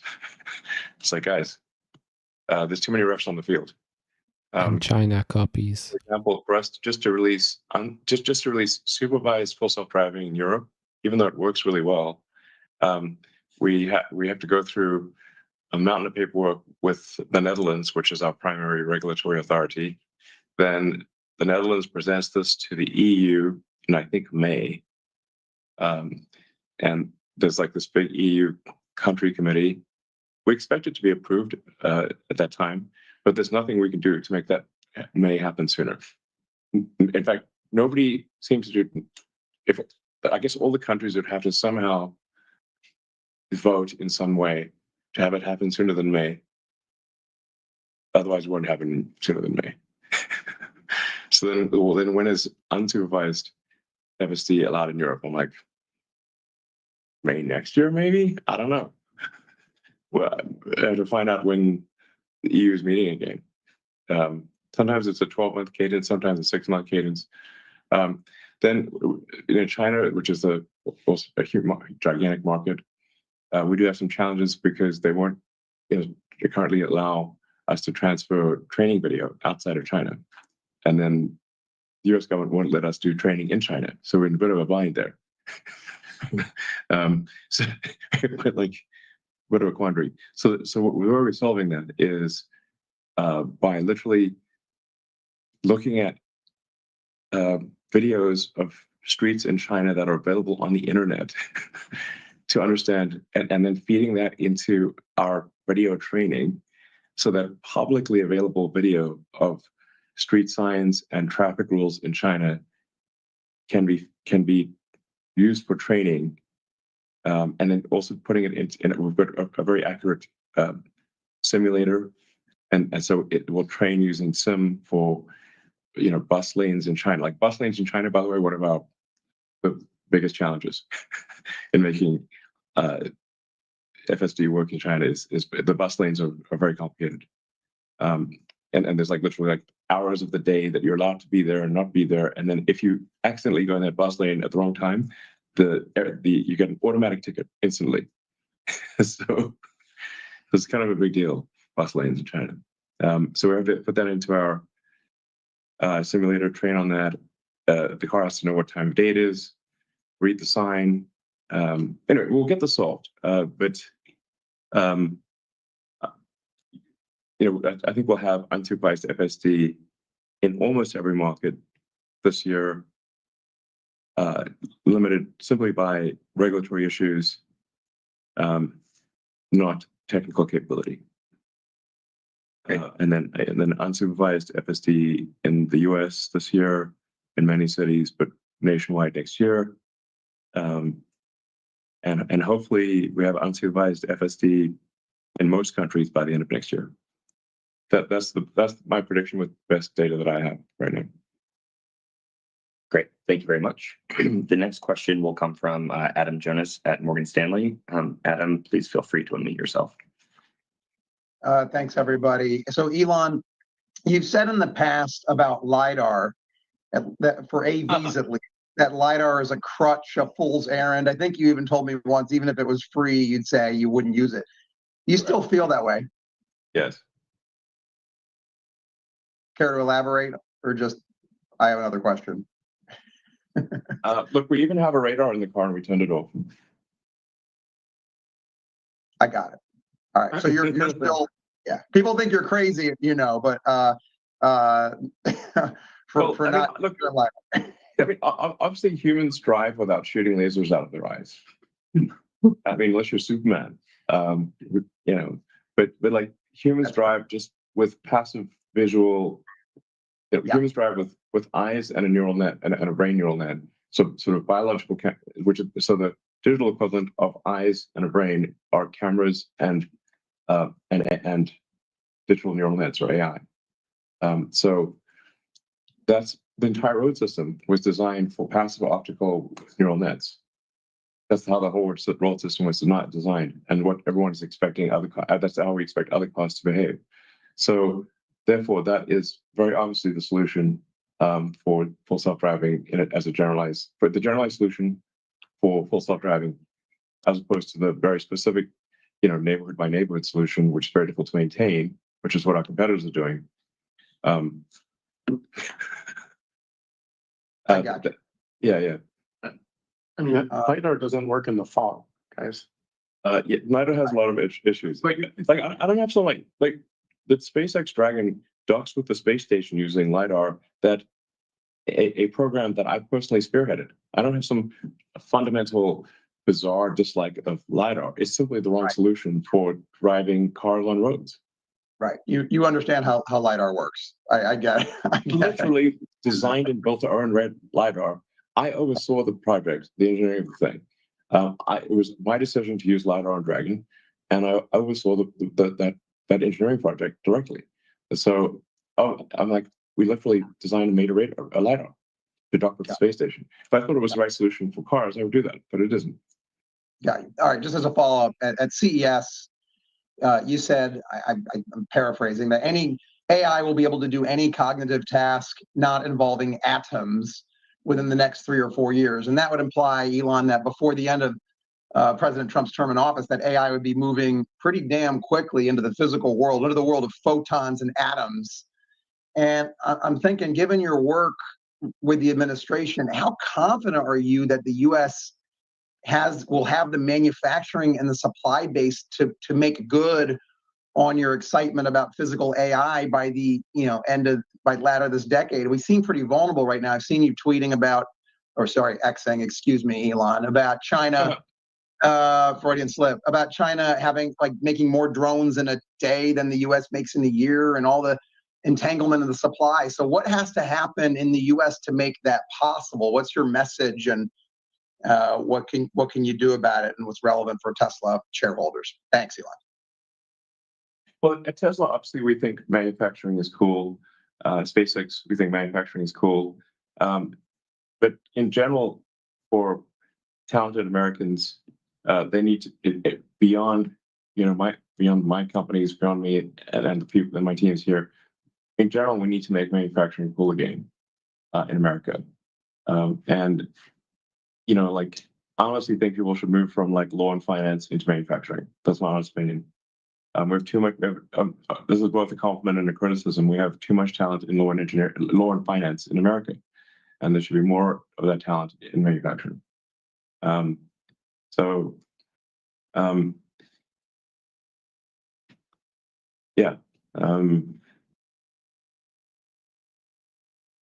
mean, at Tesla, we're making sure that we can continue to manufacture our stuff, even in the event of geopolitical tensions rising to very high levels. Great. Thank you very much. The next question will come from Pierre Ferragu at New Street. Pierre, please feel free to unmute yourself. Hey, thanks, guys, for taking the question. So I have a question, Elon, on deploying robotaxis in June in Austin. So that's great news.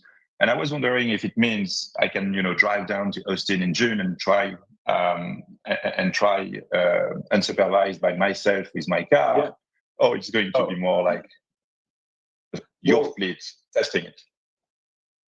It'll be our fleet testing it. But that's our sort of toe in the water. We'll be scrutinizing it very carefully, make sure it's not something we missed. But it will be, autonomous ride hailing for money in Austin in June. And then as swiftly as possible, other cities in America. And I expect us to be operating, doing unsupervised activity with our internal fleet in several cities by the end of the year. Then it's probably next year when people are able to add or subtract their car from the fleet. So, kind of like Airbnb, where you can sort of add or subtract your house or your guest room. You can say like add it to the Airbnb inventory or don't add it to the Airbnb inventory. If you're traveling for a month, you can, or whatever the case may be, you can let other people use your house, and then you can. Anyway, so that's probably next year because we want to just make sure we've ironed out any kinks. And a lot of it is, it's not like we're not splitting the atom here. It's just a bunch of work that needs to be done to make sure the whole thing works efficiently, that people can order the car. It comes, it's the right spot, does exactly the right thing. All the payment systems work, the billing works. Okay. But then, so my follow-up question would be, I have a Tesla, I have FSD, and I have to keep my eyes on the road all the time. It's super boring because I don't really need to intervene anymore. And but the really annoying thing is that I can't just check my emails. And so, are you working also on introducing, like a kind of like free unsupervised where I could be eyes off and I would be able to check my email and would just need to, with a 5-second notice, have to go back and keep an eye on what's happening? Or is that something you're working on as well? Because it feels so close with V13 that I wonder if it's something we could expect for this year. It's a very selfish question I ask for myself, to be honest. Yes. We need to be very confident that the probability of injury is low before we allow people to check their email and text messages. In fact, right now we're in this perverse situation, which you may have encountered yourself, where people will actually go to manual driving to check their text messages. So the computer doesn't yell at them, and then put it back on autonomous mode once they've checked the text messages, which is obviously less safe, significantly less safe than just letting people check their text once in a while without the computer yelling at them. But we just want to be cautious about that at the advent of that. We're in this sort of, neither here nor there, but just I think it's not for many months longer. But yeah, we're in this perverse situation where people will turn the car off autopilot so the computer doesn't yell at them, check their text messages while steering the car with their knee and not looking out the window. And here, like Elon said, right? If you have any problems with the system, and when people are not looking, that is a dangerous thing. And that's what we're trying to avoid. It's the capability is getting there, but it's not fully there. That's why he was using the term of dipping our toe in the water, then getting comfortable, then keep going. Anyway, it's not far off. But we want to prove to ourselves, and obviously prove to regulators that the car is unequivocally safer in autonomous mode than not. And we're not far off. So this is like low single-digit months. To the safety aspect, we did publish our vehicle safety report today. And in Q4 was one crash for every 5.9 million miles driven. compared to a crash every 700,000 miles without autopilot. Right. So we're getting to the point where it's an order of magnitude. Yeah, it's like 8.5 times. So it's just about there. Yeah, it's amazing. Great.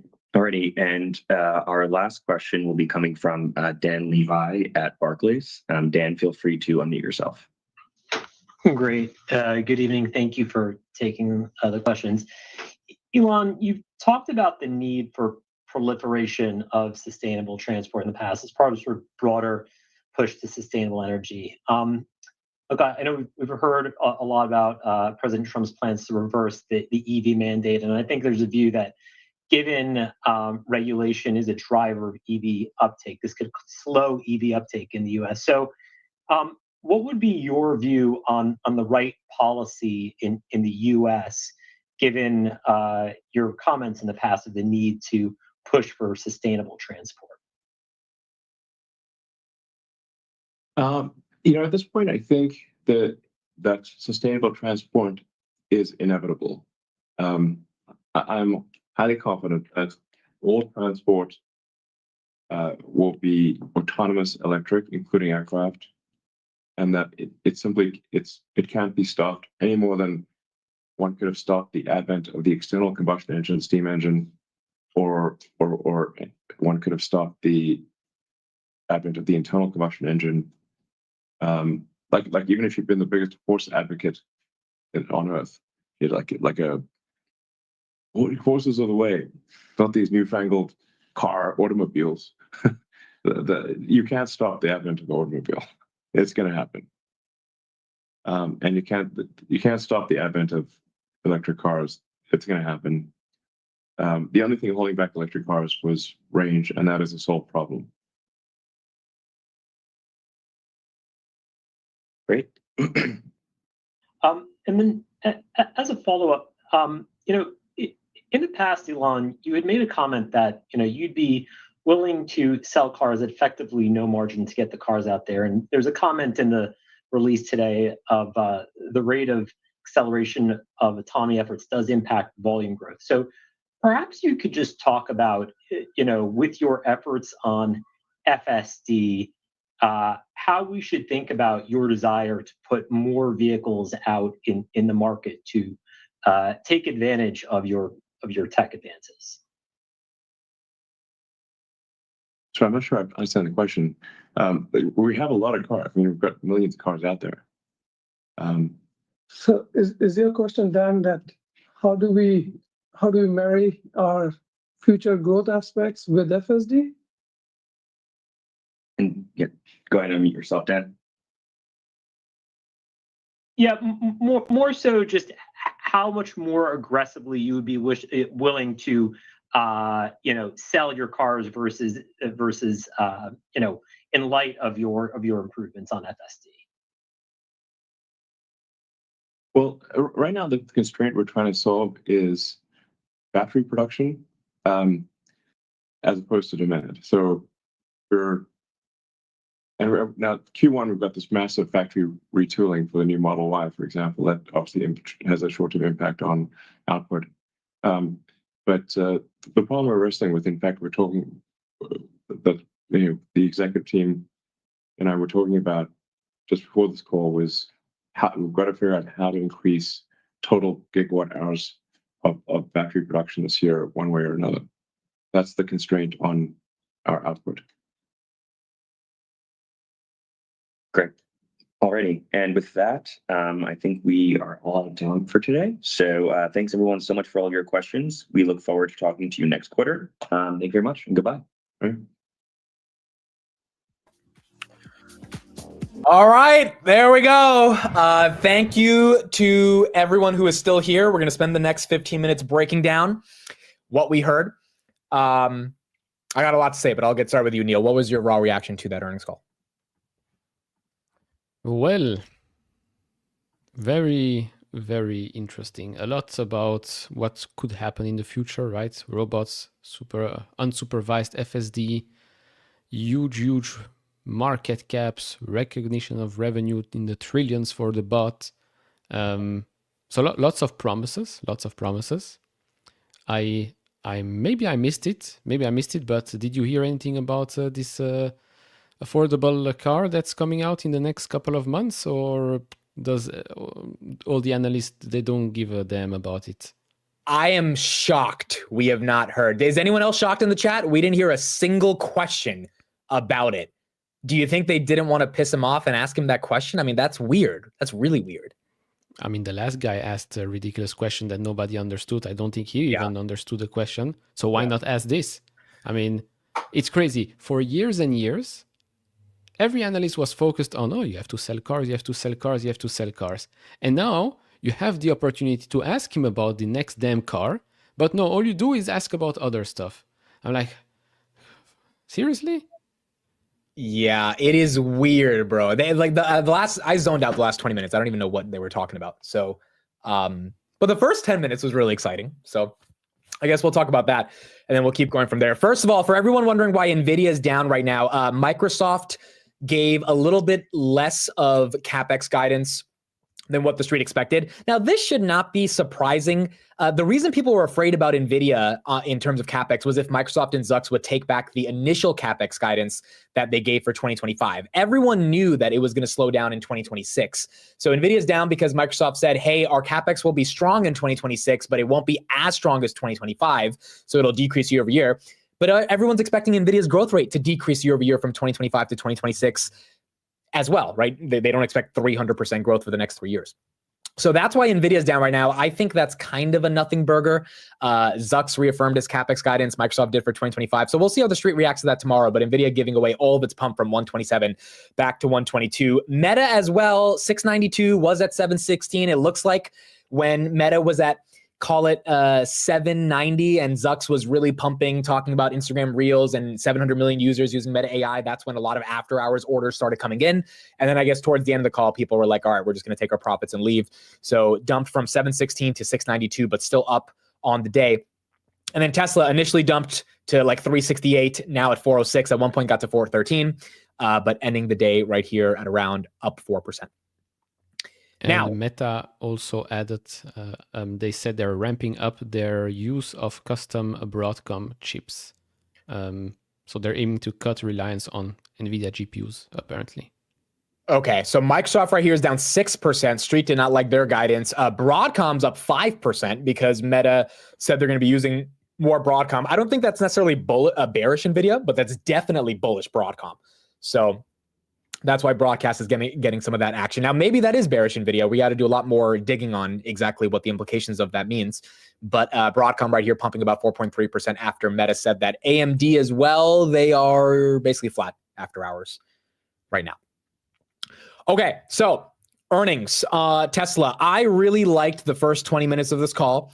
And maybe it's because I like when Elon whispers sweet nothings into my ear. But he was pretty adamant that this is not a nothing. In fact, he was adamant that he is not the boy who cried wolf, but that there is a damn wolf, and the wolf can drive you autonomously. Neil, what was your first reaction to when you heard this quote from Elon? I'm like, okay, now we might be talking. But then again, I mean, I don't know.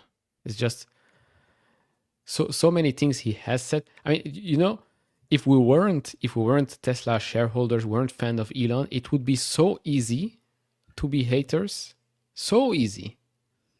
Because of all the things that he says during the earnings call. The guy freaking tweeted when he was on the earnings call, like reacting to a meme, which is like, okay.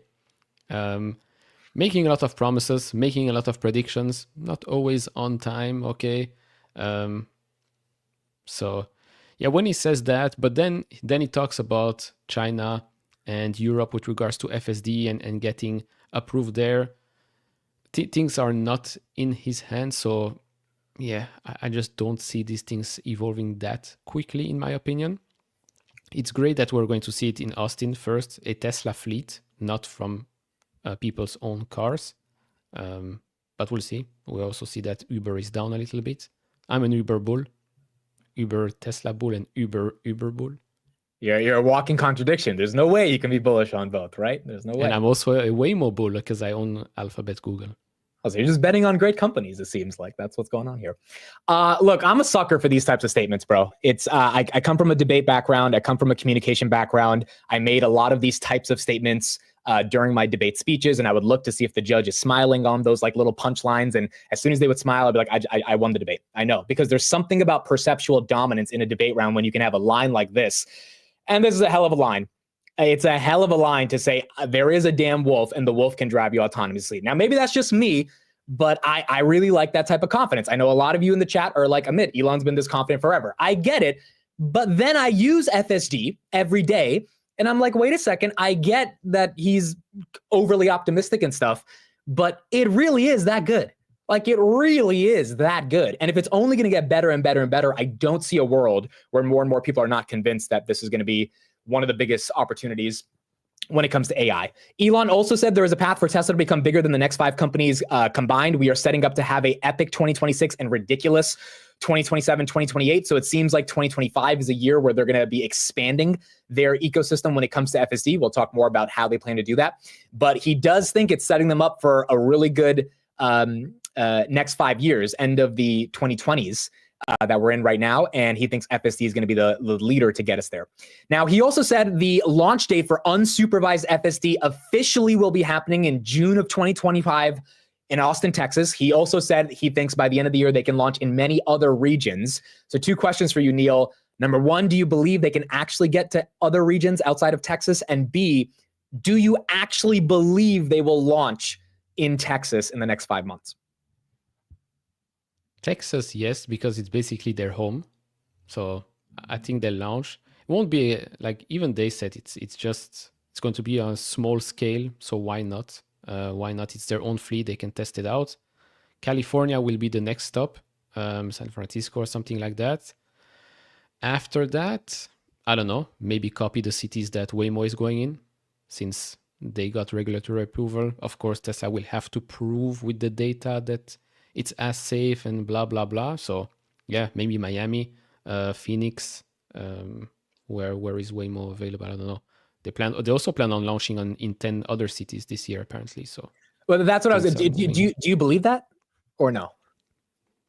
Yeah, I do, because anyways, it's super remotely controlled cars with Waymo. So it's probably going to be like 2 cars in this city, 2 cars in that city, some testing out. And I mean, I haven't tested it out. I have only been in one Tesla FSD ride in my life, from a restaurant to a hotel, which was pretty cool. But Waymo's, from what people tell me, works quite good. Where were you when you had that FSD ride? In Denver. And how long ago was that? No, July. Oh, okay. So that was 12.5. 6 months ago, yeah. Yeah. And were you like impressed by that experience, or? It's funny. I ordered an Uber to experience Tesla FSD. I asked the guy if he has it. He's like, yeah, you want me to try it? I'm like, yeah, for sure. And then we were like just talking, and he's like this, and like we go left, we go right. It's like, it's very, very cool. It's very, very cool. Yeah, well, I experience it every day, and I mean, it is just absolutely incredible. So, look, I think it's a bit ambitious to do 10 more cities. I mean, let's get Texas out of the way. I really hope that it's going to happen. Elon was pretty adamant. He even said, quote, "This is not some mythical thing. We will be live in the next 5 months." And so if that's the case, then Texas will be the first pilot to get FSD unsupervised officially started. Now, he also said, we are seeing significant interest from other auto companies for licensing our FSD technology. I think the reason for this is because most of them are realizing that without FSD, you are dead. Jensen said that their Cosmos platform is being used to create synthetic data to help other OEMs build their own version of FSD. Neil, do you think Tesla wins here, or do you think NVIDIA wins here in terms of accessing the autonomy market, or do both win? I mean, there is this debate, right? Do you need unlimited real-world data, or can you reach it with synthetic data? I mean, probably you need real-world data, but I think with the amount of, well, the advancements of AI and all the computing that's happening right now, I do think that you can have simulations eventually that will be just as good, because you can just simulate 1 million scenarios. Of course, you might not catch all of them, but also with real-world data, you're not catching all of the edge cases out there. So we'll see. Again, Tesla has the cars. They have it all actually. So yeah. Yeah, I would agree. I think it's a big market too. I think there's a big market. I think both can be big winners there. But obviously, if Elon is saying that we're seeing significant interest, hopefully that is, the Hondas and the Mercedes. Only high volume customers. Right. High volume, like they have to be big brands that are getting It's interested. not Rivian. You're correct. It's not Rivian. Do you have hardware 3 or 4 in your car? I'm pretty sure hardware 3. Okay, because now he basically admitted that you will get an upgrade on the house. Yeah. No, right. In the middle of the call, he said that as well. Yeah, I mean, look, I think the beautiful thing about Tesla is they can change a couple lines of code and then boom, like there's a whole new experience in your car. And that's why I think Elon's thinking FSD 1415 is going to be leaps and bounds beyond FSD 13. So he kind of knows where this world is going. In terms of Optimus, which is the last thing we'll talk about, he says when asked about when is Optimus launching. So right now we are just focused on Optimus doing the most boring tasks in our Tesla factories internally, all the stuff that no one wants to do. Optimus is very happy to do the boring jobs. Our goal is to build a production line that can scale 10,000 to 100,000 units a month. This is a rough guess, but I think we can start delivering robots to other companies by the second half of next year. That's 2026. It'll cost us about $20,000 to make them. Demand will not be a problem. He went on to say that the market price of an Optimus will be determined by market dynamics, but the cost will probably be $20,000. Their cost of goods sold for a Tesla car is about $34,000. Reaction to this? Do you think he's pumping Optimus too hard, or do you think it's practical for next year? I mean, we're yet to see Optimus, right, in its full glory. Let's say, yes, he was at the event, but then again, was he remote controlled? Yes, no. I don't know. This earnings call was really Elon at its peak, right? Elon with full of promises, with full of ultimate goals and all of that. It's the start of 2025, so he does have a lot of time to prove himself this year, but he better deliver. He better deliver because he does have everything going his way right now. Politically, AI-wise, autonomy, all of that movement going towards him. So, yeah, I guess it's time to prove yourself. I do hope we have a little bit more events. I only wish that Tesla had maybe a bit more, like other companies, some conferences with analysts to discuss some other stuff throughout the year, not just only for earnings calls, where 75% of it, I don't know, we're half asleep because they're talking about things that are quite ridiculous. But yeah, I don't know. So Optimus is the biggest thing that I cared about. I actually said before the call today that I think there's a wild card that they really focus on Optimus. I said wild card because, it's not really real yet. So why would they focus on it? But Elon focused on it. And he even said 10 to $20 trillion of revenue is not insane to imagine, even though he acknowledged that these are out of earth numbers. But I think that's very real in terms of the potential, at least, even if it's not real today. Now, I am obviously invested in 2 private robotic startups. People know about that, Figure and Apptronics. So I've studied this space a decent amount. I think there's massive opportunity here. I think there's a lot of demand. I think if Elon thinks they can do 10 to 20 trillion in revenue, the other robotics companies can get to a couple $100 billion in revenue, which means those companies can be worth a lot of money in the future, which begs the question, what is a company like Tesla worth that has the brand that Tesla has and the retail investor group and all that stuff? And if they're doing 10 to 20 trillion in revenue, again, if we want to leave Earth for a bit, I mean, what's the multiple you put on that? That's hundreds of billions of net income. That's a you could argue 10 to 20 trillion dollar company, right? Or at least a 30 to 40 trillion dollar company if you want to get even more aggressive with it. So obviously these numbers are not realistic today. Wall Street's not even thinking of factoring it into their valuation. Even Cathie Wood, Adam Jonas, the most bullish of bullish Tesla bulls are not doing that. So my question here is, do you think he's saying all these egregious stuff because he really does believe it? Or do you think it's something to get people to buy the stock at $400, knowing that the automotive revenues just can't keep up? No, I think he believes it. I think because remember a couple of years ago we didn't talk about Optimus at all. Then suddenly, poof, Optimus came on stage, and then things started rolling down quite rapidly with regards to Optimus. So I'm pretty sure he believes the numbers. But then again, when you sell consumer products, you have to convince the consumer to buy your products. Of course, at first you're going to sell to companies, which is way easier, which is why I love the Tesla Semi. And they themselves said on the call, it's a no-brainer product for them to launch. So yeah, we'll see. He did reduce the expectations a little bit for this year with regards to Optimus robots, right? A couple of thousands will be the goal this year, not like 10,000 or whatever what he said before. So at least there is that. But I want to touch back on something we mentioned beforehand with regards to FSD when Amir asked about the FSD revenue and recognition and all of that. Yeah. So this goes back to the upgrade of the hardware 3. So he said that's going to be painful and difficult, but we'll get it done. Now I'm kind of glad that not many people bought the FSD package. So maybe this is already like a indicator that maybe not that many people buy or bought FSD at the moment, and maybe that's why they're not showing us more and more data. And you're saying Elon said on the call he was surprised people bought the FSD package. He was right? happy. He was happy that not that many people bought FSD, because if more and more people bought, then it will cost Tesla way more to just retrofit hardware 3 to hardware 4. Yeah, that's a fair point. And now the new Model Y has it incorporated into the price, from my understanding, right? Because Juniper, The launch model. the launch model, correct? It just includes it, which probably is a smarter thing for them to package it together. In terms of Optimus, look, I think my answer is he's doing a little bit of both. He is definitely pumping the crap out of this. When you throw out numbers like 20 trillion, retail takes out their Robinhood and they buy it immediately, which is probably why it pumped to 413. I mean, hell, I felt like buying it as soon as I was like, shit, dude, it's gonna, but it's like, because everyone's just like, okay, so Elon's a smart guy. He thinks it's going to 20 trillion. Stock's at 1 trillion. There's my 20x. But then you have to come back to reality, as the CFO even joked about on the call, because that's not happening yet. And so I think there's a little bit of a pump, but there is the potential of hope, which the beautiful thing about human beings is we live or die off of hope, right? We all need a purpose in life. We need something to believe in.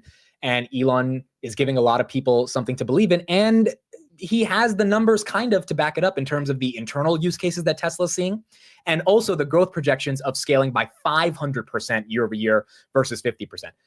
Now, is that aggressive? And is that just a number that's never going to happen? Maybe.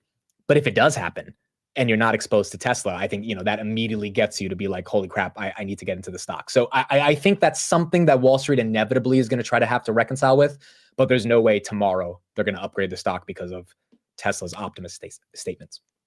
I mean, we are already surprised that it's up after hours, right? Based on the results, because during the call, I went back to the numbers, and I mean, automotive gross margin down quarter over quarter, X credit down as well, energy gross margin down, services and others down as well, quite low. And then the reason why we have, let me see if I can find it here. Like gross profit is down quarter over quarter, net income from operations down as well. But then when you look at net income attributable to common stockholders, that's up quarter over quarter, and that's because of the digital assets, the $600 million. So wait, is that, hold on, is that Bitcoin? Yeah. So they became profitable on that because of Bitcoin. I love it. Okay.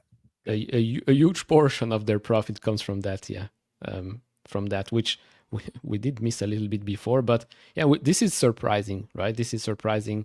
The energy gross margins are down quarter over quarter. Maybe it might be because of Shanghai, the cost there. Maybe, I don't know.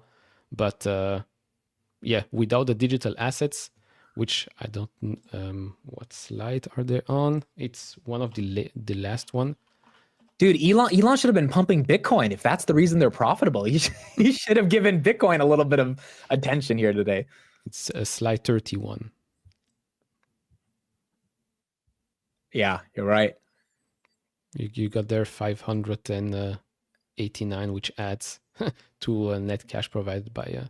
Yeah, you're right. You're right. So yeah, that's interesting, but maybe Wall Street did flip a switch, because if this had happened, I don't know, a couple of quarters ago, stock would have been down a lot.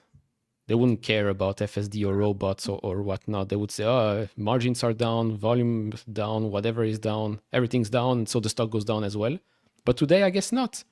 Today, I guess not. Today, I guess they're quite happy. Maybe they buy the whole robot story and FSD as well. So I don't know. I don't know if it's the street. I think it's retail that just got super excited and started buying it after. You think we have so much money? I mean, I don't know. Move Dude. $1 trillion stock? No, that's fair. That's fair. That is well. After hours is a very thinly traded market, so maybe this thing dumps at 9:30 tomorrow. But you are right, up 4%, which is what is that? Almost 20 to 30 billion. That's not easy for retail to just put that into the stock that quickly. Yeah, and I mean, Microsoft is still down. Yeah, Microsoft is still down right here, which is also crazy, right? Because if you look at Microsoft's business, it's like, okay, well, Microsoft is down, Nvidia is down because Microsoft's capex is going to be maybe lower than expected, which should usually help Microsoft. But in this case, it's like, no, you go down anyways. It's very, very strange because the numbers are quite good for Microsoft. Still, they're going to spend billions and billions. Meta is going to spend billions. Tesla is spending billions, and Nvidia is taking a hit. Why? I don't know. There's like a weird thing happening right now. But like you said, it's after hours, so probably tomorrow when the market opens, things might move more aggressively, I would say. No, but you're right. That is weird, dude. For Microsoft to be down 5% on their quarter, and for Tesla to be up 4%. I mean, maybe it comes down to how much you trust in the CEO, trust in the vision. The one thing about Tesla that none of us can deny, like objectively, people buy Tesla for potential. Microsoft is a business that has some potential, but it's a very well-established business, and I don't think you're buying it for a $30 trillion market cap one day. Maybe. But Tesla, people legitimately feel this thing can go to, many, many tens of trillions. And you got a cult that's not going to sell their shares that easily if they believe in that. Yeah. Which is good. Yeah. It's bullish for the stock, right? No, it's up to them to deliver. It's up to them to deliver. Yep. Okay, when are you starting your FSD channel? Yeah, people are complaining that I have not experienced FSD, although I said I experienced once. So once you start, maybe I'll fly over and experience it a bit more. And for Matt, I did not trim my Rocket Lab position. Shout out to Vitaly in the chat. We're going to be rich, bitches. He's been holding Tesla since, 2017. So he's used to Elon pumping, but he's been here throughout the entire pump.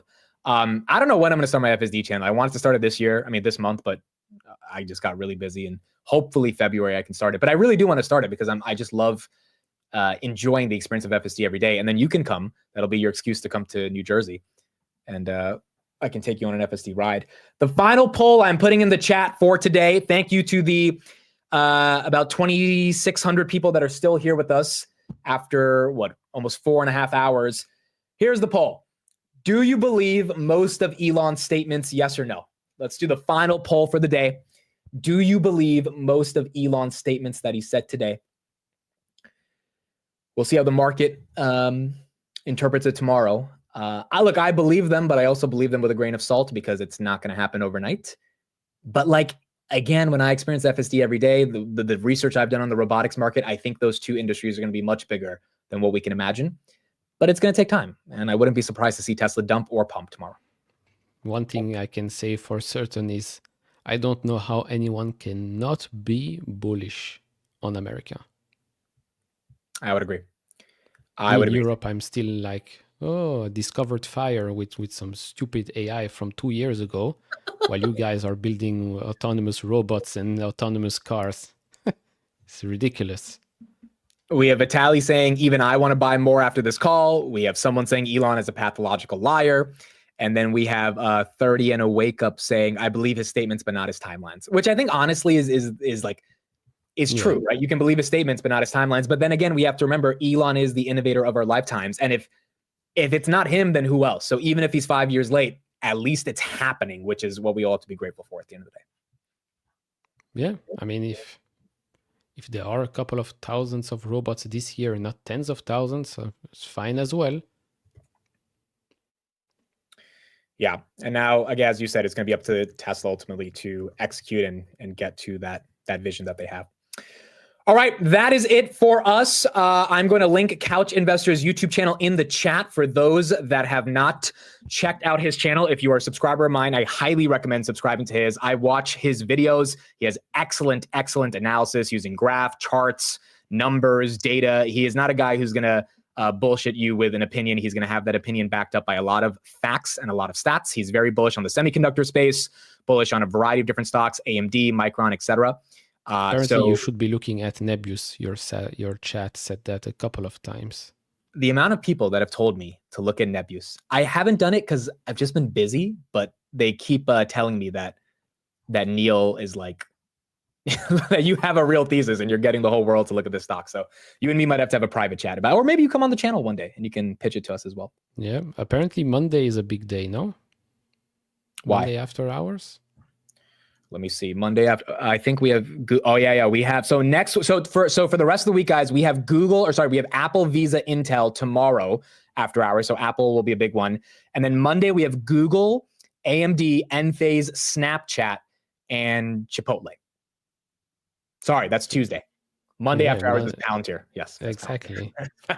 You were trying to give me a layup there, and I totally missed. I was like, yeah. So we'll be live on Palantir. I think you'll be with us on Palantir, right? I will be on my phone because I noticed I will be at the airport on my way back. Are you traveling? You on vacation or something? Quick business trip. Okay, gotcha. But I'll be on my phone, so yeah. I checked my flight and I'm like, wait a second, Monday. I knew Monday was something important, but yeah.